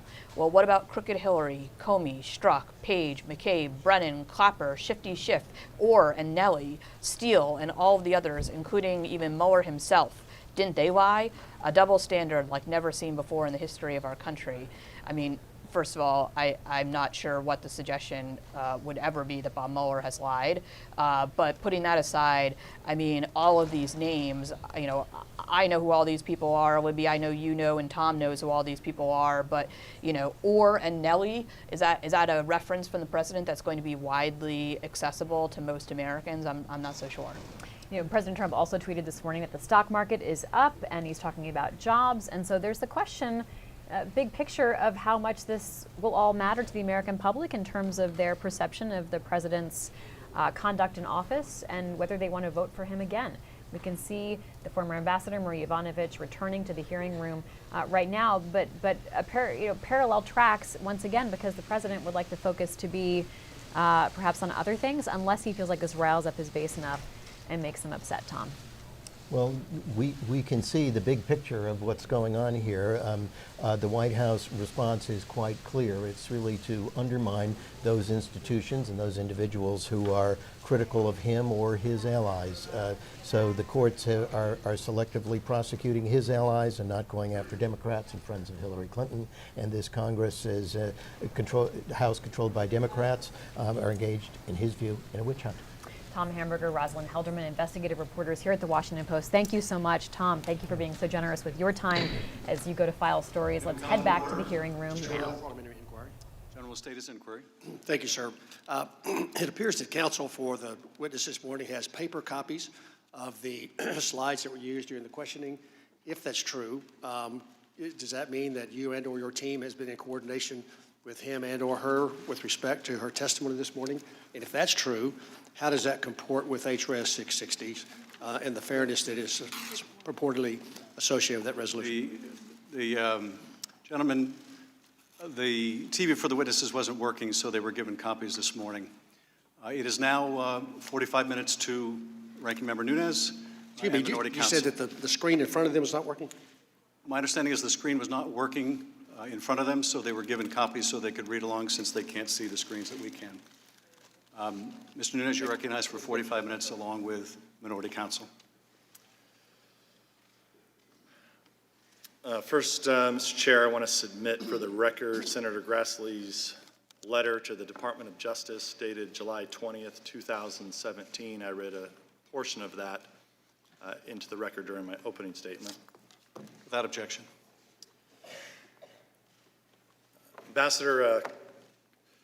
congratulate you. You've been down in the secret deposition meeting rooms.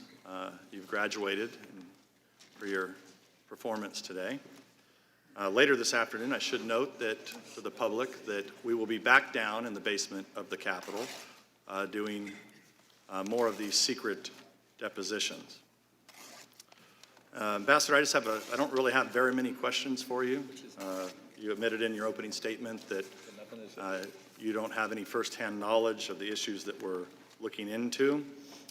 But I do want to talk a little bit about Senator Grassley very briefly. I assume that you know who Senator Grassley is. Yes, sir, I do. Do you believe that Senator Grassley is a serious and credible elected official? I have no reason to think otherwise. Were you involved in the July 25th Trump-Zelensky phone call or preparations for the call? No, I was not. Were you involved in the deliberations about the pause in military sales to Ukraine as the Trump administration reviewed newly elected President Zelensky's commitment to corruption reforms? For the delay in For the pause. the pause? No, I was not. Were you involved in the proposed Trump-Zelensky, later Pence-Zelensky meetings in Warsaw, Poland on September 1st? No, I was not. Did you ever talk to President Trump in 2019? No, I have not. Mick Mulvaney? No, I have not. Thank you, Ambassador. I'm not exactly sure what the ambassador is doing here today. This is the House Intelligence Committee that's now turned into the House Impeachment Committee. This seems more appropriate for the Subcommittee on Human Resources at the Foreign Affairs Committee. If there's issues with employment, disagreements with the administration, it would seem like this would be a more appropriate setting instead of an impeachment hearing where the ambassador is not a material fact witness to any of the accusations that are being hurled at the president for this impeachment inquiry. I have several questions I think Mr. Castor wants to get to. I know Ms. Stefanik, you had a few quick questions for the ambassador. I'll yield to you, Ms. Stefanik. Thank you, Mr. Nunes. Ambassador Yovanovitch, thank you for being here today. The gentlewoman will suspend. What is the interruption for this time? It is our time. The gentlewoman will suspend. You're not recognized. Mr. Nunes, you or minority counsel. I just recognized. Under the House Resolution 660, you're not allowed to yield time except to minority counsel. The ranking member yielded time to another member of Congress. No, that is not accurate. You're gagging the young That is lady accurate. from New York? Ambassador Yovanovitch, I want to thank you for being Gentlewoman here will today. suspend. You're not recognized. This is the 5th time you have interrupted members of Gentlewoman Congress, duly is not elected members of recognized. Congress. Gentlewoman will suspend. Mr. Chair, we control the time. It's been customary to this committee that whoever controls the time can yield to whoever they wish. If we have members of Congress that have a few questions, it seems appropriate that we be able to let Ms. Stefanik ask her questions. Mr. Nunes, you or minority counsel recognized. All right. Mr. Castor, you're recognized.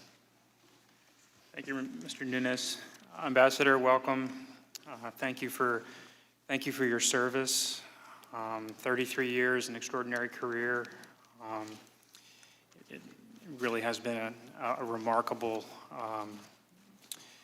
tenure for you at the State Department. Also, I'd like to thank you for participating here today. This is a crazy environment. This hearing room is turned into a television studio. Before today, you spent on the Friday the 11th, you were with us for early in the morning until I believe it was 8 o'clock at night. People missed trains back to New York, and it was a complete, a very complete day, so thank you. You were serving a 3-year assignment in the Ukraine, is that correct? Yes. And it began in 2016 and was scheduled to end in 2019? Yes, that's correct. And nobody disputes that it's up to the president to decide who his envoys are to post around the world, correct? I stated that clearly in my statement. And you returned from the Ukraine on May 20th, 2019? That's correct. And your return coincided with the inauguration of President Zelensky? Yes. And you remain employed by the State Department? I do. And after you returned to Washington, the Deputy Secretary, John Sullivan, asked you what you wanted to do next. Is that correct? Yes, that's correct. And then you met with the Director General, Ambassador Perez, Yes, that's correct. to identify a meaningful new assignment. Yes, And you now serve at Georgetown University as a fellow. that's true. And this is a rewarding position for you? I'm very grateful to be in that position after what happened. Today is the second big hearing for the Democrats' impeachment initiative. But we don't understand, or we do understand that you don't have a lot of facts and information relating to the part of this that we're investigating. And those are the events from May 20th up until September 11th, the release of the security assistance funds. Is that correct? Yes, that's correct. So you were not part of the delegation to the inauguration. That was the day you returned. You were not part of the Oval Office meeting May 23rd, correct? Yes, that's correct. And you were not part of the decision-making relating to whether there would be a White House meeting with President Zelensky? That's correct. And you were not a part of any decision-making in the lead-up to the July 25th call? That's correct. And you first learned about the call on September 25th, is that correct? Well, I heard about the call, as I indicated in the first deposition, from Deputy Assistant Secretary George Kent. And what did he tell you about the call? Well, as it turns out, it wasn't correct, but what I recall is that he said that President Trump had asked President Zelensky whether he could, help him out, and which I understood to be these investigations, and that President Zelensky had said that he is putting in a new prosecutor general, and that he doesn't control. I mean, this is approximately what he said. That person is an independent individual. Okay, and you learned about that before the call was made public? That's correct. Likewise, you were not involved in any discussions surrounding the security sector assistance funds to Ukraine, that they were paused for about 55 days from July 18th to September 11th? No discussions. Okay. In your opening statement on page 9, you stated, although then and now I've always understood that I served at the pleasure of the president, I still find it difficult to comprehend that foreign and private interests were able to undermine U.S. interests in this way. Individuals who apparently felt stymied by our efforts to promote stated U.S. policy against corruption, that is to do the mission, were able to successfully conduct a campaign of disinformation against the sitting ambassador using unofficial back channels. Do you believe that President Trump was aiming to weaponize corruption in Ukraine by removing you? I don't know that. Okay.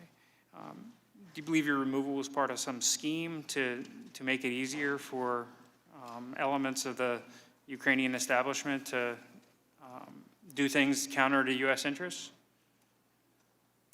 I think that's certainly what the Ukrainian establishment hoped. I think that in addition, there were Americans, these two individuals, who were working with Mayor Giuliani, Mr. Parnas and Mr. Fruman, who have recently been indicted by the Southern District of New York, who indicated that they wanted to change out the ambassador. And I think they must have had some reason for that. And do you think they were seeking a different type of ambassador that would allow them to achieve some of their objectives? I don't know what other reason there would be. Okay. Is Ambassador Taylor the type of person that would facilitate those objectives? No, So Ambassador Taylor is a man of high integrity, absolutely. and he's a good pick for the post. He is. I would note that he is the charge out there, as of course you understand. So no ambassador has yet been, or no candidate has yet been named to the position. But he certainly has had a decorated career serving his country. Absolutely, a man of the highest integrity.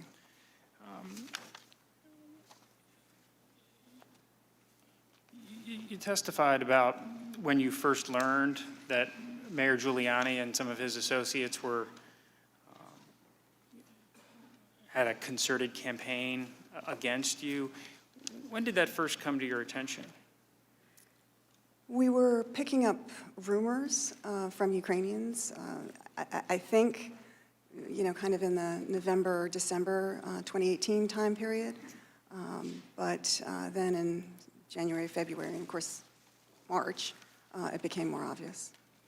At some point, I believe you testified that Minister Avakov alerted you to this campaign? Yes. And when was that? He had a conversation with me in February of 2019. Okay. And do you remember what he related to you? Yes, he said that Mr. Lutsenko was working with Mayor Giuliani through these two individuals, Mr. Parnas and Mr. Fruman, that they basically wanted to remove me from post, and that they were working on that. And did you have any awareness at that point in time of precisely why they were seeking your ouster? I didn't. I didn't understand that at all because I had never met Mr. Parnas and Mr. Fruman, and so it was unclear to me why they were interested in doing this. Were you especially influential implementing policies that stymied their interests in Ukraine? Were advocating for some sort of environment or policies that would be adverse to them? I think that just the general idea that obviously U.S. ambassadors, U.S. embassies, one of our most important functions is to facilitate U.S. business abroad, right? Whether it's trade, whether it's commerce, that's one of the things that we do. And but everything has to be above board. We believe in a level playing ground and so forth, but we obviously advocate for U.S. business. These two individuals, with hindsight and what we learned later, looking to open up a new energy company exporting liquefied natural gas to Ukraine, never actually came to the embassy, which is unusual because that would usually be a first stop. Going to the American Chamber of Commerce, going to the U.S. Embassy, get the lay of the land, see how we could provide assistance. And was that source of frustration ever expressed to you, or did you just learn that separately? Source of frustration? What do you mean? On whose part? On Fruman and Parnas. I don't know that they were frustrated. I mean, Okay. Frustrated by what? Well, you mentioned that they had business interests, and I asked you whether they had been stymied by anything in particular that you had advocated for, or you were a roadblock to them being successful. I wondered if there was any connection. I'd never met them.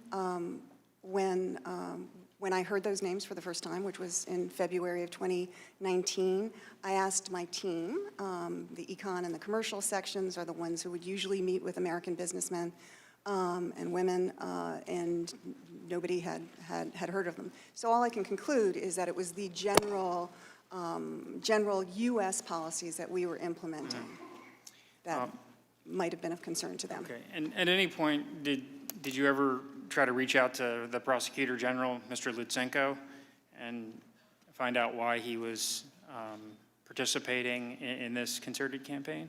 No. And why didn't you do that? I didn't feel that there was any purpose to it. Why not? He is, he clearly had, I would say, an animus for doing this, and he was working with Americans. So I reached out to the American side, in this case, the State Department, to try and find out what was going on.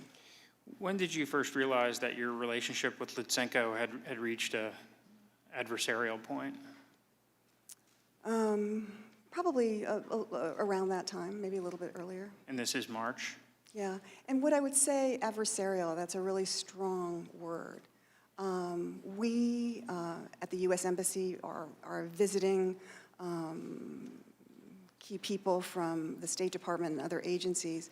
We were pushing the Ukrainians, including Mr. Lutsenko, to do what they said that they were going to do when Mr. Lutsenko entered office, that he was going to clean up the PGO and make reforms, that he was going to bring justice to the what they call the Heavenly Hundred, the people who died on the Maidan in 2014, the Revolution of Dignity, and he was going to prosecute cases to repatriate the approximately $40 billion it's believed that former President Yanukovych and his cronies fled the country with.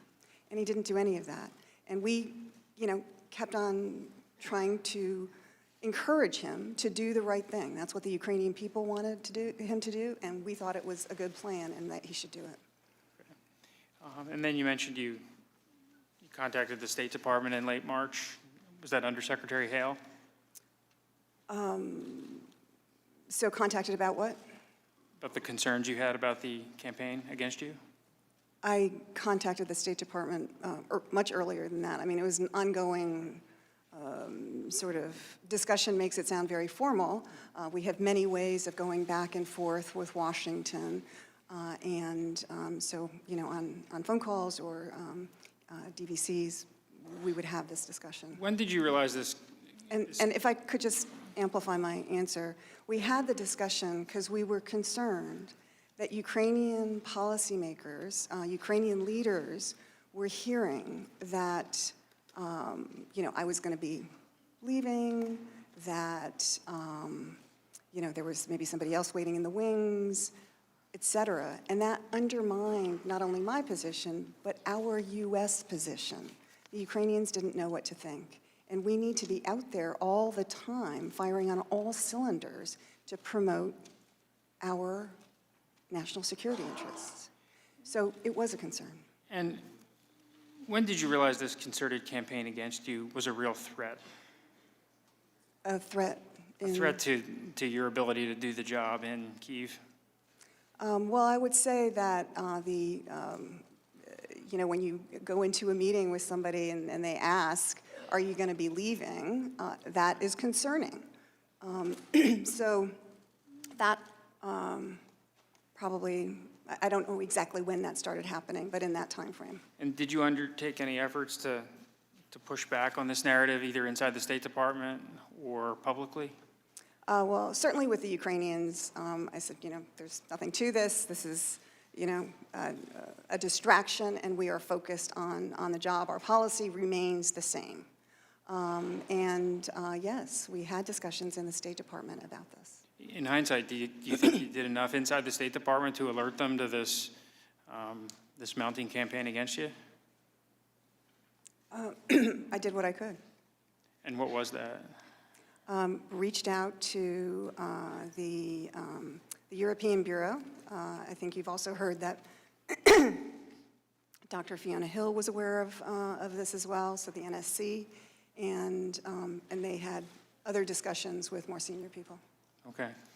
And did you get any feedback from your chain of command? I mean, did you engage Ambassador Rieker, Yes. Under Secretary Hale?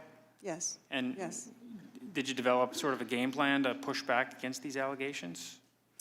So, I mean, there are different timeframes here that we're talking about. So, fast forwarding to March, I did, when Under Secretary Hale asked whether I would consider extending, I did raise, because I wasn't sure that he was aware of it. I wanted to make sure that he knew that Mayor Giuliani had been out there saying things about me, untrue things, and I wanted him to be aware of that. And he said, he understood.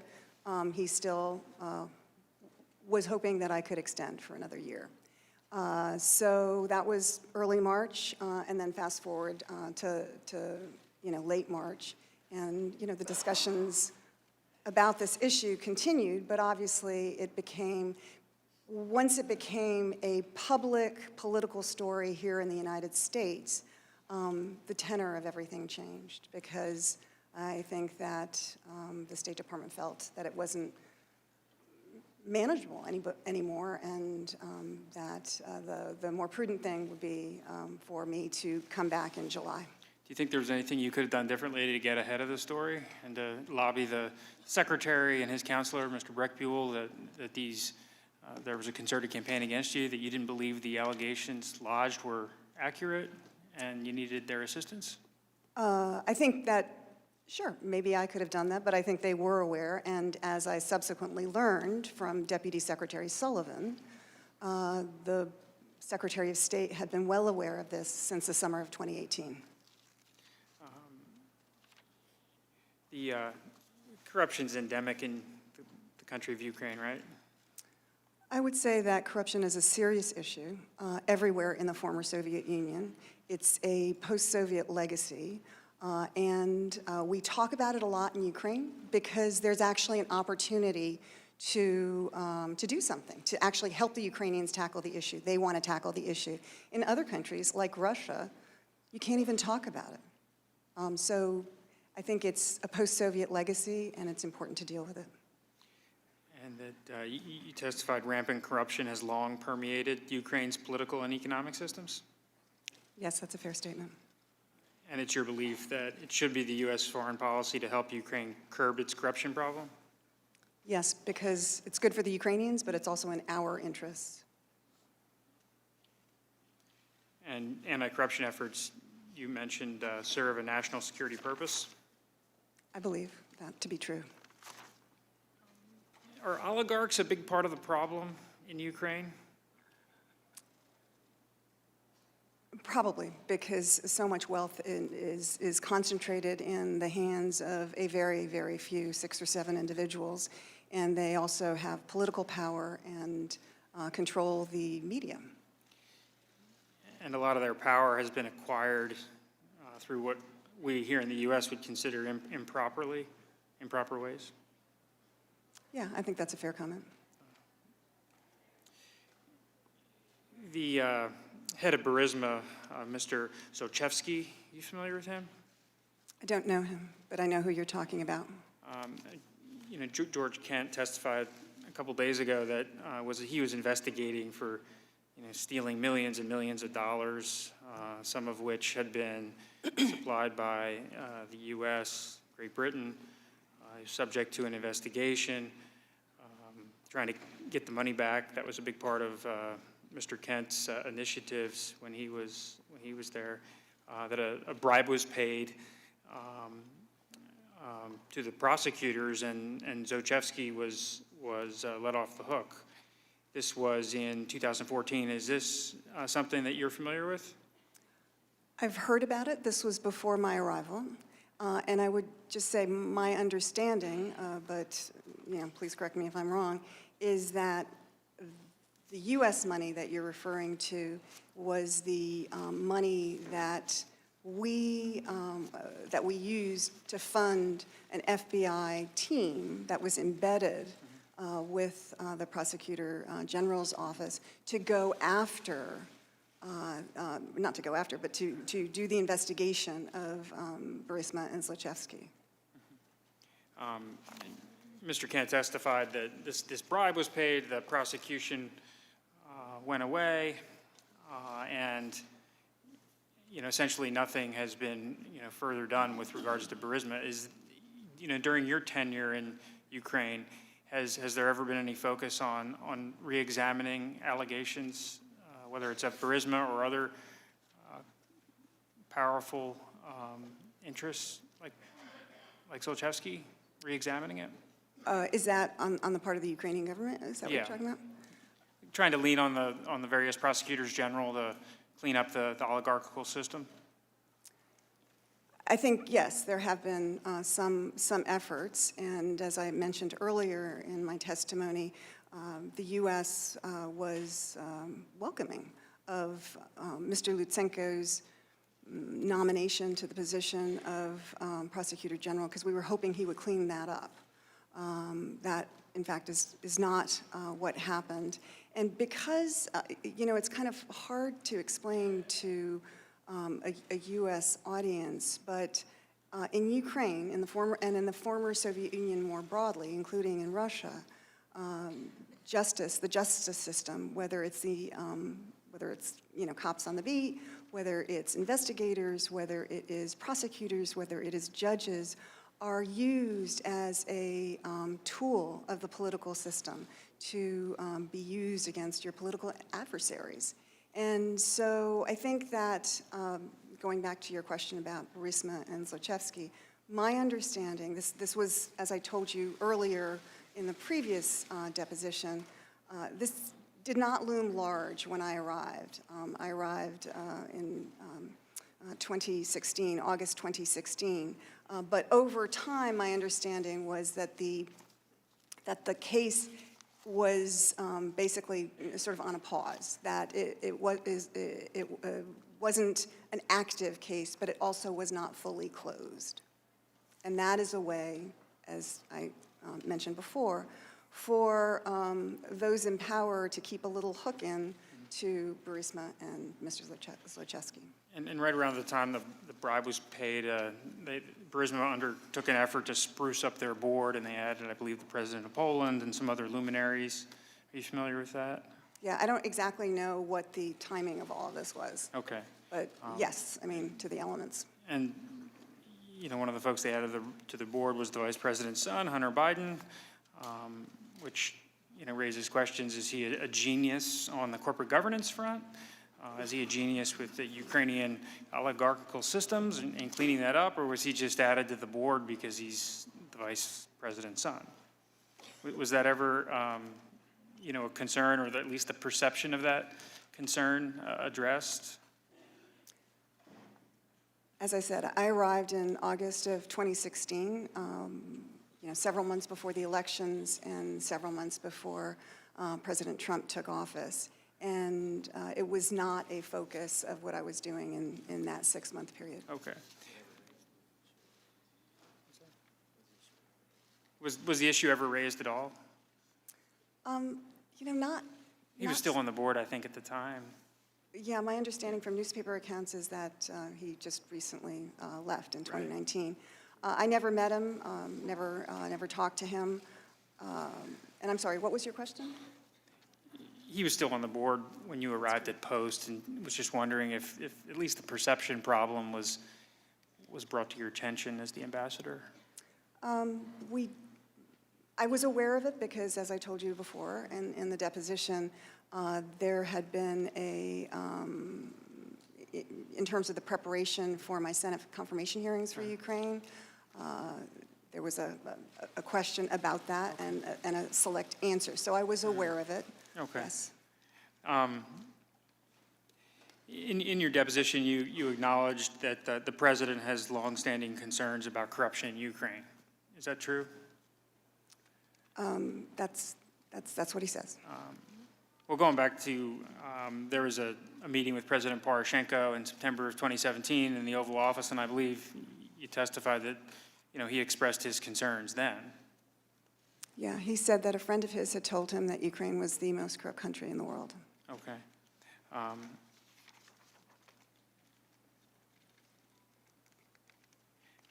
Several witnesses have testified that the president has concerns that there are certain elements of the Ukrainian establishment that during 2016 were out to get him. Is that something you were aware of at any point in time? Well, I'm certainly aware of it now. Obviously, there's been a lot of press attention on that. It was not brought to my attention during the 2.5 years that I served under President Trump as our ambassador to Ukraine. We've gone through the deposition some of these these elements that, maybe they loom larger now, but, in hindsight, was there any discussion at the embassy that there's these indications of some Ukrainians trying to, at least advocate against then candidate Trump? Actually, there weren't. I mean, we didn't really see it that way. And were you aware of, I know Mr. Nunes mentioned this earlier, the consultant Alexandra Chalupa had reportedly, at least according to her and according to Ken Vogel at the Politico, was trying to work with the Ukrainian embassy in D.C. to, trade information, share leads of that sort of thing? I saw the article. I, didn't have any further information about that. And did you see the article at the time, or did that only come to your attention subsequently? It's certainly been brought to my attention subsequently. I think I did see something to that effect at the time as well. And you're the ambassador in country at this point. Did you aim to get to the bottom of that? Because, if the reporting's true, if what Ms. Chalupa told Mr. Vogel is accurate, that would be concerning, correct? Well, I was the ambassador in Ukraine starting in August of 2016. And what you're describing, if true, as you said, what you're describing took place in the United States. So if there were concerns about what Ms. Chalupa was doing, I think that would have been handled here. And do you know Ms. Chalupa? I don't believe so. Do you ever met her? I don't think so. I mean, if she worked for the Ukrainian embassy, it's possible that I met her in a large group or something, but I don't believe I know her. Are you aware of the role that investigative journalist Mr. Lashenko played in publicizing the Manafort black ledgers? Yes. And he publicized some information in a pretty grand way in August of 2016, and almost immediately coincided with Mr. Manafort leaving the Trump campaign. Was there anything about that issue when it was occurring that concerned you? Well, I certainly noticed it because I was, a week or so away from arriving in Ukraine. I think that from a Ukrainian perspective, I realize we are looking at this from an American perspective. From a Ukrainian perspective, I think that what Mr. Lashenko and others who were looking into the Black Ledger were most concerned about was actually not Mr. Manafort, but former President Yanukovych and his political party and the amount of money that they allegedly stole and where it went and so forth. I mean, I think there's just a difference in perspective depending on which country you're in. But you can understand the president, at least from his perspective, looking at these facts, it certainly is reasonable to conclude that there are elements of the Ukrainian establishment that are advocating against them at this point in time, correct? Well, just speaking about Mr. Lashenko, he's an investigative journalist, as you said, and he got access to the Black Ledger, and he published it, as I think journalists would do. And again, I'm not sure that I don't have any information to suggest that was targeting President Trump. But the way the events unfolded, Mr. Manafort was, subsequently left the campaign, and it certainly did begin a period of interest in, Manafort's ties to Russia and so forth. I think, again, I think that that may have been the effect here in the United States. And obviously it was of interest to journalists and others here that Mr. Manafort was former President Yanukovych's political advisor, and he was the political advisor, head of a campaign here. And so we all know that there have been court cases and so forth where Mr. Manafort was found guilty of certain actions. But at the end of the day, President Trump won the elections. With Mr. Lashenko's reporting, there's been a question of whether all the information that he published was authentic, correct? I'm sorry, could you repeat that? There's been some have questioned whether the information Mr. Leshchenko published was all correct, or whether it was doctored. Okay, I wasn't aware of that. Okay. You know, Ambassador Chali, during the August timeframe, he wrote an op-ed in The Hill taking issue with then-candidate Trump. Were you aware of that when it occurred? Yes. And did you have any communications with the ambassador to express concerns? No. And how frequently did you communicate with the ambassador? Obviously, you're in different posts in different countries, but. Yeah. Didn't actually see him or talk to him that often. So you weren't in frequent communication? No. Can you see how, you know, writing an op-ed, even, you know, given the substance, you know, we've discussed the substance of it, that there's some sensitivities, but can you see how just the simple fact of writing an op-ed, the Ukrainian ambassador to the U.S., might create a perception that there are elements of the Ukrainian establishment that were advocating against then-candidate Trump?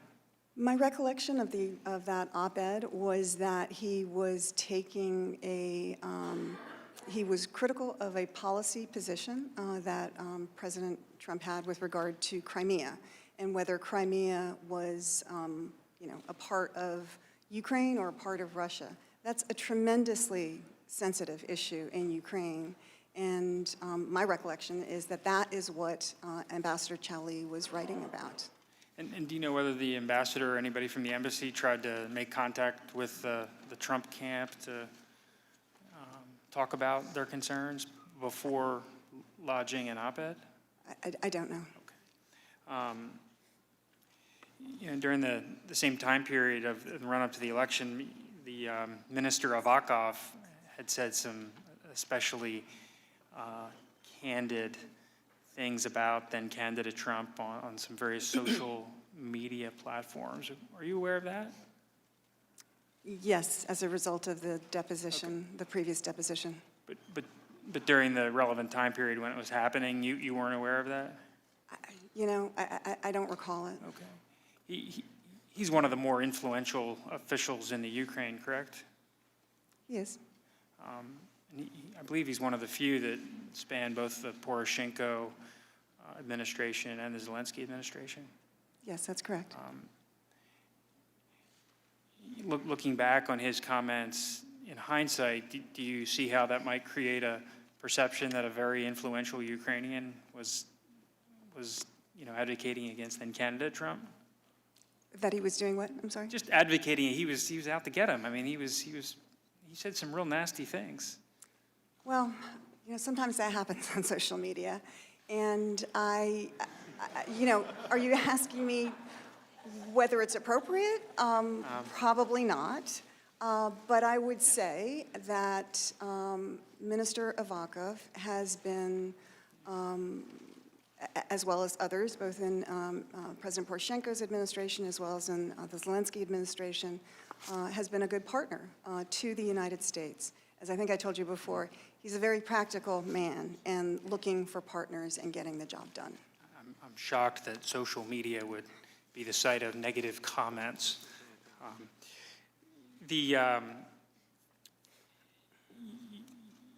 You certainly can understand that the president, aware of Minister Avakov's statements, aware of what Mr. Leshchenko was up to, what Ambassador Chali was up to, and these other elements that we've discussed, that there certainly forms a reasonable basis to wonder whether there are influential elements of the Ukrainian establishment that were out to get the president. Again, I mean, I can't speak for what President Trump thought or what others thought. I would just say that those elements that you've recited don't seem to me to be the Ukrainian, kind of a plan or a plot of the Ukrainian government to work against President Trump or anyone else. I mean, they're isolated incidents. Mm-hmm. We all know, I'm coming to find out myself, that public life can be, people are critical. And that does not mean that someone is, or a government is undermining either a campaign or interfering in elections. And I would just remind again that our own U.S. intelligence community has conclusively determined that those who interfered in the election were in Russia. You would turn our attention to Ambassador Volker. He's been a friend and colleague of yours for many years. Is that correct? Yes, that's true. And I believe you testified he's a man of honor. I believe that to be true. And a brilliant diplomat. Yes. And you have no reason to think that he would be undertaking any initiative that was counter to U.S. interests? I think that he tried to do what he thought was right.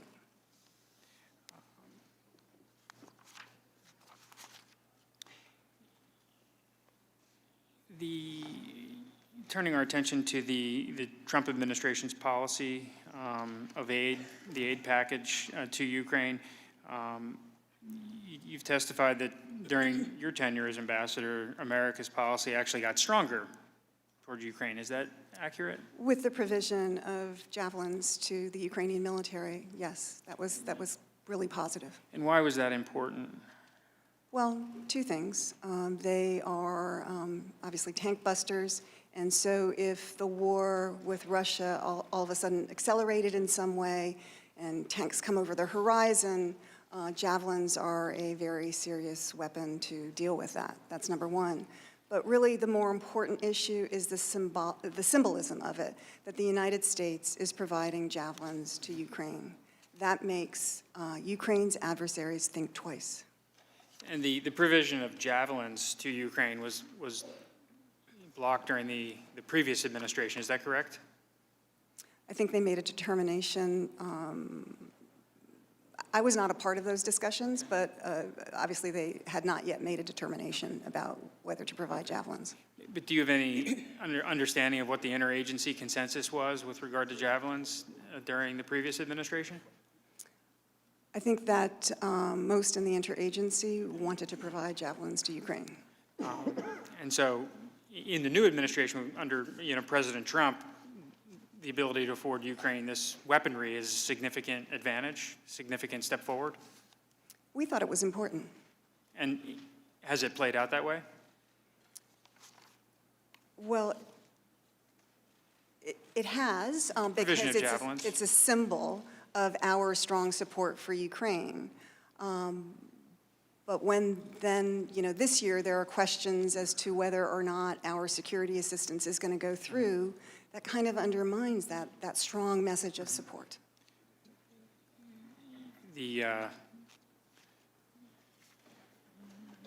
Ukraine still has the ability to acquire the javelins, though, correct?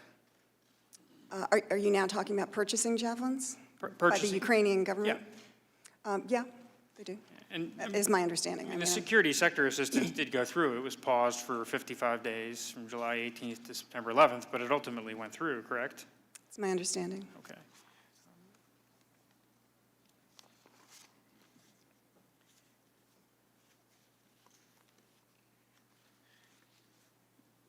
You testified during your deposition that you were proud of the efforts of the United States during your tenure to supply this type of aid to Ukraine. Are you still happy with the decisions? Are you talking about the javelin? The javelin and also just the whole aid package.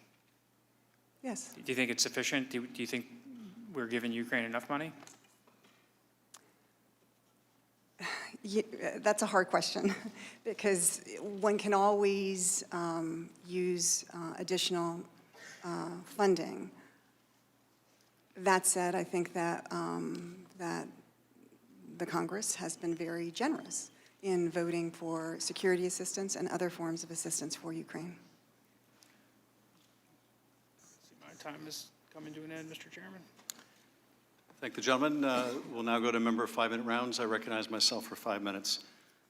Ambassador Yovanovitch, I want to follow up on some of the questions from my colleagues. Some of the early questions seem to suggest that your testimony here was completely irrelevant to the issues at hand. Why are you even here? Isn't this just some small matter that should have been referred to HR? So I want to bring our attention to someone who thought you were actually very important to this whole plot or scheme, and that is the President of the United States. There was only one ambassador, I believe, who was discussed by the President in the July 25th call, and that was you, Ambassador Yovanovitch. And I want to refer back to how you were brought up in that conversation. At one point during the conversation, the President brings up this prosecutor who was very good, and it was shut down, and that's really unfair. And I think you indicated earlier that that was a likely reference to Mr. Lutsenko, the corrupt prosecutor, is that right? I believe that is the case, but I don't know. So immediately after the President brings up this corrupt former prosecutor, only one, I'm sorry, my staff has corrected me, only one American ambassador is brought up in the call. Immediately after the President brings up this corrupt prosecutor that he praises and says he was treated very unfairly, he then encourages Zelensky to speak with Giuliani, the guy who orchestrated the smear campaign against you, correct? Yes. And he then brings you up. So he praises the corrupt prosecutor. He says, I want you to talk to Giuliani, the guy who smeared you. And then he brings you up. He obviously thought you were relevant to this. But what is even more telling is immediately after he brings you up and says that you, the woman, was bad news, he says there's a lot to talk about Biden's son, that Biden stopped the prosecution, and a lot of people want to find out about that, so whatever you can do with the Attorney General would be great. Immediately after praising this corrupt prosecutor, he attacks you, and then he goes right to Biden. That would indicate to you, wouldn't it, Ambassador, that he connects you somehow with this prosecutor you were at odds with and his desire to see this investigation of Biden go forward, would it not? Again, you're absolutely right that that is the thought progression. My colleagues also asked, in pushing you out of the way, ultimately Ambassador Taylor got appointed. Is Ambassador Taylor the kind of person that would further Giuliani's aims? And I think we can all agree that Ambassador Taylor is a remarkable public servant. Absolutely.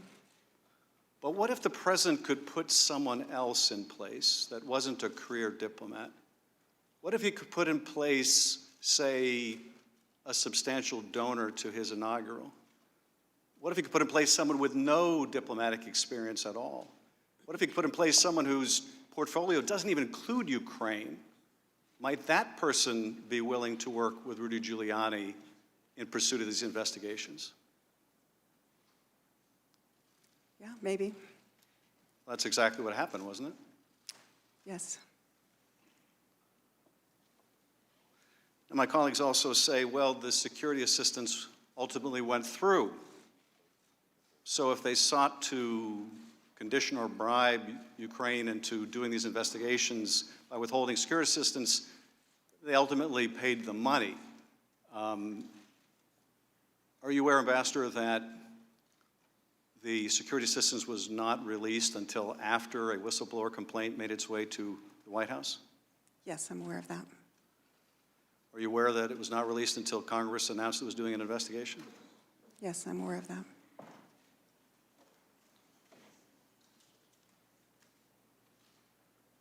And finally, I want to ask you about the call record that my colleague read at the outset.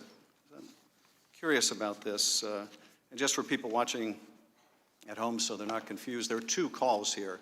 There's the perfunctory congratulatory call after Zelensky is inaugurated, which my ranking member read this morning.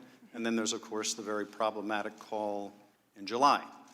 And one of the reasons we are here is what happened between April and July. But there was a readout put out by the White House at the time the April congratulatory call was made. And the White House readout said that the president discussed with Zelensky helping Ukraine root out corruption. Now, that in fact doesn't appear anywhere in that call. So I want to ask you, Ambassador, why would the White House put out an inaccurate reading? Why would the White House represent that the president said something about corruption when he said nothing about corruption in that call or, in fact, in the one in July? I can't answer that question. I don't have visibility into that. I thank you. I yield now 5 minutes now to recognize the ranking member. I just remind the gentleman there's actually 3 calls. There's the 2 calls with President Trump and the one that you reiterated in our last hearing a couple of weeks ago. Ambassador, I just want to clarify something before I yield. Are you against political appointed ambassadors? Is it not the president's prerogative to appoint whoever he wants in any country? First of all, I am not against political ambassadors, just to be clear. I just wanted to clear that up. Now can I yield to Ms. Stefanik? I need your permission. You may yield. Thank you. Ambassador, before I was interrupted, I wanted to thank you for your 30 years of public service, from Mogadishu to Ottawa to Moscow to London to Kyiv. I also wanted to thank you for hosting the numerous bipartisan delegations. I led one of those delegations in Ukraine.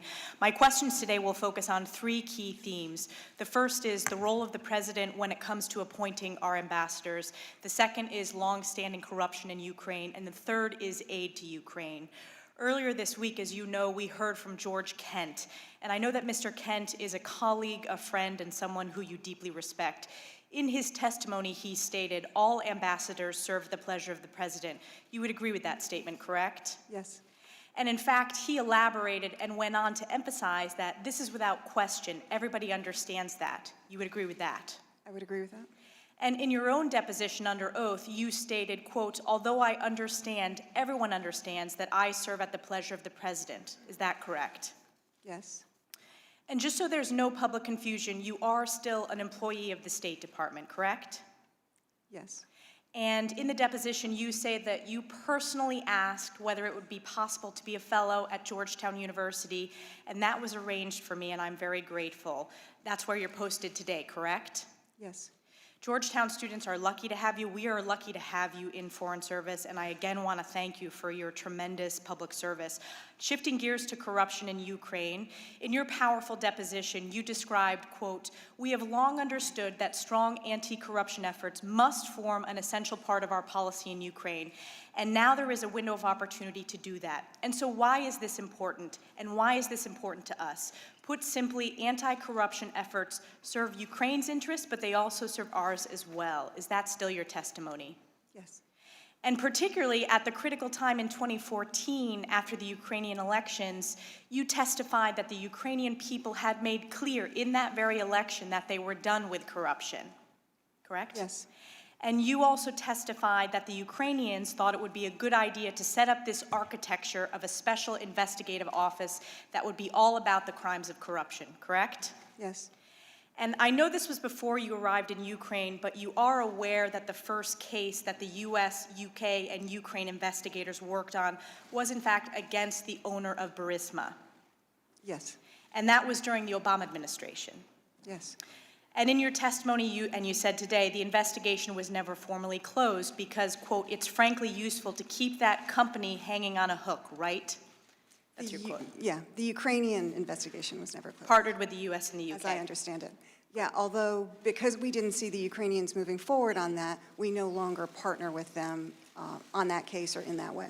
But let's take a step back. The first time you personally became aware of Burisma was actually when you were being prepared by the Obama State Department for your Senate confirmation hearings. And this was in the form of practice questions and answers. This was your deposition. And you testified that in this particular practice Q&A with the Obama State Department, it wasn't just generally about Burisma and corruption, it was specifically about Hunter Biden and Burisma. Is that correct? Yes, it is. And the exact quote from your testimony, Ambassador, is, quote, the way the question was phrased in this model Q&A was, what can you tell us about Hunter Biden's, being named to the board of Burisma?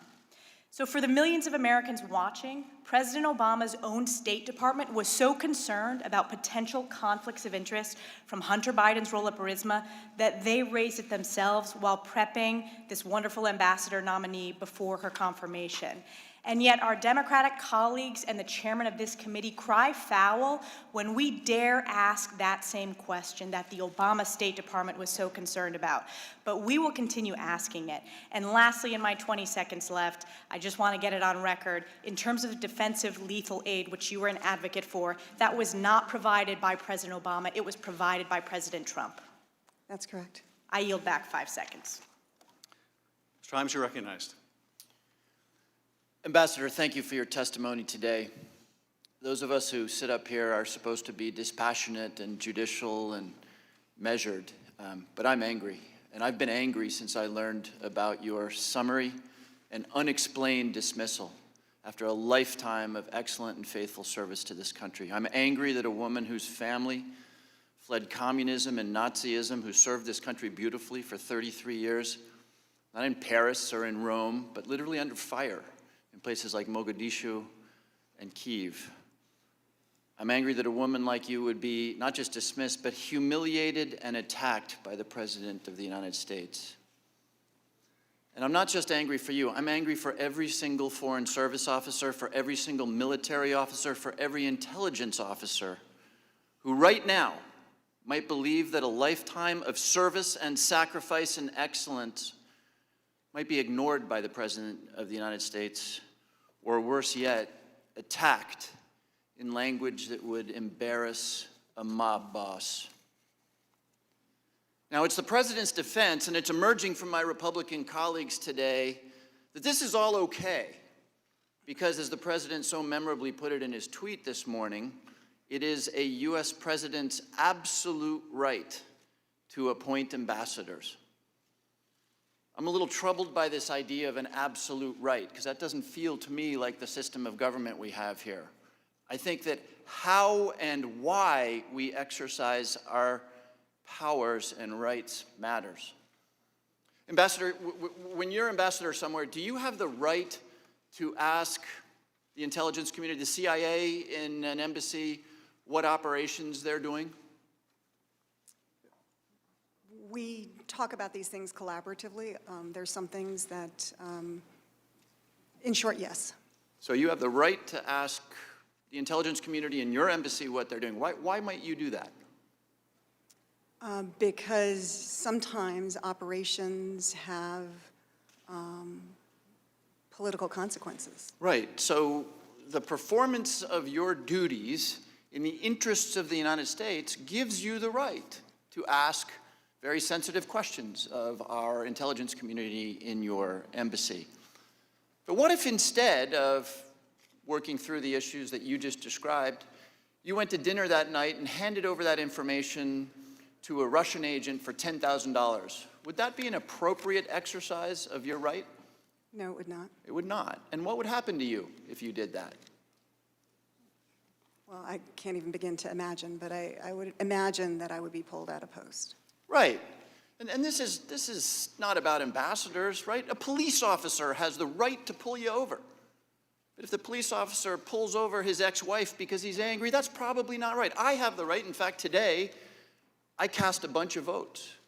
But if I cast those votes not in the interest of my constituents, but because somebody bribed me, that is a severe abuse of my power. Wouldn't you agree? Yes. So I guess the question is, why, after an exemplary performance as ambassador to Ukraine, did the President decide that you should be removed? Because I think we just agreed that if that was not done in the national interest, that's a problem.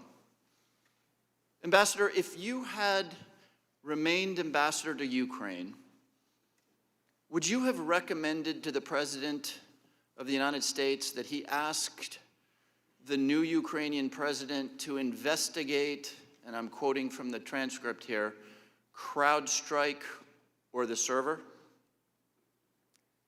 No, I would repeat once again that the U.S. intelligence community has concluded that it was the Russians.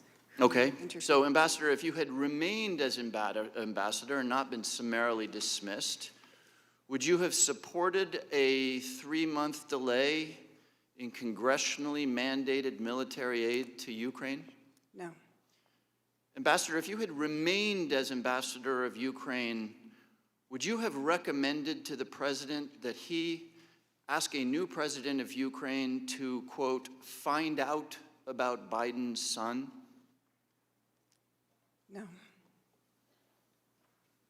I have no more questions. I yield back the balance of my time. Mr. Conaway. Thank you, Mr. Chairman. Mr. Chairman, I ask unanimous consent to enter into the record.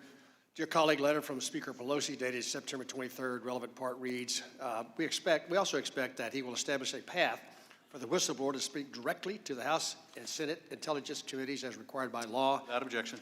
Thank you. I look forward to you honoring that statement from the Speaker.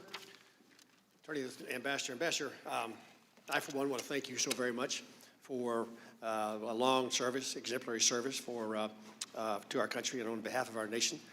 Lots been said about what was going on around the phone call. I'd like to focus more on what's happened since then to you and your career and what's going on. So when you got the word, anytime an ambassador changes post, there's a process you go through to depict what you do next. And that happened in this instance. Can you give us a quick statement as to what happened when you came back here, as to what your next assignment would be at State? So when I came back, obviously it was sort of out of cycle. There was nothing set up. Sure. And again, I am grateful that Deputy Secretary Sullivan asked me what I would like to do next. I recalled that there was the fellowship at Georgetown and asked whether that might be something that could be arranged. Was that your only choice? I'm not sure. We didn't really discuss other options. My sense is Georgetown is fertile ground for State Department recruitment of future fledgling Foreign Service officers, and so they now benefit from your experience and your inspiration to inspire them to have spend their professional life in service to our nation. Thank you. You're a fellow there. You teach classes. How many classes do you teach? This semester I was supposed to teach 2. I am still teaching one on national security. The other one was on Ukraine, and I asked whether I could, Defer on that postpone one. that. How many seemed students appropriate. in your class? Approximately. There are, let's see, I think 14, 15. Any other responsibilities at State other than the fellowship at Georgetown? Well, I will tell you that all of this has kept me very busy. Okay, I got that. But no necessarily day-to-day things that you'd be responsible for. Other than not qualifying for overseas stipends and other things, has your compensation been affected by being recalled the way you were? No, it has not. Okay. I'm worried about the way you might be treated by your fellow employees at State. Any negative, they hold you in less high regard than they used to as a result of this? Do they shun you at the lunch counter? Or do they treat you badly as a result of the way you were treated by the president? I've actually received an outpouring of support from my so colleagues. the folks that you respect the most still respect you and appear to hold you in high regard and high affection? They do. Okay. George Kent was in here a couple of days ago. He made some exemplary statements about you, really glowing. All of us, I think, would like to be the recipient of something that worthy, and I believe you are as well. Any reason on earth that you can think of that George Kent would be saying that because of some reason other than the fact that he believes it in his heart of hearts? Like what? Well, I mean, like somebody paid him to do it. Oh, no, absolutely Okay, so not. you and I agree that we think he was sincere in that bragging on you, and that's all post recall episode that was been much of the discussion this morning. Well, I'm glad that your colleagues, I would have expected nothing any different from your colleagues at State to continue to treat you with the high regard that you've earned over all these years of great service, and I hope that whatever you decide to do after the Georgetown Fellowship, that you're as successful there as you've been in the first 33 years. With that, I yield the balance of my time to Mr. Jordan.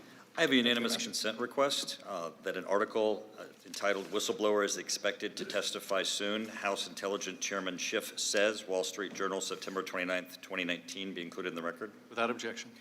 I have a unanimous consent request that an article entitled "Whistleblower Reaches Agreement to Testify Will Appear Very Soon," Representative Adam Schiff says, USA Today, September 29th, 2019. Without objection. I have a unanimous consent request. Article entitled Schiff Confirms Tentative Agreement for Whistleblower to Testify Before House Intelligence Committee, CNN, September 29th, 2019. Without objection? I have a unanimous consent request. Intelligence panel has deal to hear whistleblower's testimony, says Schiff. Washington Post, September 29th, 2019. Without objection? I have a unanimous consent request. An article entitled Whistleblower reportedly agrees to testify before House Intelligence Committee, reported by Schiff. Huffington Post, September 29th, 2019. Without objection? I have a unanimous consent request. An article entitled Schiff, Panel Will Hear from Whistleblower, Arkansas Democrat Gazette, September 29th, 2019. Without objection, the time of the gentleman has expired. I now recognize Ms. Sewell. Thank you, Mr. Chairman. Ambassador, in your prior testimony, you spoke so movingly about your family background. You stated that your parents fled communist and Nazi regimes and that they valued freedom and democracy offered in America, having experienced totalitarian regimes. Did that have any effect on your desire to enter into the United States Foreign Service? Yes, it did.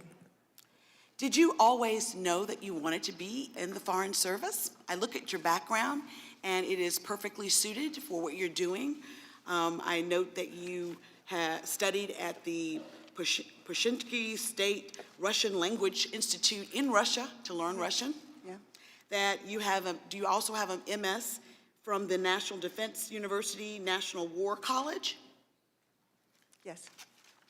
I even noticed that you earned your undergraduate degree in history and Russian studies in college, and coincidentally, that was also my college. But I wanted, and you definitely are doing Princeton in the Nation's service by what you do every day. But I really want to know how it felt to have your reputation sullied, not for state and nation, but for personal gain. You spoke about how your service is not just your own personal service, it affects your family. And today we've seen you as this former ambassador, this 33-year veteran of the Foreign Service. But I want to know about you personally and how this has affected you personally and your family. Yeah. It's been a difficult time. I mean, I'm a private person. I don't want to put all that out there, but it's been a very, very difficult time because the president does have the right to have his own or her own ambassador in every country in the world. But does the president have the right to actually malign people's character? I mean, it may not be against any law, but I would think that it would be against decorum and decency. I mean, there's a question as to why the kind of campaign to get me out of Ukraine happened.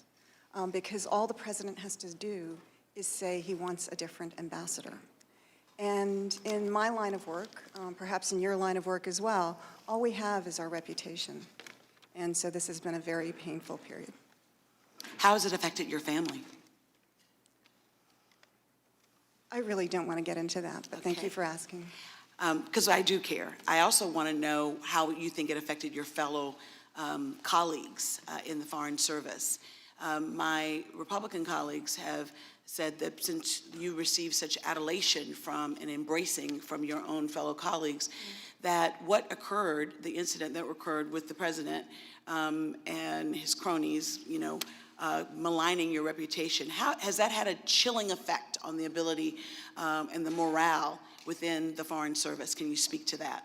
Yeah, I think that it has had exactly that, a chilling effect, not only in Embassy Kyiv, but throughout the State Department, because people don't know kind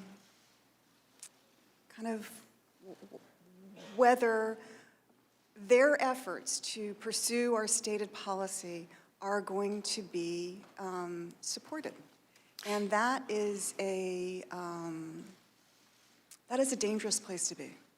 Now, for the record, my Republican colleagues will probably try to paint you as a never-Trumper. Are you a never-Trumper? No. As a Foreign Service officer, you took an oath to support and defend the Constitution of the United States without regard for who's in office. Is that correct? Yes, that's true. Have you also served in your 33 years for not just Democratic presidents, but also Republican presidents? 4 Republican presidents. 4 Republican presidents. In fact, you joined the Foreign Service under Reagan, is that not right? Yes, that's true. Now, why do you think it's really important that Foreign Service officers are nonpartisan? Can you talk to us about why it's important for you to do your job and your fellow Foreign Service officers to do your job, that you're nonpartisan? Yeah, because our work is essentially nonpartisan. And, you know, Senator Vandenberg, a Republican senator who actually partnered with President Truman, coined a phrase that politics should stop at the water's edge. And I think that's exactly right, because while obviously the competition of ideas in a democracy with different parties, different individuals is hugely important, but at the end of the day, when we are dealing with other countries, it needs to be about what is right for the United States. Those are our national security interests. And whether an individual works for the CIA or the military or the State Department, we've got to be nonpartisan and thinking about what is right for the United States. Well, on behalf of a grateful nation, I want to say thank you for your service, and I yield back the balance of my time. Thank you. Mr. Turner. Ambassador, I want to say I have a great deal of respect for what you do. I serve on the Armed Services Committee, the Intelligence Committee. I've worked with the NATO Parliamentary Assembly, including being its president, and I know the complexity of what you do. I know you have little access directly to decision makers, little resources, but you have still a great deal of responsibility. It's a complex task, and I want to take us from just the concept of one-dimensional Ukraine being corrupt to the other issues that you had to deal with as the Ukraine ambassador. You had to deal with more than just our bilateral relationship with Ukraine, for example. And I'd like confirmation that, I mean, obviously I know you know these, but these were on your portfolio. You had to deal with the issue of the OSCE Budapest Agreement and the denuclearization of Ukraine and the issues of its territorial integrity of the signatories, correct? Could you run that by me again? The OSCE, the Organization for Security and Cooperation for Europe, and the Budapest Agreement, under which Ukraine gave up its nuclear weapons and believed they had its territorial integrity guaranteed by the United States and Russia. You would have had that in your portfolio. Well, that Was an issue you would have to deal with the Ukrainians on. Yeah, when the Ukrainians would ask about our policy and whether it was in keeping with the Budapest Agreement. Excellent. NATO. Ukraine is an aspiring NATO country. And of course, you have the Bucharest Summit, where the U.S. and the NATO allies made a statement that they would get membership. That would have been on your portfolio. They would have been discussing with you. Yes, certainly aspirations to NATO membership would be. And it's also consistent with U.S. policy that the U.S. supports Ukraine joining the EU, and they have a great deal of interest and desire for joining the EU, correct? Yes.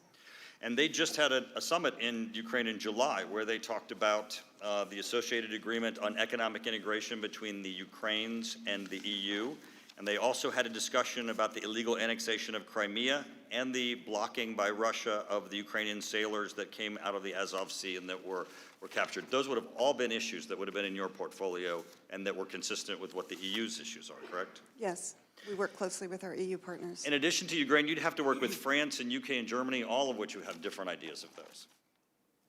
The ambassadors to the Ukraine of France, Germany, and correct? Yeah, did you say they all have different ideas about these issues? Some of them, yes. But mostly there's a consensus.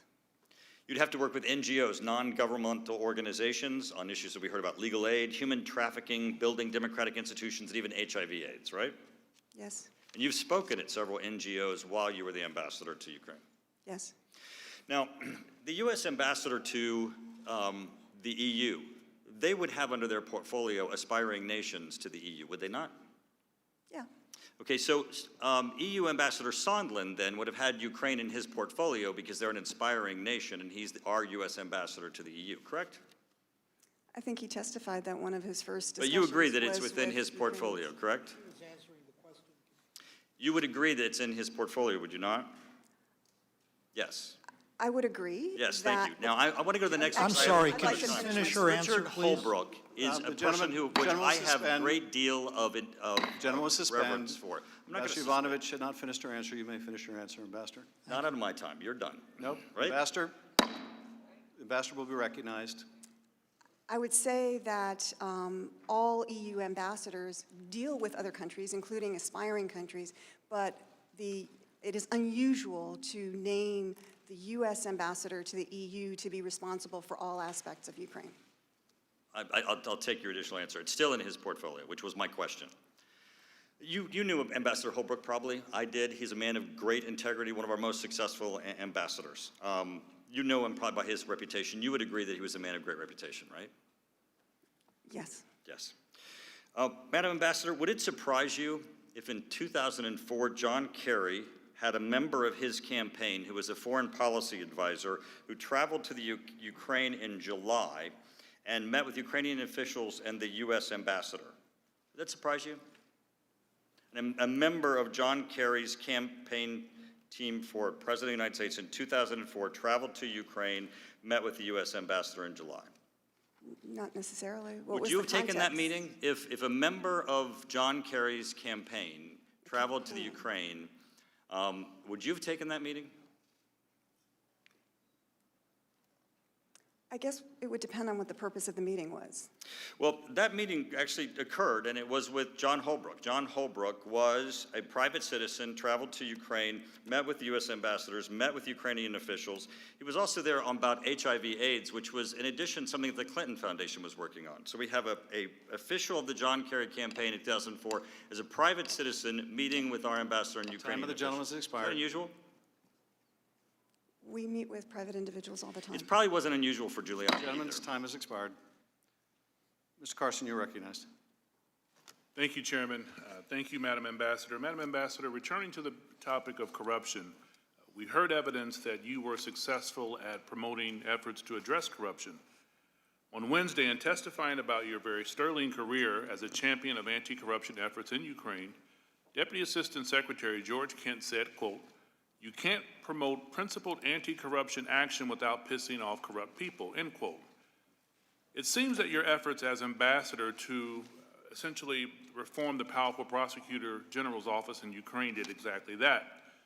Madam Ambassador, what concerned you about the prosecutor general's office when you were the ambassador in Ukraine?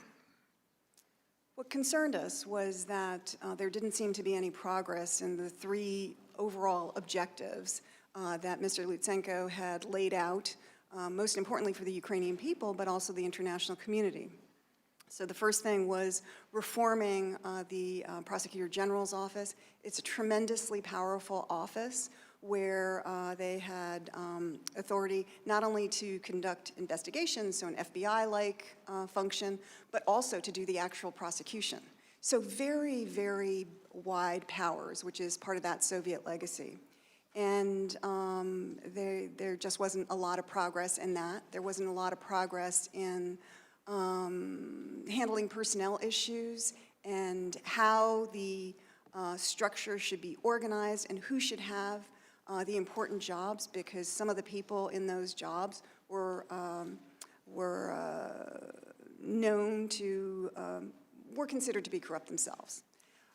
Secondly, the issue that was tremendously important to the Ukrainian people of bringing justice to the over 100 people who died on the Maidan during the Revolution of Dignity in 2014. Nobody has been held accountable for that.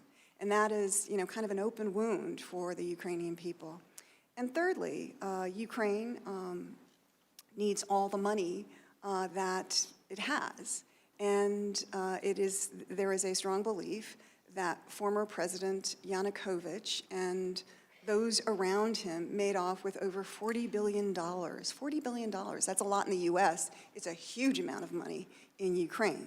And so, again, nobody has, none of that money has really been, I think maybe $1 billion was repatriated, but the rest of it is still missing. Madam Ambassador, was the head of that office corrupt? We believe so. And you got the sense, did you not, that he was a driving force behind some of the attacks against you? I did. Which ultimately led to your removal, correct? Yes. But it wasn't just him. His allegations were picked up and spread by Mr. Giuliani and Donald Trump Jr., were they not? Yes. So let me get this straight. You were effective at fighting corruption in the Ukraine Fighting that corruption was important to the national security of the United States, and you were punished for that, ultimately being removed from your post by the President of the United States. So in your opinion, Madam Ambassador, why is it important to have a nonpartisan career in the Foreign Services? I think it's important to have a nonpartisan career foreign service office, or service, I should say. Sure. Because what we do is inherently nonpartisan. It is about our national security interests. It's not about what is good for a particular party at a particular time. It has to be about the greater interests of our security in, frankly, what is an increasingly dangerous world. And could you briefly describe for us what broad U.S. policies you have sought to advance in your 33 years of service, and specifically in post-Soviet states like Ukraine? Well, that's a broad question. But I think that certainly in my time in Russia, Armenia, Kyrgyzstan, all of these countries are very different, as is Ukraine. But I think that establishing positive, constructive relations to the extent that we can with those countries is really important. And that, I mean, there are three basic areas. One is security.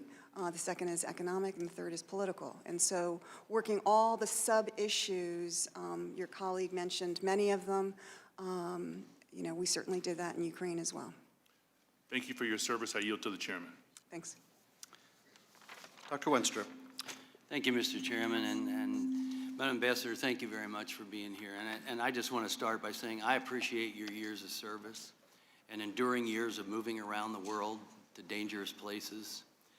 And hearing from you today, I realize that we share some of the same feelings and experiences. As an Army Reserve surgeon, I received a call on a Monday afternoon in March of 2005 that told me I was being deployed to Iraq and I had to be out the door in the next 2 to 3 days.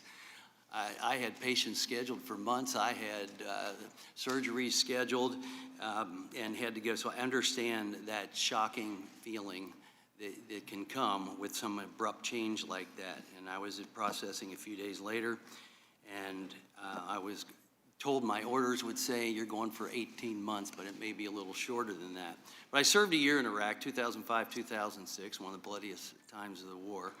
And this is where I have another personal relationship with what you were talking about. I saw a nation in Iraq of people that craved a non-corrupt government. And sadly today, even though it helped to remove Saddam Hussein, they still have corruption concerns in Iraq. And I can relate to what you said just a few moments ago, that it feels like an open wound when it hasn't been resolved. But you might imagine, with that military experience and background, I take an interest in military strategy and capabilities and the thoughts of those with boots on the ground, like you and Mr. Volker and Mr. Taylor. In your deposition on page 144, your quote is saying, in terms of lethal assistance, we all felt it was very significant that this administration made the decision to provide lethal weapons to Ukraine. Just real quick, who in general makes up we all? Would that be the team I mentioned? Yeah, can I just 1 second?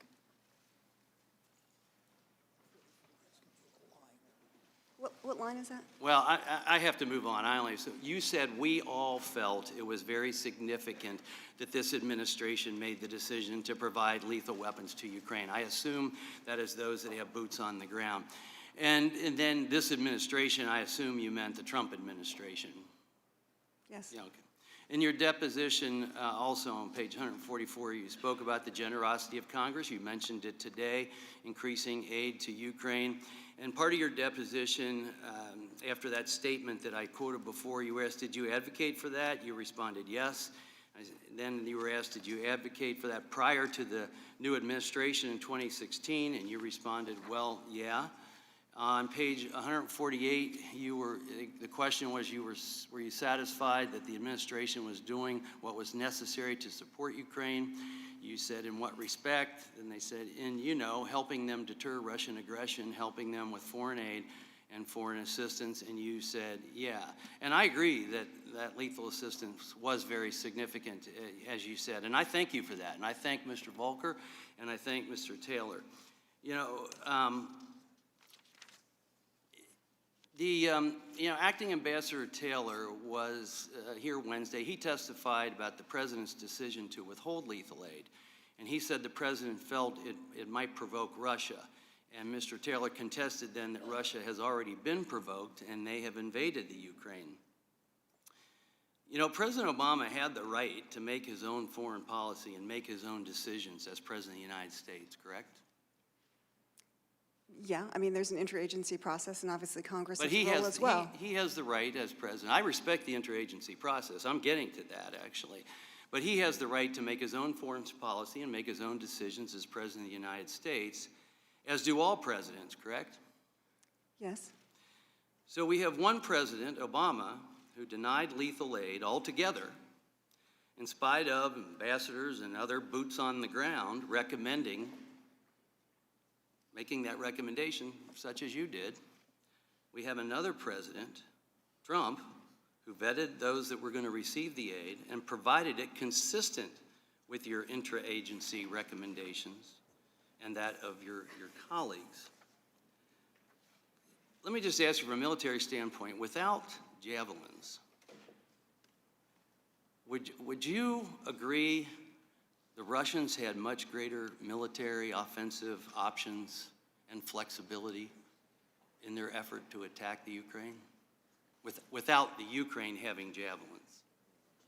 Yeah, I mean, they had another option, although the tank war is no longer the war that is being fought in Ukraine.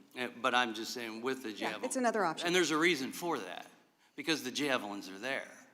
And so I think that changes the scenario. But I just wanted to make that point, that the president has a right to have their own foreign policy and to make their own decisions. And with that, I yield back. Yeah, if I could just supplement one of my answers. Of course. So I want to thank you for your service as well. But what I'd like to say is, while I obviously don't dispute that the president has the right to withdraw an ambassador at any time for any reason, but what I do wonder is why it was necessary to smear my reputation falsely. Well, I wasn't asking about that, but thank you very much, ma'am. Representative Spear. Thank you, Mr. Chairman. Thank you, Ambassador, so very much. You were confirmed by the Senate on a voice vote, weren't you? Yes. So unanimous, Republicans and Democrats, correct? Yes. No dispute. You said that in summer of 2018, the smear campaign began in your testimony earlier today.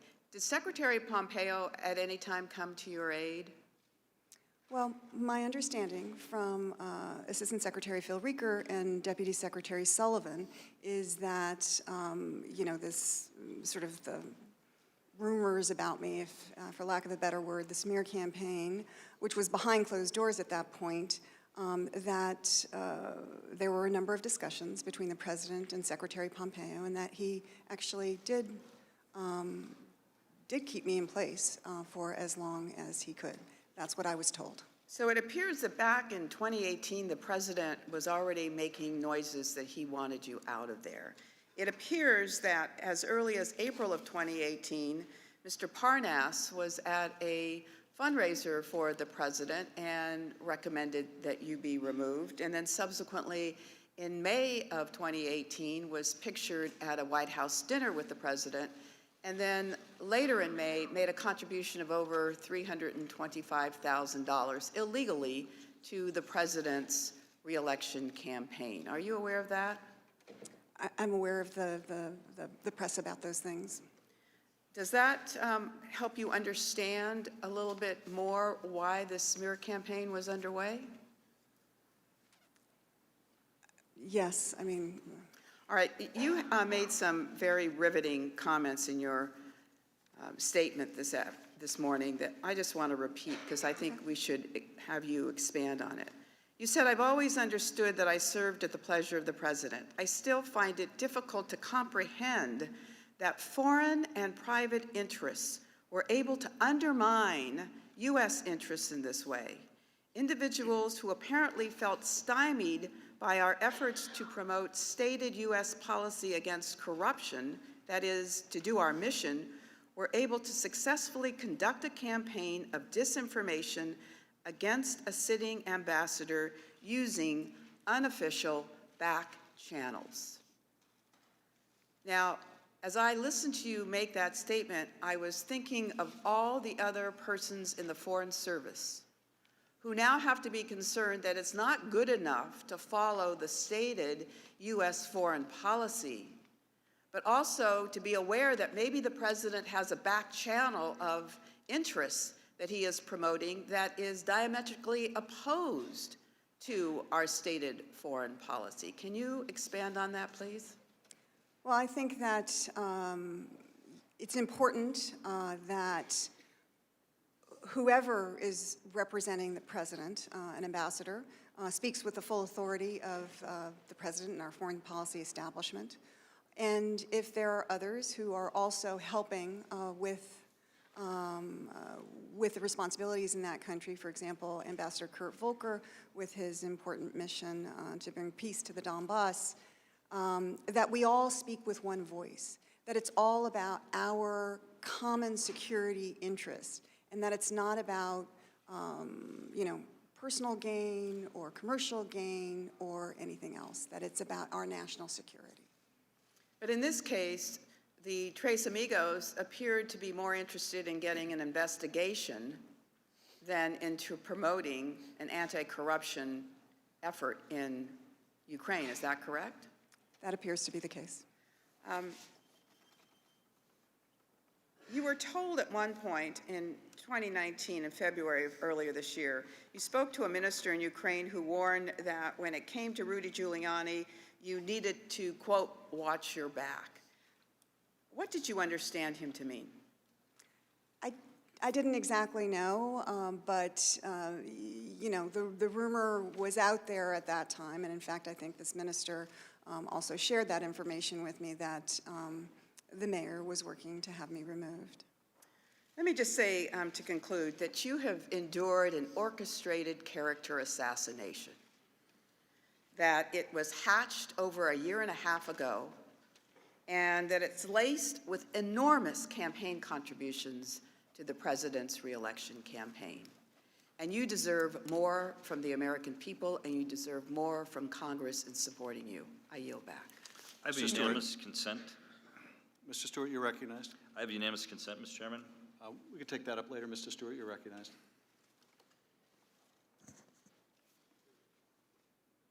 Thank you, Mr. Chairman and others. And Ambassador, thank you for being with us here today. Welcome, as I said a couple days ago to the witnesses, welcome to year 4 of the impeachment proceedings. I'm sorry that you've gotten drugged into this.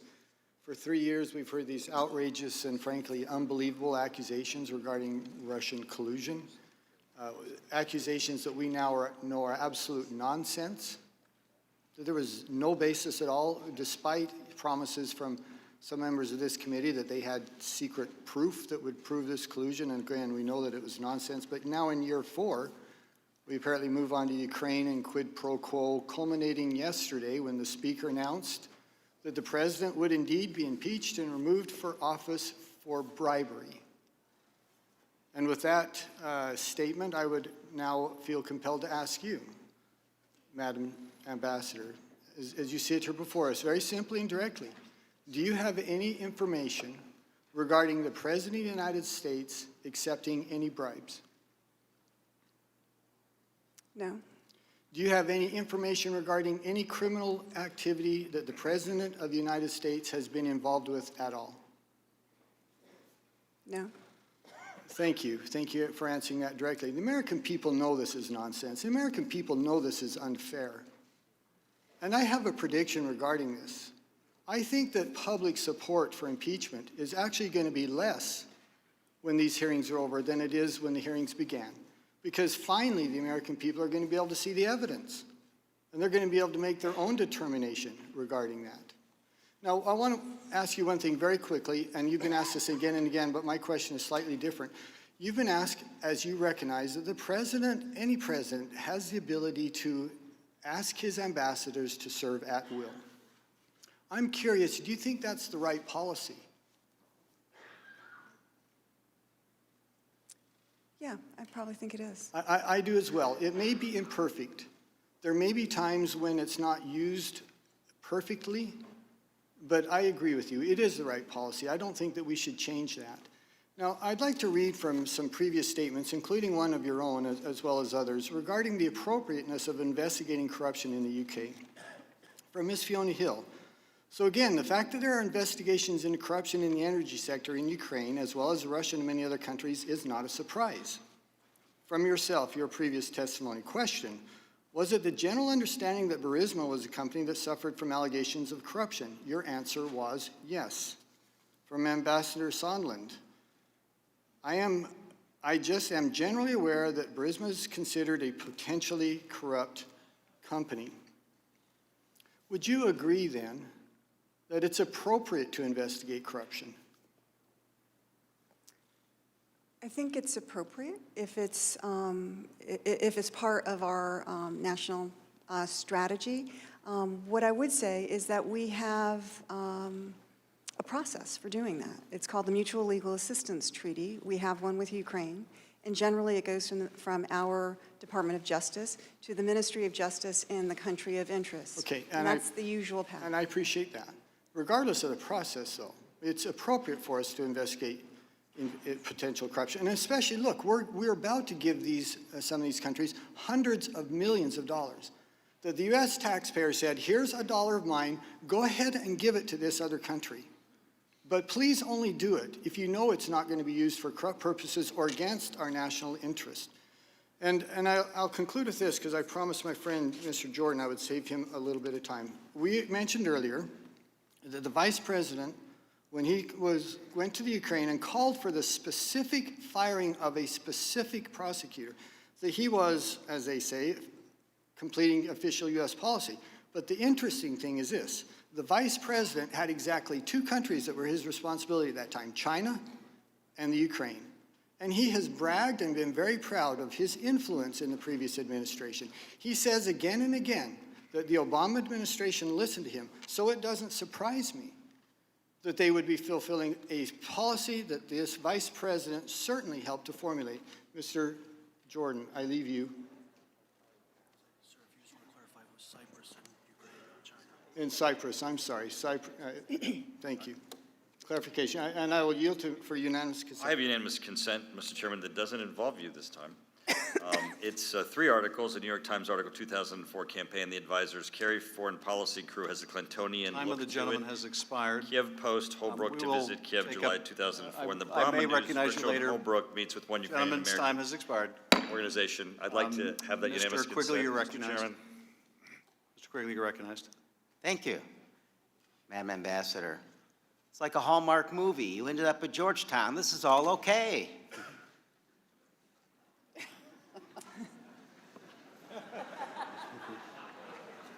But it wasn't your preference 7, 8 months ago, correct? No, it was not. Wasn't your preference to be the victim of a smear campaign, was it? No. Wasn't your preference to be defamed by the President of the United States, including today, was it? No. Wasn't your preference to be ousted at seemingly the pinnacle of your career, was it? No. You wanted to finish your extended tour, correct? I did. What did you want to do after that? Did you know? I wasn't sure. There's nothing wrong with Georgetown. It's a fine place, right? It's a wonderful place. But it's your only choice at the end of a distinguished career after all that. It's not the end of a Hallmark movie.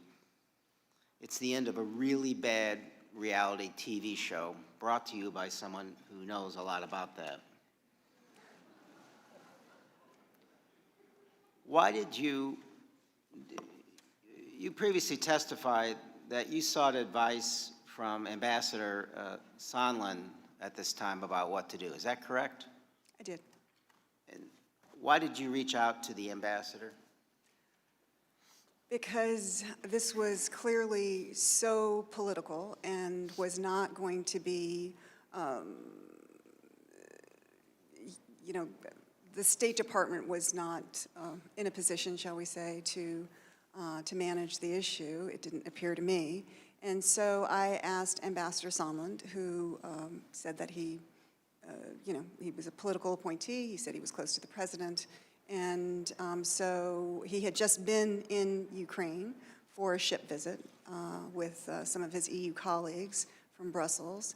And so I reached out to him for advice. When this was no longer a Ukraine kind of an interview with Mr. Lutsenko, kind of a Ukrainian, but it became sort of the American politicians and pundits, et cetera, were repeating those allegations. I asked him for advice. And it meant a lot to you. This was an extraordinary time. And the advice meant a lot. And what was his advice? Well, he suggested that I needed to go big or go home, and he said that the best thing to do would be to, send out a tweet, praise the president, that sort of thing. And what was your reaction to that advice? Well, my reaction was that I'm sure he meant well, but it was not advice that I could really follow. It felt, it felt partisan, it felt political, and I just, that was not something that I thought was in keeping with my role as ambassador and a foreign service officer. Did he give you any specific suggestions on what to say about the President of the United States, or just say something nice about him? Yeah, just to praise him. Thank you. I yield the balance to the chairman. I want to follow up on Ms. Quigley's line of question and also harken back to something you were asked by Minority Counsel earlier. You were asked a couple of questions. Do you think you could have done more to push back against the smear campaign? And I'm not suggesting this is what the counsel was getting at, but sometimes victims are asked, aren't you responsible for your own victimization? What would you say to people who say, isn't it kind of your fault, Ambassador, that you didn't fight your own smear harder? Well, I think that, I've been a Foreign Service officer for a long time. And just like the military, we have our own culture, we have our own kind of chain of command, so to speak. And I did everything that I could to address these issues and ask the State Department to do what I felt was the right thing, which was support me when it was important to do so, because it was also about supporting the policy. I think it was for others to stand up for me. I quite agree. Representative Stefanik. Thank you. Since the chairman has gavelled out all of my colleagues with their unanimous consent, I am going to read for the record many of the chairman's comments in September of the importance of hearing from the whistleblower. Again, Ambassador, thank you for your patience, thank you for your service, but since we haven't been able to conduct ourselves in normal procedures, I'm just going to use the 5 minutes for this. September 29th, in the Wall Street Journal, quote, the whistleblower at the center of the impeachment investigation of President Trump will testify in the House very soon. This is a quote by the chairman. USA Today, September 29th. Talking with ABC News this week, Schiff, the Democrat who chairs the House Intelligence Committee, said the whistleblower would testify very soon, and the only thing standing in the way was getting security clearances for the attorneys representing the whistleblower so they could attend the testimony. From Vox, September 29th, Rep. Adam Schiff said Sunday the whistleblower at the center of a growing scandal surrounding President Donald Trump will testify before the House Intelligence Committee very soon. On CNN, September 29th, Schiff said Sunday on ABC as well as NBC's Meet the Press that he expects the whistleblower to testify very soon. The Washington Post, September 29th. In an appearance on ABC News this week, Schiff echoed Pelosi's message. He also said he expected the Intelligence Committee to hear from the whistleblower very soon, pending a security clearance from Acting Director of National Intelligence Joseph Maguire. In the Huffington Post, Schiff told ABC's This Week that he expects the whistleblower to appear before this committee very soon. In the New York Post, quote, we'll get the unfiltered testimony of that whistleblower. In the Washington Times, quote, that whistleblower will be allowed to come in. These are all quotes from Chairman Adam Schiff. In Talking Points memo, the question was posed, Actually, this was by George Stephanopoulos. Have you reached an agreement yet with the whistleblower and his or her attorneys about coming before the committee and providing the information firsthand? Quote, yes, we have, Schiff responded. And as DNI McGuire promised during the hearing, that whistleblower will be allowed to come in without a minder from the Justice Department or from the White House to tell the whistleblower what they can and cannot say. We'll get the unfiltered testimony of that whistleblower. In Daily Kos, we're ready to hear from the whistleblower as soon as that is done, and we'll keep obviously riding shotgun to make sure that the acting director doesn't delay in that clearance process. In CNBC, we'll get the unfiltered testimony of that whistleblower. In Market Watch, House Intelligence Committee Chairman Adam Schiff said Sunday that an agreement has been reached under which the whistleblower will testify before the committee very soon. I can keep going, but again, the chairman refused to allow us to put these into the record with unanimous consent. So I've read those out, and as we know, it is important to protect whistleblowers from retaliation and from firing, and we want to make sure whistleblowers are able to come forward. But in this case, the fact that we are getting criticized by Chairman Adam Schiff for statements that he himself made early on in this process shows the duplicity and just the abuse of power that we are continuing to see. With a minute 54 seconds left, I'll yield to my colleague, Mr. Jordan. I thank the gentlelady for yielding. I would also add that the chairman has promised we'll get to see the transcripts. But there's still 4 people we've deposed that we have not been able to see their transcripts, have their transcripts released, and therefore the testimony they provided we're not able to use in these open hearings. If it's an open hearing, all the available testimony from depositions that has been taken by the committee should be available to be discussed for the American people to see. But no. Mr. Morris and Mr. Hale and 2 other, Ms. Williams, 2 others have, and another one have not yet been released. So I hope the chairman releases that. One other point I would make in the last minute of Ms. Stefanik's time.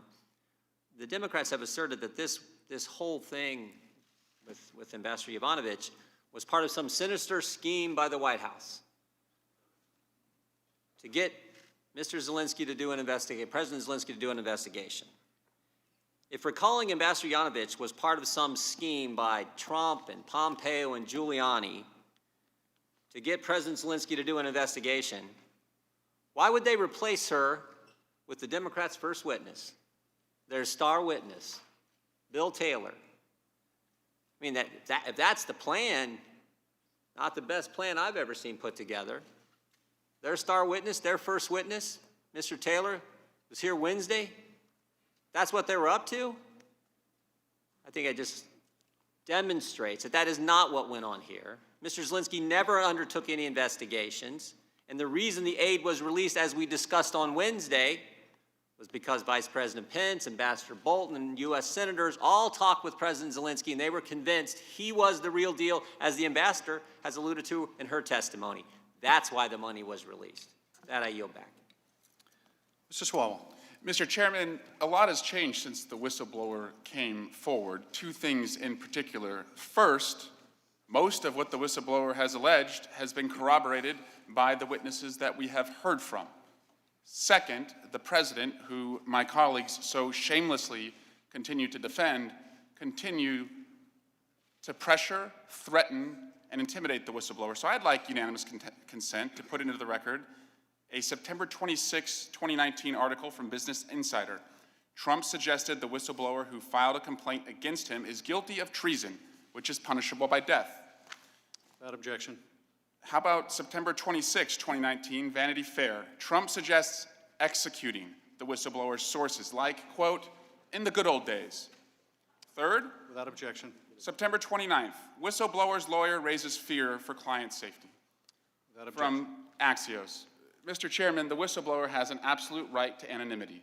The whistleblower's lawyer has said that he fears for his personal safety and will only answer questions now in writing. I wish my colleagues would join me in protecting the whistleblower's right to anonymity. But here, Ms. Yovanovitch, we are here to talk about you and what you witnessed. And you saw a lot as it related to Mr. Giuliani. And I want to read a quote to you from Mr. Giuliani, but first ask you, when you were in Ukraine, you understood that Rudy Giuliani was Donald Trump's personal lawyer. Is that right? Yes, that's right. Are you familiar with Rudy Giuliani's quote in the New York Times describing himself as the lawyer saying, quote, he basically knows what I'm doing, comma, sure, as his lawyer. Were you familiar with that quote? It sounds familiar. And you have a lawyer with you today, Ms. Yovanovitch, and you understand that lawyers act on their client's behalf, is that right? Yes. That it would be improper for a lawyer to go outside any directive that a client gives, is that right? That's my understanding. Are you familiar with a New York Times story on May 9, 2019, where Rudy Giuliani says that he intends to visit Ukraine and says, we're not meddling in an election, we're meddling in an investigation. Are you familiar with that quote? Yes. That's 11 days before you were removed as ambassador, is that right? Yes. He is talking publicly about designs on coming to Ukraine, but what I think is interesting is that Mr. Giuliani says, we're, as in we are. He doesn't say I am not meddling in an election. He doesn't say I'm not meddling in an investigation. He says we. He's speaking for himself and his client. And I want to talk about that quote, we're not meddling in an election, we're meddling in an investigation. Is it proper for you or anyone who acts on behalf of the United States government to meddle in an investigation? No, I don't believe so. Why not? Well, there are law enforcement channels, and things need to be handled properly and without any kind of political bias.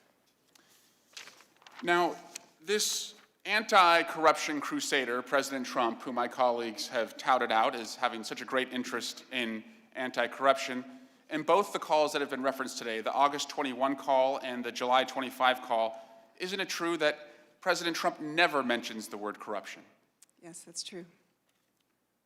And as far as the foreign aid that my colleagues keep saying, well, he can't be guilty, he didn't complete the cheat, the aid went to the Ukrainians, isn't it true that the only reason the aid, or the only time the aid went to the Ukrainians was after the whistleblower complaint became public? Yes, it was after the whistleblower complaint became public. So you don't really get points when you get your hand caught in the cookie jar and someone says, hey, he's got his hand in the cookie jar, and then you take your hand out, which is essentially what my Republican colleagues and the president are trying to take credit for. Finally, I want to put up the disgusting tweet from the president today, where he attacks your character. But I think I know who you are, Ambassador. I think the country knows who you are. He smeared you when you were in Ukraine. He smeared you on that phone call with President Zelensky on July 25. He is smearing you right now as you are testifying. Ambassador Yovanovitch, are the president's smears going to stop you from fighting corruption? Well, I will continue with my work. And if your country asks you again to fight corruption, will you still do that despite the smears? Yes. Thank you. I yield back. Mr. Hurd. Your Excellency, 33 years.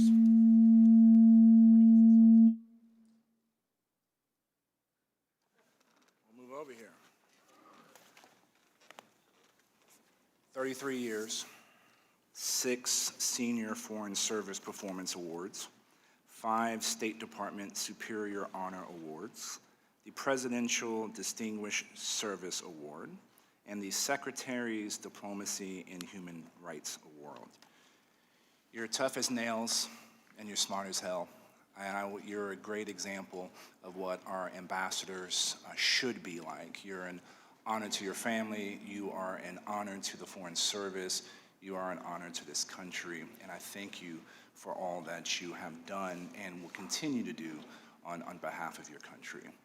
Now, I'm nervous about what I'm getting ready to do. I want to do a 5-year history of Ukraine in about 45 seconds. And now that you're a professor, you can grade my paper, okay? Valentine's Day 2014, the Ukrainian people get fed up with the Ukrainian president, Yanukovych, and basically overthrow him. He goes on the run. This was the Revolution of Dignity. Who was the acting president during that time when Yanukovych went out?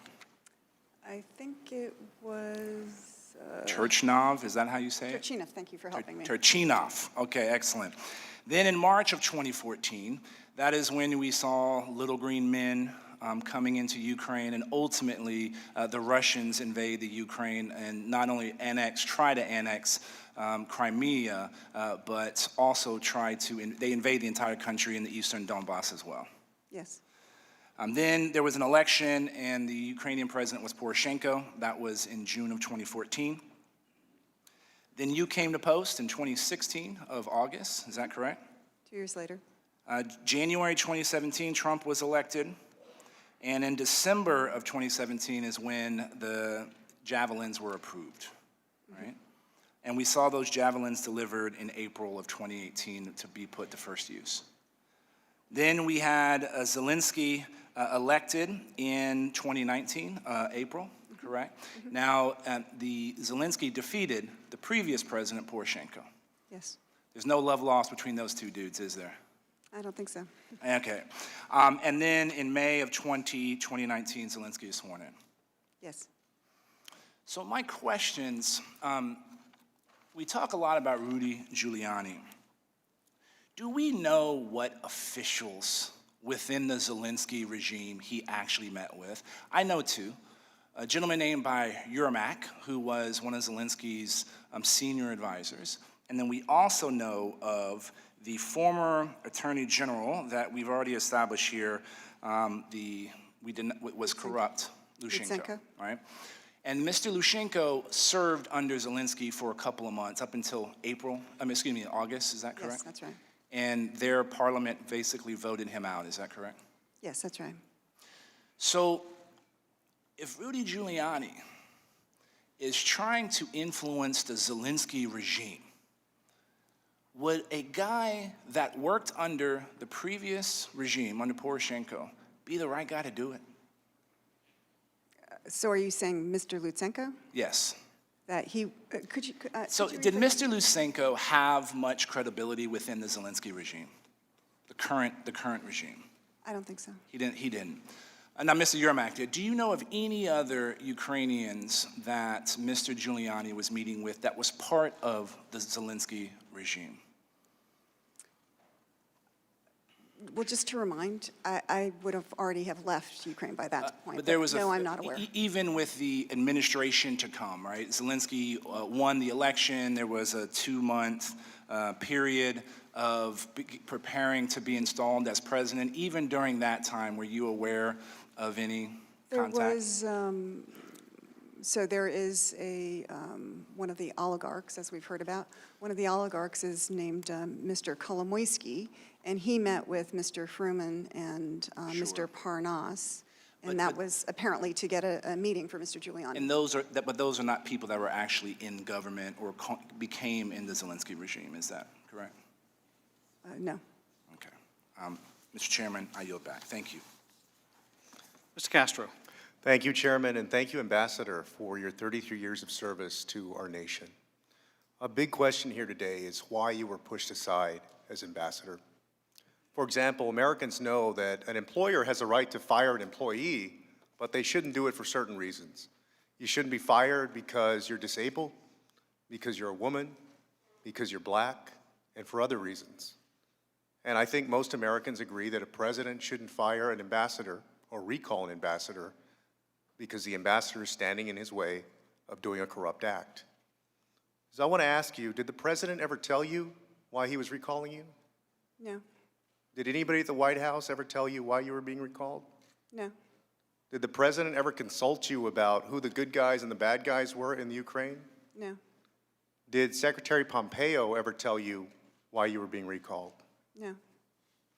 And it appears in the testimony that we've heard in the Intelligence Committee so far that there were a group of the president's men, perhaps Secretary Perry, Rudy Giuliani, Ambassador Sondland, who were in on this scheme to help the president get the Bidens and Burisma investigated.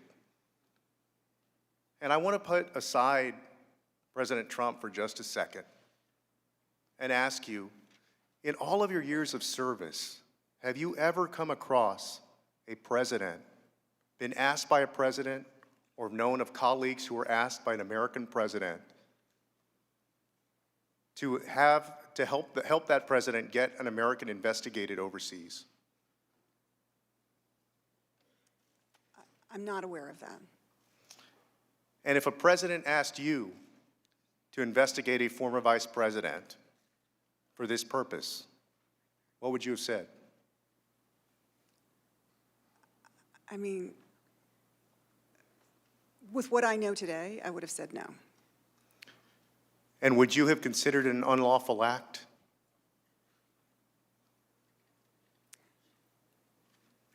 I don't know that it's unlawful per se, but I think, again, that there are channels for conducting proper investigations, and that would have been the best way to handle something like this. But certainly it's bizarre for a president to ask that some American be investigated by another government. It's very unusual. And also, you mentioned that there is corruption in Ukraine. Ukraine isn't the only country that confronts corruption.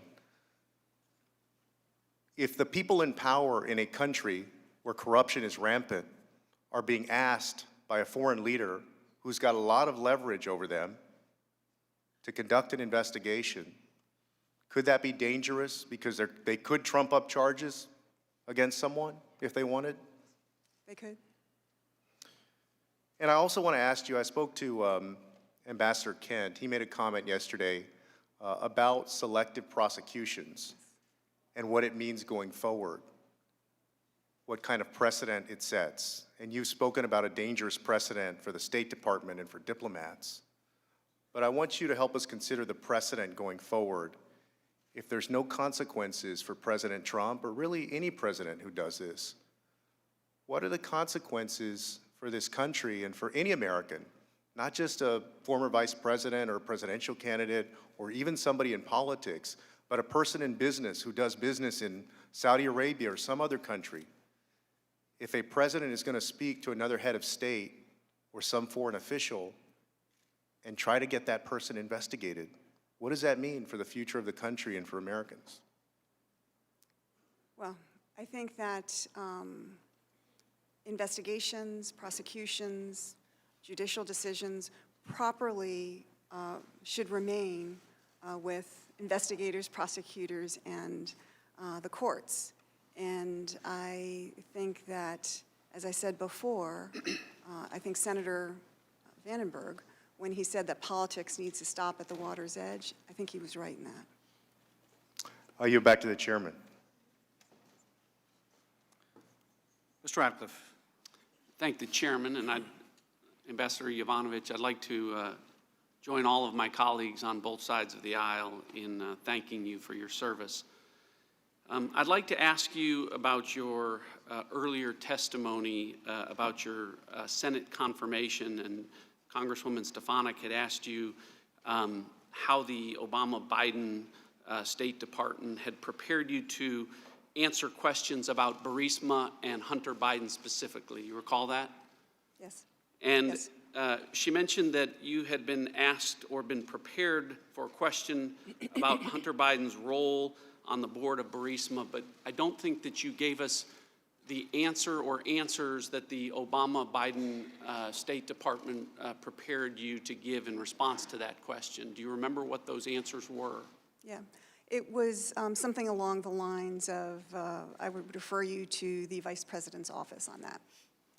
So did they, in the course of that, brief you about the amount of money that Hunter Biden was being paid by Burisma? No, this wasn't part of a briefing. I mean, I had sort of big old books with questions that might come up. In preparation for your confirmation. And they thought that Hunter Biden's role at Burisma might be significant enough that it would come up during your confirmation. Is that correct? Apparently so. I mean, there were hundreds of questions.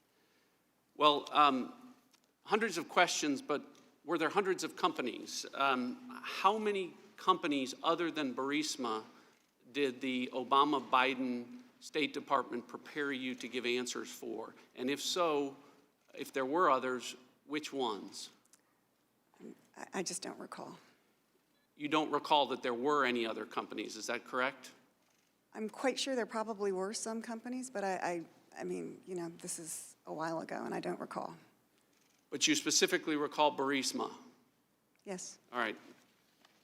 Out of thousands of companies in the Ukraine, the only one that you recall the Obama-Biden State Department preparing you to answer questions about was the one where the vice president's son was on the board. Is that fair?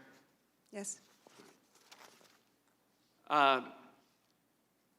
You understood from Deputy Assistant Secretary George Kent's testimony, as it's been related to you, that he testified a few days ago. Do you understand that that arrangement, Hunter Biden's role on the Burisma board, caused him enough concern that, as he testified in his statement, that in February of 2015, I raised my concern that Hunter Biden's status as a board member could create the perception of a conflict of interest. And he went on to talk about the vice president's responsibilities over the Ukrainian policy as one of those factors. Do you recall that? Yes. Do you agree with that? Yeah. That it was a legitimate concern to raise? I think that it could raise the appearance of a conflict of interest. And did you discuss that ever with Mr. Kent? I don't believe so. Shortly before your confirmation in August of 2016, Prosecutor General Shokin was fired by President Poroshenko, correct? Yes. And Prosecutor General Shokin was the one who had opened the investigation into Burisma, correct?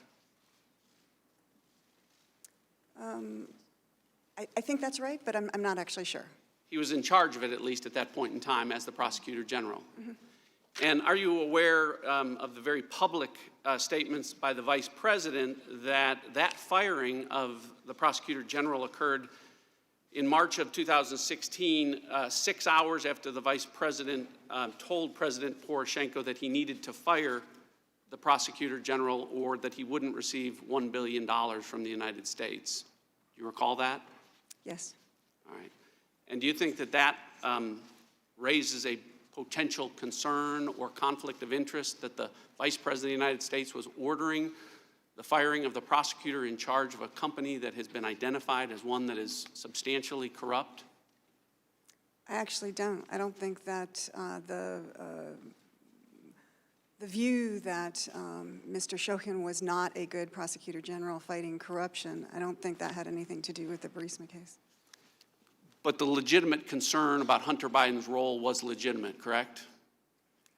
I think it creates a concern that there could be an appearance of Well, based on your interest. testimony, Ambassador, I'd like to renew my request, Mr. Chairman, that Hunter Biden's testimony that has been Time of the requested, gentleman has expired. requested by the Republicans be considered The gentleman's expired. as Mr. legitimate Heck, rather than as a sham, as the Gentleman will has been suspend. referred to Gentleman will by the suspend. chairman. Your time has I expired. have a unanimous. Mr. Heck, I have a you're unanimous recognized. consent request. You're not recognized. Mr. Heck, you are. Ambassador, I'd like to thank you very much, add my voice of gratitude for your years of service. Frankly, you're the best of this nation, and I cannot think of anybody else I would rather have representing us in a foreign capital than you. My colleagues have gone to a great deal of effort to better understand the facts surrounding your removal. I think the facts are pretty clear. There was a smear campaign, and it was orchestrated by a corrupt Ukrainian prosecutor, the president's attorney, the president's son, and even some of the president's allies at his favorite TV station.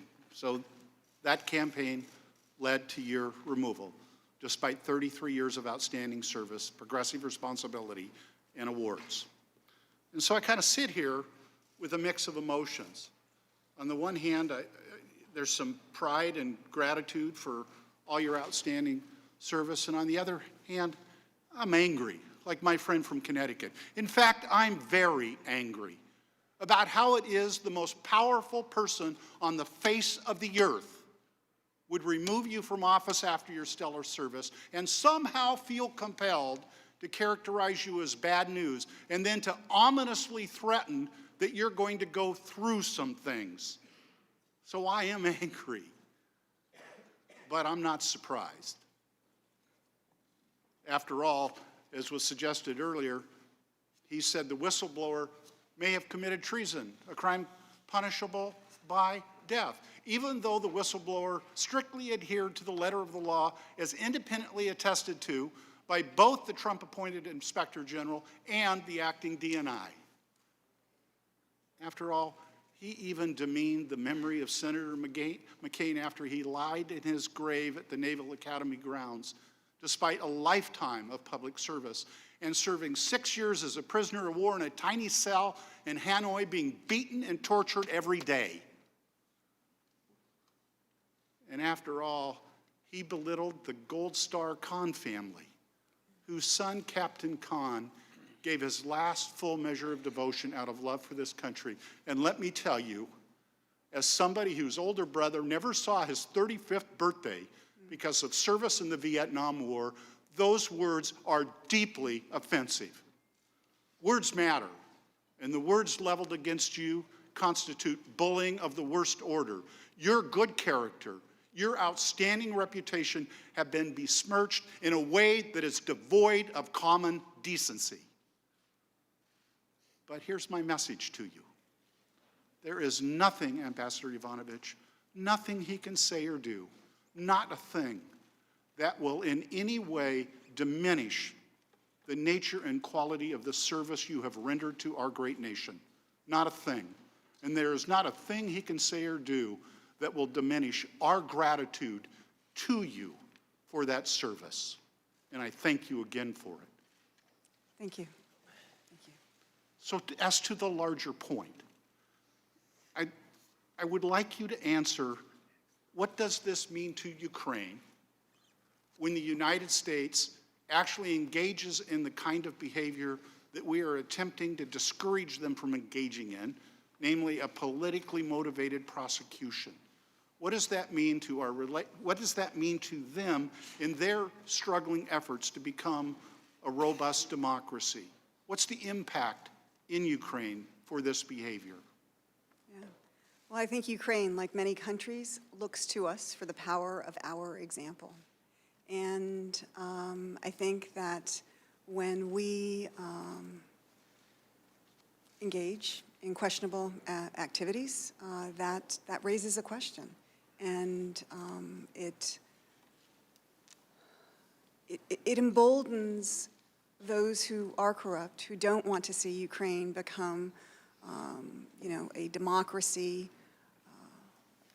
a free market economy, a part of Europe, but want Ukraine to stay in, under Russia's thrall. And that's not in our national security interests. Thank you, Ambassador Yovanovitch. Thank you so very much. Thank you. I yield the balance of my time to the chair. I thank the gentleman. I understand that either the witness or counsel would like to take a short break. Let's take a 5-minute recess. Okay. If members of the audience could please remain in the seats to allow the witness or counsel to leave ahead of us, we will resume in a few minutes. We are in recess.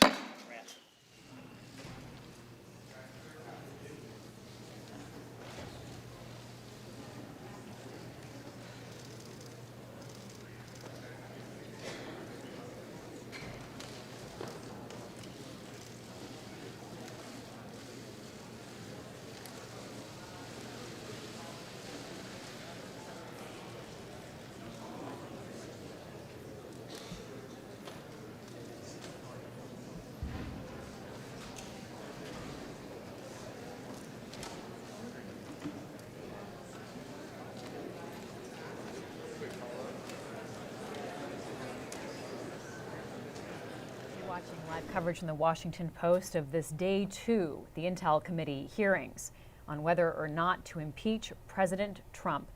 We'll resume in just a few minutes, and there's not many members left to have their 5 minutes Q&A, so this probably won't go on a whole lot longer, but we may see a summation of statements by the top Democrat and perhaps even the ranking member after this. I want to go back and play a little bit of tape that shows us one of the Republican approaches, how they're giving some of their defenses of the Trump administration. This is Congresswoman Elise Stefanik. Listen to this. My questions today will focus on three key themes. The first is the role of the president when it comes to appointing our ambassadors. The second is long-standing corruption in Ukraine. And the third is aid to Ukraine. Earlier this week, as you know, we heard from George Kent. And I know that Mr. Kent is a colleague, a friend, and someone who you deeply respect. In his testimony, he stated, all ambassadors serve the pleasure of the president. You would agree with that statement, correct? Yes. And in fact, he elaborated and went on to emphasize that this is without question. Everybody understands that. You would agree with that? I would agree with that. And in your own deposition under oath, you stated, quote, although I understand, everyone understands that I serve at the pleasure of the president. Is that correct? Yes. And just so there's no public confusion, you are still an employee of the State Department, correct? Yes. Shifting gears to corruption in Ukraine, in your powerful deposition, you described, quote, we have long understood that strong anti-corruption efforts must form an essential part of our policy in Ukraine, and now there is a window of opportunity to do that. And so why is this important, and why is this important to us? Put simply, anti-corruption efforts serve Ukraine's interests, but they also serve ours as well. Is that still your testimony? Yes. And particularly at the critical time in 2014, after the Ukrainian elections, you testified that the Ukrainian people had made clear in that very election that they were done with corruption, correct? Yes. And you also testified that the Ukrainians thought it would be a good idea to set up this architecture of a special investigative office that would be all about the crimes of corruption, correct? Yes. And lastly, in my 20 seconds left, I just want to get it on record. In terms of defensive lethal aid, which you were an advocate for, that was not provided by President Obama. It was provided by President Trump. That's correct. And you heard there Congresswoman Stefanik, who is taking an important role here in the Republican questioning of the former ambassador. Aaron Blake with The Fix, thanks so much for joining us here. You have been following us throughout the day. Let's talk about how Republicans are using their time to question this witness. It's a lot of pointing out that the president has the right to have ambassadors serve at his pleasure. And if he wants to get rid of an ambassador, he can do that at any point for any reason whatsoever. And this is something we've seen from previous witnesses. When the Deputy Secretary of State, John Sullivan, was being confirmed for ambassador to Russia, Sullivan is the one who talked to her when she came back from Ukraine. He drove home that point, and that's very much true. Yovanovitch even said, I believe that's the way things should be. The president should be able to get rid of ambassadors if he doesn't want them. I thought it was telling, though, there was an exchange with Brad Wenstrup, a Republican on the committee, where at the end of his line of questioning, where he was getting at this point, she asked to weigh in a little bit more on this. And she started making the point that it's true that he can remove me for any reason he wants to, and I think that's the way it should be. But then why did they go to the length of running this entire smear campaign against me? That's what's beyond the pale here, not the fact that they wanted me removed in the first place. And I think that really crystallized a lot of kind of the misdirection that we're seeing in some of the lines of questioning from Republicans. They're making a related point to what we're talking about in these hearings, but they're not necessarily defending the president on what he actually did, the evidence of what the president actually did. They're kind of making a side point that's somewhat related and maybe arguing that it's kind of the same thing, but not actually saying that. And if you notice in that clip when she was talking to Congressman Wenstrup, she started making that point that she didn't think it was appropriate for her to be the victim of a smear campaign, and Wenstrup cut in and basically, he wanted to get out of that, and he said, oh, that's not what I was asking you about at all. So I thought that was a telling little moment in this hearing. Yeah, we have seen for the most part these Republicans be extremely respectful of the former ambassador, praising her service. That does stand in contrast to President Trump's own tweet from this morning, which Democrats have condemned. And also, President Trump's son, Don Jr., was tweeting today, and he's significant because he is someone working on the president's re-election campaign and such. He's representing the president's interests. Don Trump Jr. tweeting out that America hired his father to fire people like these first three witnesses, and he called them career government bureaucrats and nothing more. The Republicans in this room are taking a very different tact. I want to point out that only one Republican, Congressman Turner, was aggressive towards her and tried to cut her off as she was trying to talk, saying, not on my time, you're done, right? Which came across as a very different tone than how the rest of this committee has been treating her. And outside of the hearing, Congresswoman Stefanik, who was engaged in that back and forth between Schiff and Nunes, at the first break, after the president had tweeted this and it had been brought up in the hearing, she told reporters that she felt that the president's tweet was wrong. So she stood up for Yovanovitch on that front. Liz Cheney, the third-ranking House Republican, made a similar point. I think I saw Ken Starr, the author of the report that led to the Clinton impeachment in the 1990s, said that it was a very bad idea from the president to be tweeting that it was injurious, I think was the word that he used. This is very much against the strategy that Republicans have been employing ever since a few people went too far in going after Alexander Vindman a couple weeks ago. That made people uncomfortable. They said, hey, are we going to start attacking members of the military who served in Iraq and Afghanistan who have Purple Hearts? Maybe this is not such a good idea. And since then, we've seen them getting away from that. I think we saw, especially in these hearings, that these members have not really shown an interest in going after these people on personal levels. Instead, they're talking about how they're not firsthand witnesses necessarily. They're using the word hearsay and basically arguing that they're not proving anything. And then you have the president inject himself and basically play the bad cop. I don't know if this is a concerted strategy or if he just decided to fire off this tweet, but it's very much not in keeping with what House Republicans are comfortable with. Okay, Republicans, after the last break, had their chance, their 45-minute uninterrupted break to ask questions of the witness, and it falls to the ranking member, Devin Nunes, and the attorney for the Republicans, Steve Castor, to do that job. Congresswoman Stefanik jumped in. And we got to talk about that for a minute, because what it led to was the optics of the chairman, Adam Schiff, stopping her. And Fox News, for example, has been having these headlines about how he was like gagging her and holding her back in what she was trying to do. But this is the rules that's been set up, Aaron. I don't think there is any coincidence that this was something that involved the only female Republican on that panel. I don't think there's any chance that her and Devin Nunes don't know what the rule was. This was obviously, this is in the rules that they voted on a few weeks ago, that this period, this 45-minute period at the start, is for the chairman and a staff member or the ranking member and a staff member. We haven't seen any attempts to yield to other members during this period, including by Devin Nunes. So I think it's pretty apparent that they were looking to run some kind of a stunt here. If they weren't doing that, then they're completely unfamiliar with what the rules are that the full House voted upon. So I think it's pretty evident what took place here, and Republicans are going to play that up, and apparently it's of interest on conservative media, but what Adam Schiff was doing was completely in keeping with the rules. And even if Republicans have voted against that, that's what they're left with, and they knew that coming into this hearing. Right. I want to give another Republican angle here. This is Congressman Lee Zeldin. He was talking to reporters on Capitol Hill as this was hearing was happening. So he went after how Chairman Schiff has been handling this hearing. The reason why that 45 minutes was spent with her getting asked questions about her feelings is because House Democrats wanted to recreate what happened in the deposition. They wanted her to cry for the cameras. It's unfortunate. I said this before it happened yesterday. How do you know that? How do you know that? Are you just reading their mind when you say that? How do you know that? Excuse me, let me answer. I'm asking. I was in the depositions, and inside of the depositions, what they wanted to use was the part of the July 25th call transcript where they take President Trump's words, and then they want to ask her how she felt, and then they want to get her to cry. That's what happened previously, and it's obvious that they were looking to do exactly the same thing that they did last time to do it again.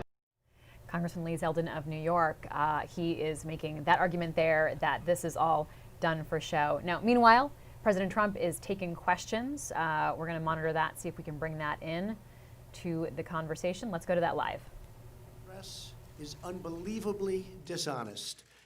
That was a major statement put out last night by the foreign minister of Ukraine and also by the president of Ukraine. And you don't even report it. It's a disgrace, because it said there was absolutely no linkage. We had a perfect conversation. And I also, because of transparency, whether it's medical transparency or just transparency generally, I also put out today a statement. And in the statement, we released, and then Congressman Nunes read a call that I had with the president of Ukraine, and it was a great call. It was a very nice call. Everybody said it was perfect. I always say it was equally as good as the other call. And I put it out today, and nobody even wants to report it because it was so good they don't want to report it. Look, if we had an honest press in this country, we would be so well served. And you know what? When I look at your approval numbers, they're the worst they've ever been in the history of our country. The media, the approval numbers, they are horrible. And you ought to get yourself back, and you ought to put yourself back in a position where people respect the media again. And I know some great journalists, I know some great people in the media, but there aren't enough of them. There's a lot of dishonesty, and many of you I just consider members of the Democrats, and it's a shame. Okay, thank you all very much. Thank you. Thank you. All right, President Trump. So he is talking about a call that they just gave the readout of this morning. This is the first call that he made with the president-elect of Ukraine, Zelensky. This was never disputed to be a call of concern. This wasn't something that the whistleblower flagged or other people had flagged as a cause for concern. But Devin Nunes chose to use his time this morning to read the transcript of that call. Yes, and I talked before about how there was kind of a misdirection going on, especially on the Republican side. They want to talk about the things they want to talk about. They don't want to talk about other things. In this case, you're right. There has never been anybody who has suggested that there was anything amiss in this initial call between President Zelensky and President Trump. That has never been part of this conversation. In fact, in his deposition, Alexander Vindman said, and he was on both of these calls, he said that the first call was completely unremarkable. It was fine. It was what you would expect a president to have a conversation with a foreign leader, what that would sound like. I'm not sure what we're supposed to take away from the fact that there was an okay call, but it seems like a kind of a neither here nor there type of disclosure. All right, well, Ambassador Yovanovitch is reseated, so we'll head back to the hearing room. Turn to order. And the Intelligence Committee is picking it back up. 5 minutes. Thank you, Mr. Chairman. Ambassador, thank you for being here. Thank you for your service to our country. Ambassador, should ambassadors ever try to influence host country elections?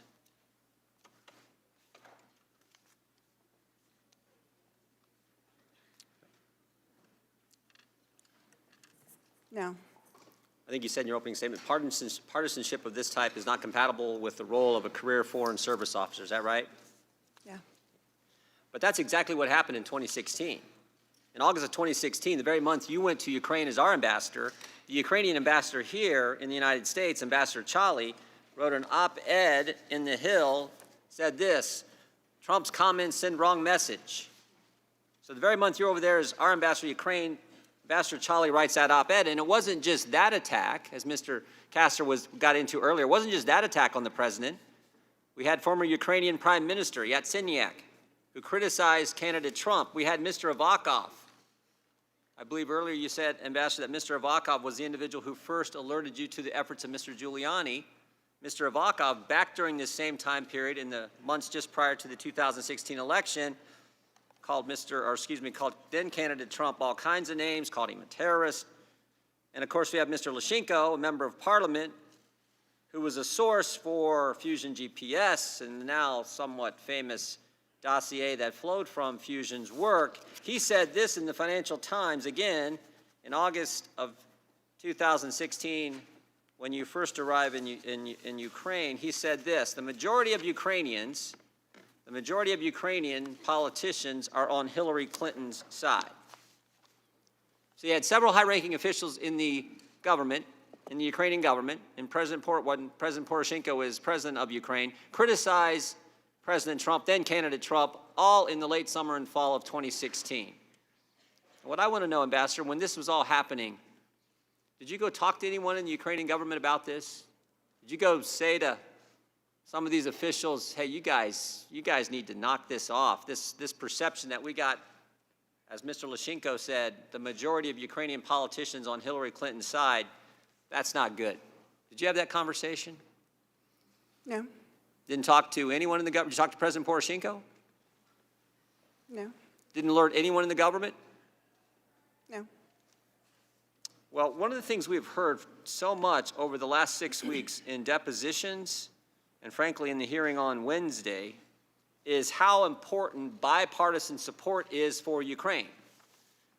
Democrats and Republicans agree they want to help Ukraine. In fact, the Democrats' first witness, their star witness on Wednesday, Mr. Taylor said Ukraine's most important strategic asset is this bipartisan support. And you would agree with that, right? I do.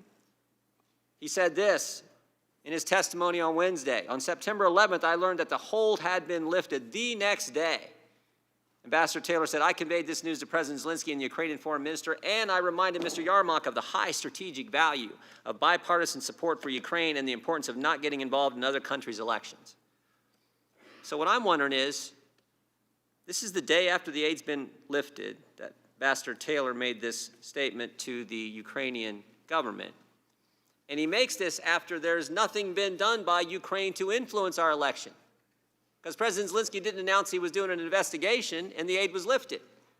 But he felt he needed to say that. But in 2016, when we know that the majority of Ukrainian politicians want Clinton to win, because it was said by a member of parliament, when the ambassador to the United States from Ukraine writes an op-ed criticizing then candidate Trump, when Mr. Avakov calls candidate Trump all kinds of names, nobody goes and talks to him and tells him to knock it off.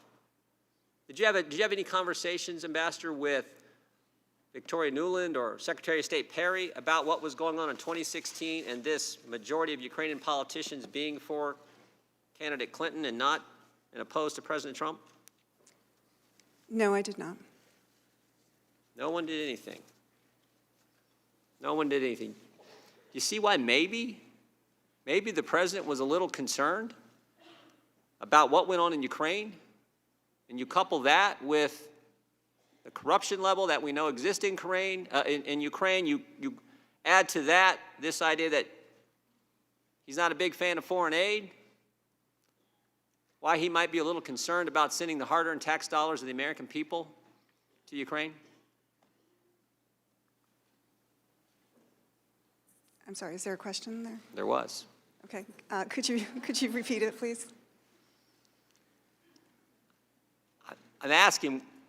Time of the gentleman has expired, but I'll allow you to repeat the question. Thank you, Mr. Chairman. I'm asking, maybe we can kind of see why the president was a little concerned when you have the highest ranking officials in the government, the ambassador criticizing him, parliamentary member Lashchenko criticizing him, when you have Avakov, the guy who first told you about Giuliani, criticizing him. All this going on, and when you couple that with the concerns he has about corruption, the concerns he has about Europe not doing enough, the concerns he has about reluctance to send in the hard-earned tax dollars to any country, Jordan, frankly. I have indulged you with extra time, but I appreciate my it. indulgence is wearing out. I appreciate it. There is a question Our, here, right? our indulgence wore out with you a long time ago, Mr. Chairman. I'll tell you that. I'm about to gavel you down, so if you have a question, I suggest you I'm asking her, do you think there's maybe a reason that this was, that President Trump's concern was justified? You know, I can't speak for the president on this, but what I would say is you've listed a number of actions. I think from my point of view, that doesn't create a Ukrainian government strategy to interfere in our election. I didn't say that. Mr. Jordan, please allow the ambassador to answer the question. So I would just say that, you know, U.S. politicians will often criticize policies of foreign counterparts, even perhaps during their elections. You know, this happens in politics, and I think that it doesn't necessarily constitute interference. Would you ever write an op-ed critical of a presidential candidate in Ukraine? Jordan, your time has expired. Mr. Welch, you're recognized. Thank you, Mr. Chairman. Like everybody here, I'm extraordinarily grateful to you for your career of public service, and I feel very badly about what you've had to endure. Like your colleagues, you don't complain. You're doing your job. I feel badly about the insults, the tweet this morning, the fact that you were smeared, not fired. But the question, as you know, is not how you were treated. Mm-hmm. The question is why the president did what he did and whether what he did was a breach of trust. The question really is about whether the President of the United States, any president, has the authority to withhold congressionally approved aid, to condition a White House meeting on extracting from a foreign leader a willingness to assist him in his political campaign. That's the question. And that brings us to you as part of this story, because the question is, why were you fired from that position? I want to read a portion of the President's call on July 25th with President Zelensky, and this is the painful part when you first heard about it. The former ambassador from the United States, the woman, was bad news, and the people she was dealing with in Ukraine were bad news. So I just want to let you know that. The other thing, he goes right into this, there's a lot of talk about Biden's son, that Biden stopped the prosecution, and a lot of the people want to find out about that, so whatever you can do with the Attorney General would be great. You indicated in response to my colleague Mr. Castro's question that if you were asked to approach a foreign leader and condition American support on their being involved in our campaign, you would refuse to do that. Yes. Yes. And you're aware now, but I don't know if you were then, but that July 25th phone call occurred the day after Director Mueller reported that the interference in our 2016 campaign was not from Ukraine. It was active, concerted, energetic, and by the Russians, correct? Yes. Now, as ambassador, you had no knowledge of whatever it is President Trump ultimately seems to have wanted to get for cooperation in this investigation. Isn't that's correct? Yes. All right. Now, you've been asked about whether a president has authority to replace an ambassador, and you have agreed that that's the president's prerogative. Yes, that's true.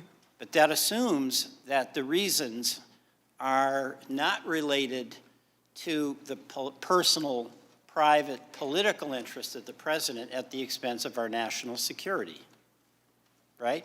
Yes. And you've been the target of insults from the president. You join some very distinguished company, by the way, Senator McCain, General Kelly, man I admire, I think all of us do, General Mattis. We're not here to talk about that unless the reason you get insulted as you did today, essentially blaming you for Somalia,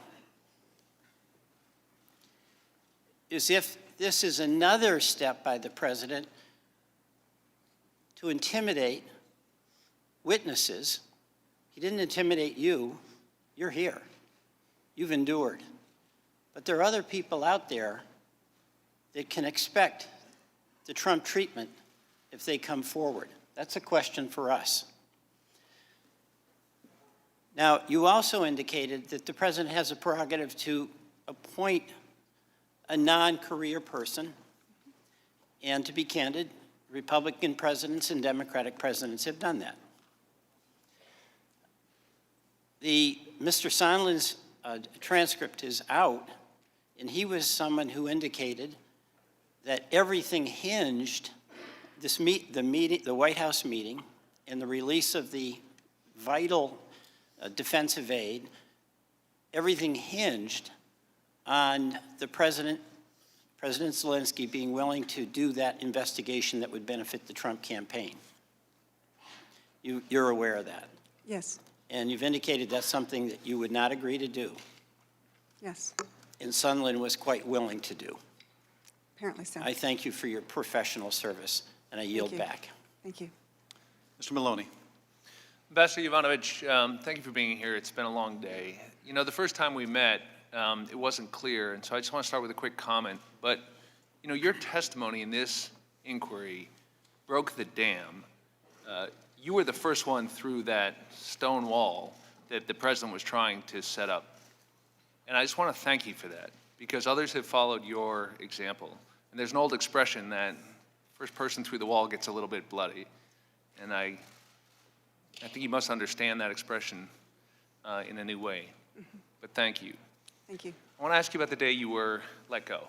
And I know this is a painful series of events, so forgive me, but I think it's very important. It's April 24th, and you told us a few things that really stuck with me. You said you were at the embassy in Ukraine, you were honoring a Ukrainian woman, anti-corruption activist. I believe her name is Katerina Handziuk. Is that correct? Yeah. Am I saying that correctly? I was at my house. You were at your house, excuse me. And you were giving her the Woman of Courage Award, I believe. Yeah, the Embassy Kiev's Woman of Courage Award. Right. And, of course, that's the day you get a call from Carol Perez, a senior member of the Foreign Service. Did you know Carol Perez? Yes. You're both senior women in the Foreign Service. You had an opportunity to meet her before. Yes. And she says there's trouble coming. I want to give you a heads up. Correct me if I get this wrong. And I don't know a lot, but it's coming from the White House. I'll call you later. Yeah, that sums it up. But you're literally that evening honoring this anti-corruption activist. Is that right? Yes. And not just any woman, but a woman who was, you said, horribly attacked and killed for her efforts. And she wasn't just killed. You said I believe that someone threw acid on her. That's correct. And I went and I checked during the break, and it turns out she was horribly injured, and it took 4 months for her to die. Is that right? A very painful death. Why would somebody attack her with acid? There are easier ways to kill people. Why do you think they did it with acid? Well, I think they wanted her out of the way, but I think the message was this could happen to you too if you continue her work. That's what happens when you go up against corrupt people in Ukraine. It is something that can happen. I mean, there are other ways of sidelining people. Do you remember speaking at that event? I do. I went and looked at what you said. You said, Katerina paid the ultimate price for her fearlessness in fighting against corruption and for her determined efforts to build a democratic Ukraine. Do you remember saying that? Yes. And then your phone rings, and you hear this trouble up the street. And Carol Perez called you back later that night, right? It was 1 a.m., I believe. Yes. Were you sleeping? No. You had stayed up Yes. to get the phone call. Yes. And that's when she says two things, I believe, that really stuck with me. She said, we're worried about your security. Yes. You've just been honoring a woman who was killed for fighting for her anti-corruption efforts. And she says, you got to get on the next plane. Was she speaking euphemistically, get on the next plane, you know, when you get time? Did she mean literally the next plane? Well, I think she meant, as soon as possible. But pretty much it was the next plane. And that's a pretty good flight back from Kyiv to Washington, and you're on your way to meet with Deputy Secretary Sullivan. Yes. And he says to you two things. He says there was a concerted effort against you, and he says you've done nothing wrong. Right. And when what I'm fascinated about is when he says you've done nothing wrong, what did you expect the United States government would do next? It was pretty clear that a decision had been made by the president, implemented by the State Department, that I had to leave Ukraine. But I had hoped that there would be more public support. Did you expect them to have your back? Yes. And were you surprised when you found out they weren't going to? Not at that point anymore. Why? Well, because over the last several months, that had not been the case. Ma'am, in your opening statement, you said, how could our system fail like this? Yeah. How is it that foreign corrupt interests could manipulate our government? How could our system fail like this? How is it that foreign corrupt interests could manipulate our government? I want you to know, ma'am, that is the very question we are determined to get an answer for. And I want to thank you on behalf of your country for your service. and with our work in answering that question. I yield back, Mr. Chairman. Thank you. Ms. Demings. Thank you so much, Mr. Chairman. Ambassador, everyone in this room should be thankful for your service to our nation. I have 4 little girls in my life, and as I sit here thinking about them, and as a woman, I could not be prouder of you, and I consider you an inspiration for women around the world. I just have to say before I get into my questioning is, I think it's disgraceful to hear my colleagues refer to your sworn testimony as a performance today, or speak in a condescending way, basically suggesting that the woman, because I think that's how the president referred to you, I'm not sure he knows your name or there's some other meaning there, but to basically suggest that the woman should be thankful for whatever she was left with, smear campaign and all, after you were recalled. But I want you to know today that we thank you for your service, your 33 years of service. Ambassador, on a press conference call on October 17th, acting White House Chief of Staff Mulvaney discussed his belief that it's entirely appropriate to politicize U.S. foreign policy. Here's what he said. If you read the news reports and you believe them, what did McKinley say yesterday? Well, McKinley said yesterday that he was really upset with the political influence in foreign policy. That was one of the reasons he was so upset about this. And I have news for everybody. Get over it. There's going to be political influence in foreign policy. Ambassador Yovanovitch, do you share the concern raised by Ambassador McKinley in testimony before this committee about political influence in foreign policy? Well, as I said before, I think it's important to keep political influence out of foreign policy because we all, whether we are Republican or Democrats or something else, have common security interests, and that needs to be safeguarded and advanced. And what message do you think it sends to other foreign service officers and public service, which we so desperately need good ones, when an administration refuses to support its own officials in the face of a smear campaign? Well, it's deeply troubling. It's deeply troubling, and there are morale issues at the State Department. Morale issues at the State Department. I can understand why. On March 20th of 2019, President Trump tweeted an article that included a letter from Representative Pete Sessions that said you had, and I quote, spoken privately and repeatedly about your disdain for the current administration in a way that might call for the expulsion of you as your ambassador to Ukraine immediately. Did you speak publicly and privately about your disdain for the Trump administration? No. Why do you think the president would want to push such a lie? I don't know. I don't know. Policies change, but U.S. interests don't. Not for those who are seeking to do the work of protecting our nation, the work you have done for decades. The president, his chief of staff, and his allies seem to want nothing more than to smear the good people trying to protect this country and to hijack our institutions for their personal and political gain. Again, Ambassador, we thank you so much for your service, and I'll yield my remaining time to the chairman. Thank you.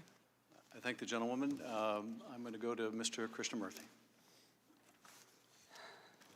Good afternoon, Ambassador, and thank you to the family as well for being here in support of you today. I'd like to direct you to an area of bipartisanship, namely aid to Ukraine. Congress, on an overwhelmingly bipartisan basis, has appropriated hundreds of millions of dollars in military assistance to Ukraine, correct? Yes. And that aid is being used by Ukraine to fight a common adversary, namely Russia, right? Yes. The U.S., in fact, has consistently partnered with other European countries to keep Russia at bay and maintain the peace in Europe, right? Yes. As Ambassador Taylor suggested earlier this week, supporting Ukraine helps maintain peace so that Americans don't have to go to war again in Europe, right? Yes. Suspending that aid and weakening Ukraine can increase the likelihood of the opposite, correct? Yes, it is extremely short-sighted. The last time you were in Ukraine was May 20th of this year, right? Yes. In his opening statement, Ambassador Taylor said he took charge in Ukraine on June 17th. Yes. Therefore, there was almost a 1-month gap between the time you departed and when Taylor took over, right? Yes. Yes.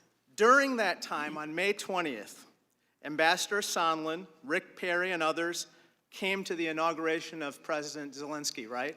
Yes. And during that gap in time, Ambassador Sondland visited the White House, along with others, and got directions from President Trump to talk to Rudy. Those were his words. Talk to Rudy about what to do in Ukraine, right? That's my understanding. In other words, isn't it the case that your departure and the 1-month gap between the time you left and when Ambassador Taylor arrived provided the perfect opportunity for another group of people to basically take over Ukraine policy? Isn't that right? Yeah. Ambassador, you're going to have to speak a little louder into the mic. Yes. Yes. Thank you. On page 10 of your opening statement, you mentioned, quote unquote, corrupt interests apparently hijacking our Ukraine policy, right? Yes. A couple suspect individuals in that regard were Lev Parnas and Igor Fruman, right? Yes. You mentioned in response to Minority Counsel earlier that you learned that Fruman and Parnas were attempting to open a liquefied natural gas company, correct? Yes. How'd you learn that, by the way? I heard it from the Minister of Interior. Interestingly, at noon today, the Wall Street Journal reported that federal prosecutors in Manhattan are investigating whether Rudy Giuliani stood to personally profit from that liquefied natural gas venture. Do you have any knowledge of that? No, I do not. Maybe we should talk to Rudy, huh? Ambassador, I'd like to direct you to another line of questioning that I had for Ambassador Taylor earlier this week. He said that there were irregular channels of diplomacy at work in Ukraine, circumventing normal diplomatic channels and threatening American interests in favor of private interests. I asked him the question, can you rule out the possibility that these irregular channels of diplomacy are being used in other countries where we conduct foreign policy? In response, he said that he could not rule it out. Ambassador Yovanovitch, I ask you, and I assume that you can't rule it out either, correct? I can't, but I would also add I have no knowledge of that. I understand. Are you concerned that these irregular channels of diplomacy may be at work elsewhere? I think it's a possibility. You testified that it was a quote-unquote dangerous precedent that private interests and people who don't like a particular ambassador could combine to replace that ambassador. Are you concerned that other ambassadors may suffer the same fate as you? Yes. Ambassador, in your service as an American diplomat, you have encountered various dictators and strong men ruling other countries, right? Yes. In your personal life, your parents fled the Soviet Union and Nazi Germany, and they became familiar with despots and dictators as well, correct? Yes. Indeed, you're an authority on authoritarianism, right? Well, maybe. Is it a feature of authoritarianism to allow corrupt interests to hijack foreign policy? Yeah. Is it a feature of authoritarianism for the rulers there to claim absolute rights? Yes. And is it a hallmark of authoritarianism for those rulers to smear their opponents? Sometimes, yes. Thank you. Time of the gentleman has expired. Mr. Nunes, do you have any concluding remarks? I would just say to the American people, today's show trial has come to an end. We're headed down now to the basement of the Capitol to go until I don't know what time, and we'll be back there hiding again behind the closed doors, interviewing more witnesses that you may or may not be able to see in the public. I hate to break it to my colleagues, if there's anyone else out there watching television ratings, but they must be plummeting right now. And I would suggest that we get back to the work of the Intelligence Committee, that we pass a trade agreement with the United States, Mexico, and Canada that would actually help the American people out, because this is an embarrassment. I'll yield back. Mr. Chairman, may I be recognized for a motion? No, I have some concluding remarks. Ambassador, I want to thank you for your decades of service. I want to thank you, as Mr. Maloney said, for being the first one through the gap. What you did in coming forward and answering a lawful subpoena was to give courage to others that also witnessed wrongdoing, that they too could show the same courage that you have, that they could stand up, speak out, answer questions. They could endure whatever threats, insults may come their way. And so, in your long and distinguished career, you have done another great public service in answering the call of our subpoena and testifying before us today. I think you gathered from our comments that we not only grieve for what you went through, but what damage is being done to the State Department, to career federal Foreign Service officers all over the country. I am profoundly grateful to you and Mr. Kent and Ambassador Taylor, who have done so much in the last 2 days or 3 days to show the American people the face of our diplomatic corps, the extraordinary public servants who work all around the world in very dangerous places as you have. And so I'm glad they've gotten to see you, because you're often vilified as bureaucrats, or diplomacy is diminished as unimportant. Anything other than military doesn't really matter, when it's your efforts that often prevent us from going to war. Sometimes you're disparaged as the deep state. But what you are is what holds this country together, what holds our foreign policy together, what makes it seamless, what makes it work. And I'm glad America gets to see that. I will just emphasize once again about the importance of your testimony. Mr. Kent and Ambassador Taylor gave us the broad outlines of this story.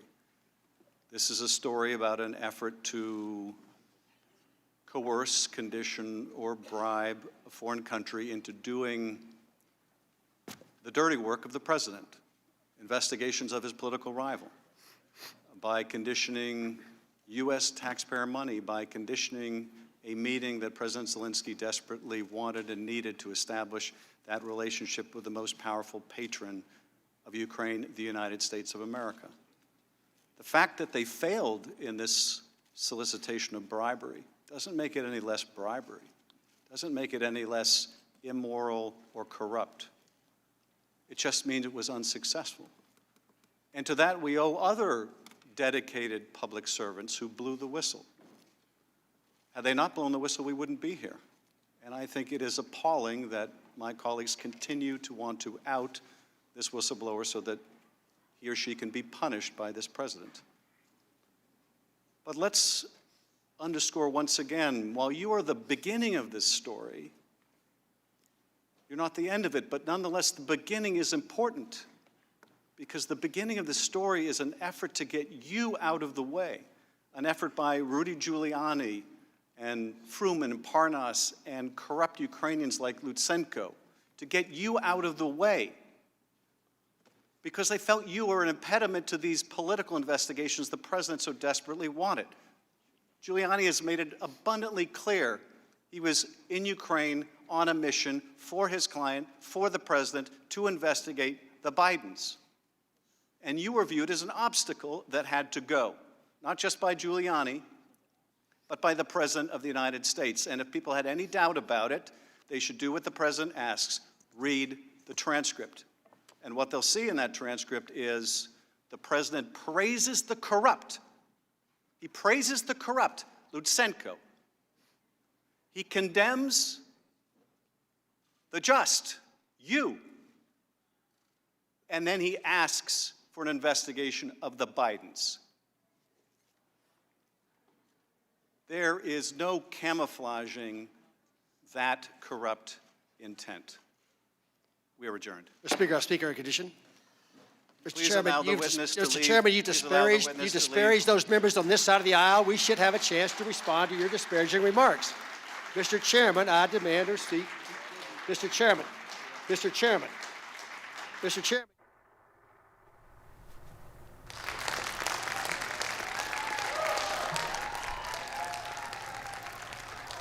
The former ambassador to Ukraine, Marie Yovanovitch, leaves the room amid cheering in the audience there as Republicans try to stop the proceedings and stop things from ending. But Chairman Schiff, who literally has the gavel, has the reins of this, has ended this. Now, we do know that there is more to come because this committee goes behind closed doors. We're going to keep an eye on this here to see if anything else happens. But this committee goes behind closed doors to hear from David Holmes, the counselor for political affairs at the U.S. Embassy in Ukraine. And more to come tomorrow behind closed doors and then public hearings next week. I'm Libby Casey, and you've been watching live coverage from the Washington Post. I'm joined here in the studio by Greg Miller, national security correspondent, and Aaron Blake, senior reporter writing for The Fix. Thanks so much to both of you for joining us. I want to hear from both of you what your big picture takeaways are from today's hearing. Greg, what are some of the headlines, the moments that stand out to you? My takeaways from today are one, that there wasn't a whole lot of news today. Right? We didn't learn, there was not a big new reveal into the Ukraine case. Instead, it was more illuminating the personal price that those who found themselves on the wrong side of this pressure campaign paid, personally and professionally. And yet, even as I say that, the other big takeaway is that in both hearings so far this week, there has been a development that I think arguably has strengthened the case for impeachment for the Democrats. On Wednesday, it was the revelation that that the president had called the EU ambassador the day after his call to check on those investigations. So it was another piece of evidence pointing directly at the president, and that was important. Today, it was the president himself inserting himself into this, tweeting attacks at Marie Yovanovitch as she was testifying, and presumably giving ammunition to one of the articles of impeachment that will likely center on obstruction of justice and intimidation of witnesses. Aaron. I think Greg's right. This was never going to be the newsiest hearing. I think actually Yovanovitch, as far as providing insight into the core events here, the core impeachable offenses, alleged offenses, she doesn't have much proximity to many of those things because she was out before many of them actually took place. This, combined with what we saw on Wednesday, was about establishing a narrative of the politicization of American foreign policy. On Wednesday, we saw people who were somewhat peripheral to it, but who interacted with some very significant people, describing what that looked like from their perspective. Now we see somebody who interacted with this on the most personal level of anybody in this entire process. I think that this was all about setting the stage rather than getting some kind of a smoking gun out of these initial hearings. And I think that Yovanovitch, while she maybe wasn't able to provide, her perspective on some of these key events because she wasn't around at that point, she is one of the more, I think, solid witnesses that they have. And we saw this especially in her opening statement, which her deposition opening statement was very well crafted. I remember thinking that the first time I saw it, it seemed like she had put in a few days of work on that. I think we saw that again today, and there will be certain parts of that Democrats are going to keep going back to when it comes to especially her talking about what's happening at the State Department right now and her own treatment.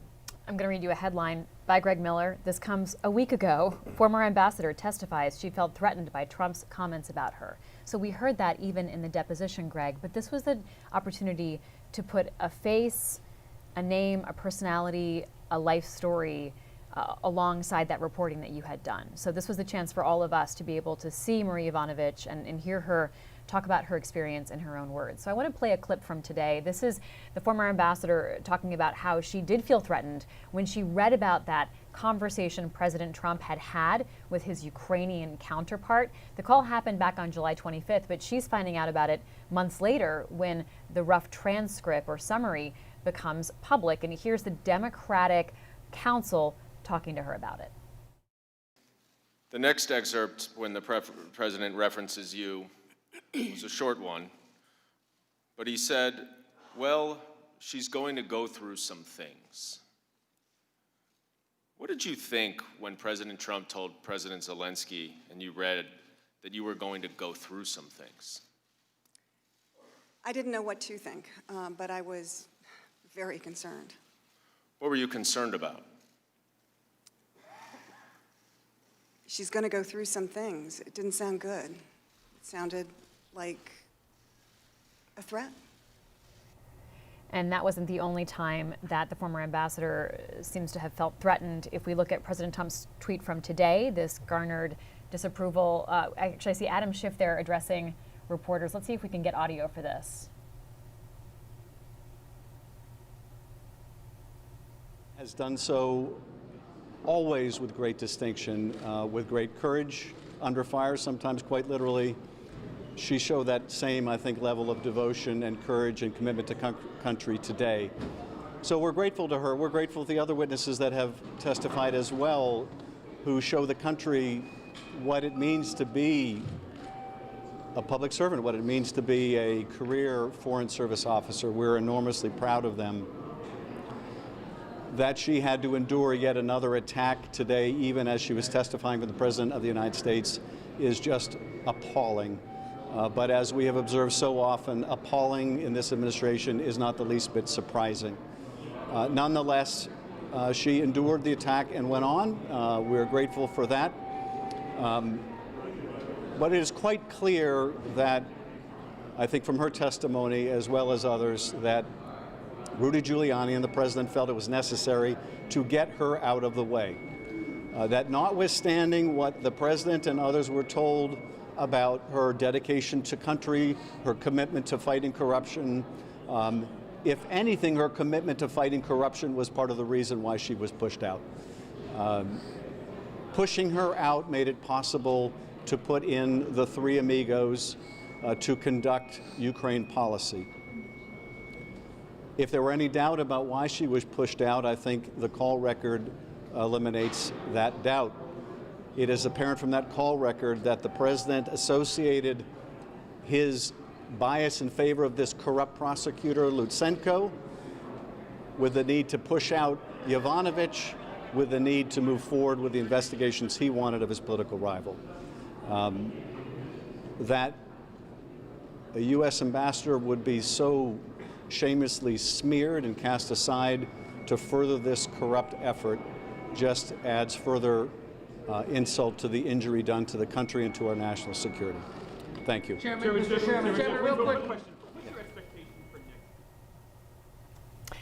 Adam Schiff, the chairman of the Intel Committee, talking to reporters there after this hearing wrapped up.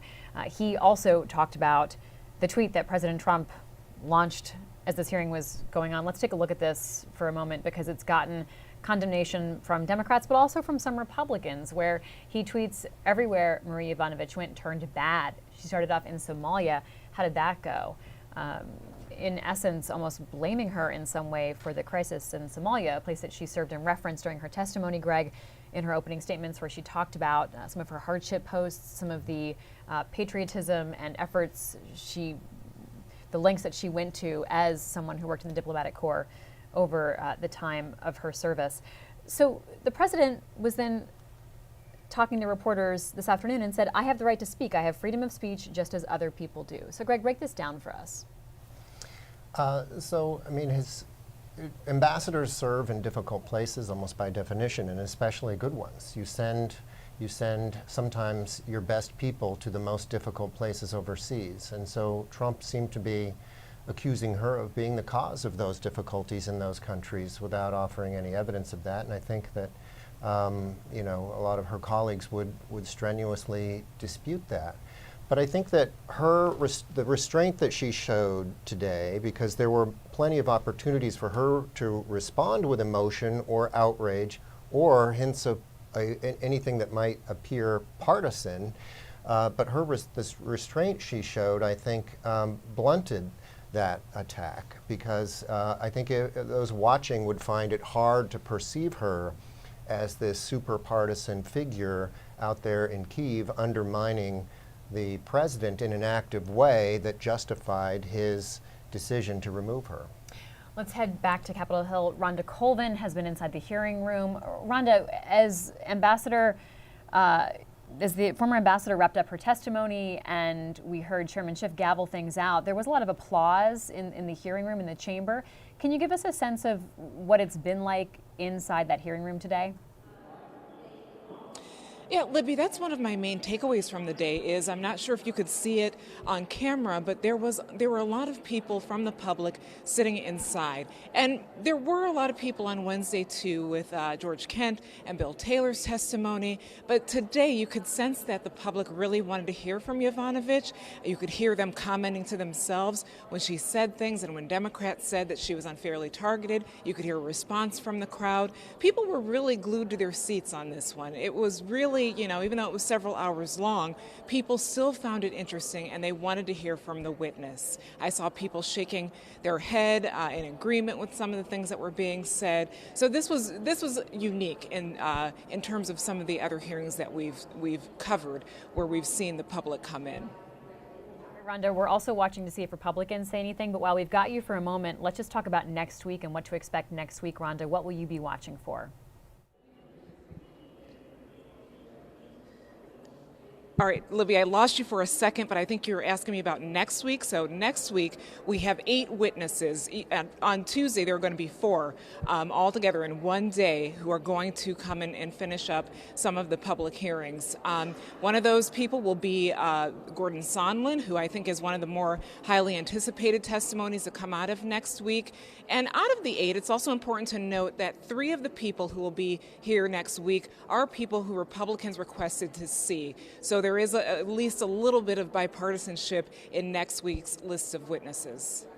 Thanks so much, Rhonda Colvin. All right, let's check in and hear what Jim Jordan's saying.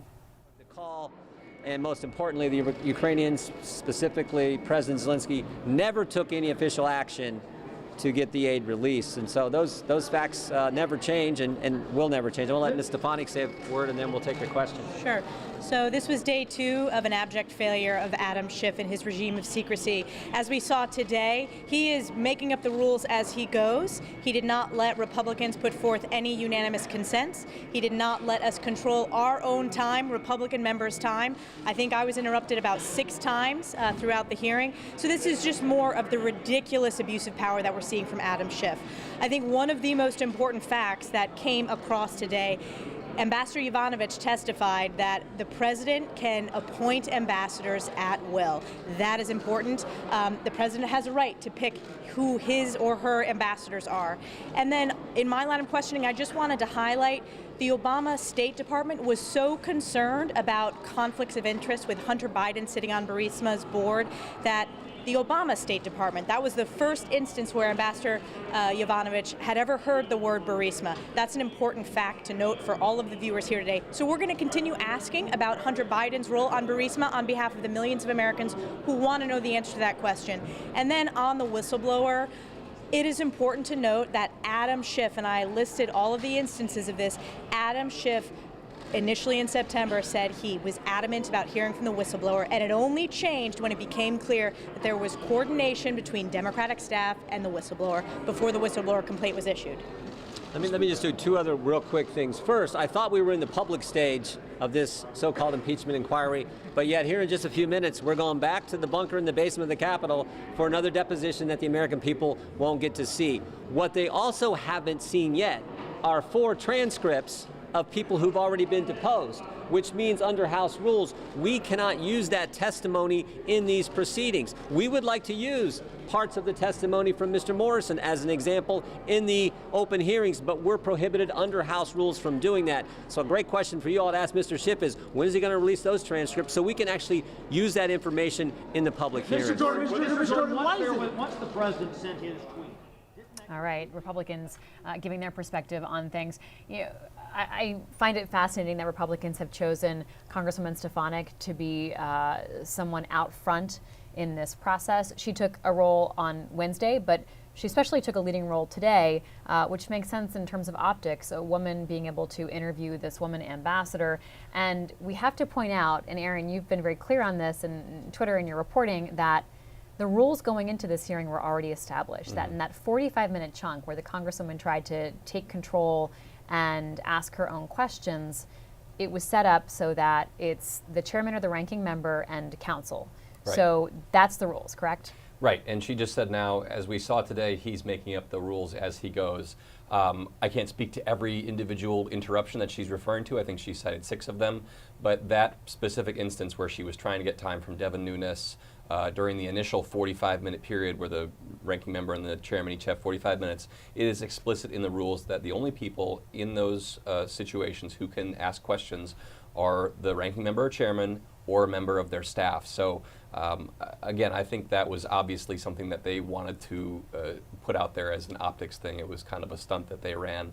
But you know, I think to your broader point of her being front and center in this hearing, it reminded me a little bit of back in the Brett Kavanaugh hearings when Christine Blasey Ford was testifying and suddenly Republicans realized, hey, wait a minute, every single member of our side of this committee is a male senator. And so they called in a female counsel to ask the questions of Christine Blasey Ford. I think it was obvious in this hearing why they wanted Lee Stefanik to be out front. Greg, you wrote a book. One might say you literally wrote the book about Russian interference in the 2016 election. Good book. It's called The Apprentice. I want to get your take on these allegations by Republicans that Ukraine may have interfered in the 2016 election. Well, I mean, the bottom line is that there is no evidence of any kind of concerted campaign involving the Ukraine government to interfere in the 2016 election. It was Russia. I mean, there was no doubt about that among any kind of reasonable foreign policy expert or intelligence official in this administration or the previous administration. What they are clinging to are threads of activity around the fringes of the Ukraine government, including activity here in Washington, but that are so minor in comparison to what Russia did that to try to obscure this massive concerted campaign involving Russian intelligence services by pointing to these sort of fragmentary episodes elsewhere is a huge misdirection and very confusing to the public. And I think there was an exchange between Yovanovitch and Jim Jordan at one point, in which Jordan was trying to make this argument basically that these Ukrainian officials preferred Hillary Clinton to Donald Trump, and you know, isn't that a sign that, you know, Ukraine was in the bag and they were doing nefarious things? And Yovanovitch basically responded by saying, well, it's not unusual for foreign politicians and officials to have a preference in these races. Of course, you know, they might see one politician rather than the other as being good for their purposes. And it's true that Ukrainian officials generally liked Hillary Clinton. They were involved in releasing the Paul Manafort Black Ledger, which of course wound up being a very significant thing. And so there was some egg on their face when Donald Trump won the presidency, and they wanted to repair those relations because Ukraine, more than many other countries, relies upon bipartisan support. They don't want to alienate anybody. But to argue that that's the same as potential collusion with Russia or some of the nefarious ways in which Russia interfered in our election, it's just not an apples-to-apples comparison. What are you going to be watching for over the next week, Greg? Well, I think now you just hinted at the upcoming testimony of Gordon Sondland. who is next Wednesday. the U.S. ambassador to the European Union. I mean, one of the things that happened off screen today was the conviction of Roger Stone, another official connected to, another advisor connected to Donald Trump's campaign in 2016, who has now been convicted of obstruction of justice and lying to Congress, intimidating witnesses and so forth.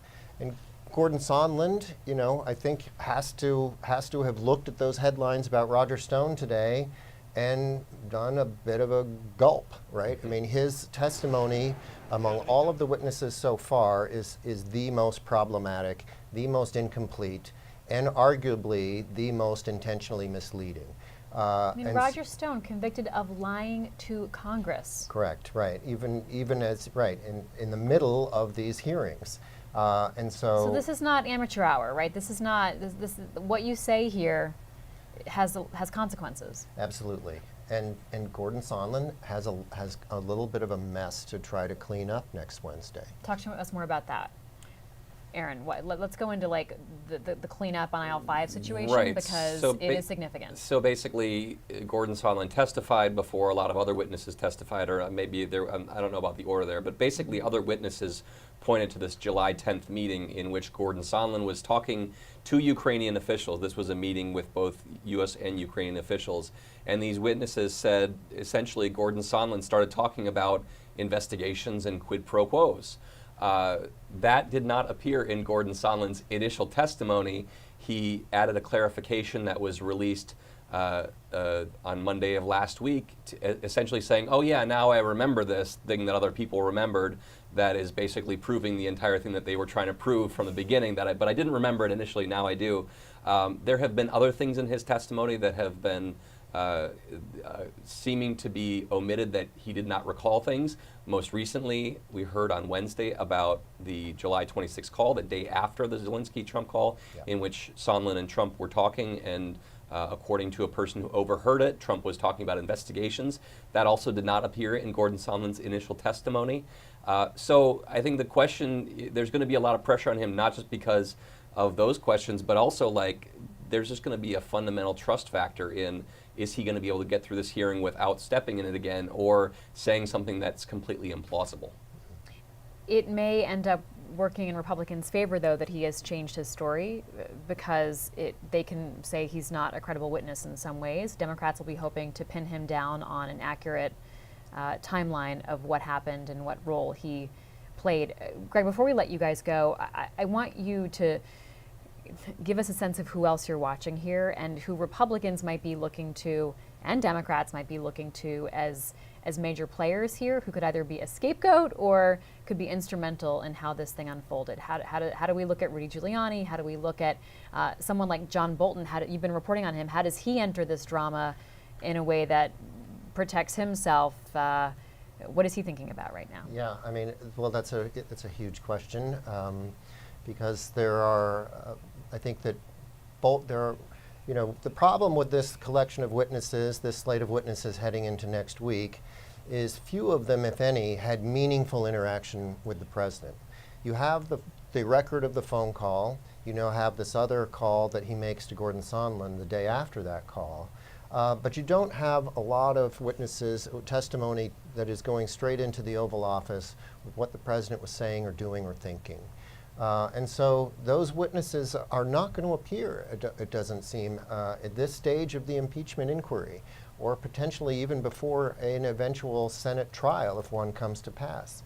And, and Bolton's position in this may be more important than any, because he is, on the one hand, the most high-ranking White House official who, by the testimony of others, was the most concerned, outraged, and alarmed about what was happening with Ukraine, and yet he has not delivered any aspect of his account. He is mute so far, aside from some comments he made in a closed-door fundraiser a week ago before a group of banking officials. So, I mean, you're right. This is the story is not yet complete. The story already seems so well documented and overwhelming in some respects, but there are witnesses we have yet to hear from. And the big one for me next week is going to be Fiona Hill. Whether or not Bolton eventually testifies, Fiona Hill was somebody who served on the National Security Council.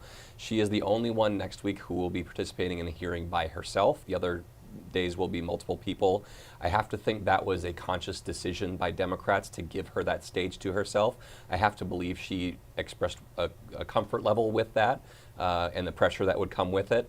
And if you look at her deposition, she was willing to kind of step outside of just stating the facts and apply some of her own analysis to these things, which is not what we saw necessarily from Taylor and Kent on Wednesday or Yovanovitch today. They wanted to be very straightforward. I think Fiona Hill could craft more of a narrative that Democrats could then use for their impeachment purposes. She testifies next Thursday, and we'll be bringing that live. Greg?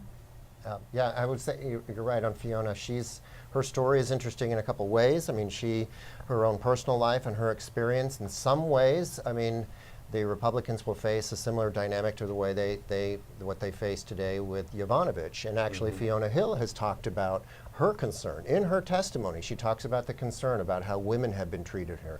I mean, we wrote a story about a painful episode for her early in her tenure in this White House, where her first meeting with Trump, he assumes that she's part of the clerical staff and hands her a piece of paper and asks her to type it up. She is a renowned expert on Russia and the Russian leader, Vladimir Putin, who, to Aaron's point, also, if you look at the testimony we have from her, is also very good in a very passionate way at explaining why this is all consequential beyond this sort of political parlor game that we sometimes get consumed with. All right, so we'll stay tuned to hear that testimony. Thank you so much, Greg Miller and Aaron Blake. Appreciate your time. And thank you to our viewers for joining us, whether you're watching us at WashingtonPost.com or YouTube or Twitch. We couldn't do what we do without your support, so thank you so much. We'll see you next week for a full slate of impeachment hearings starting on Tuesday. And on Wednesday night at 8 p.m. Eastern Time, we'll be live from Atlanta, where the Washington Post is co-hosting a presidential primary debate. So please be sure to subscribe to the Washington Post wherever you're watching so you don't miss any news of these developing stories. Thanks so much. I'm Libby Casey.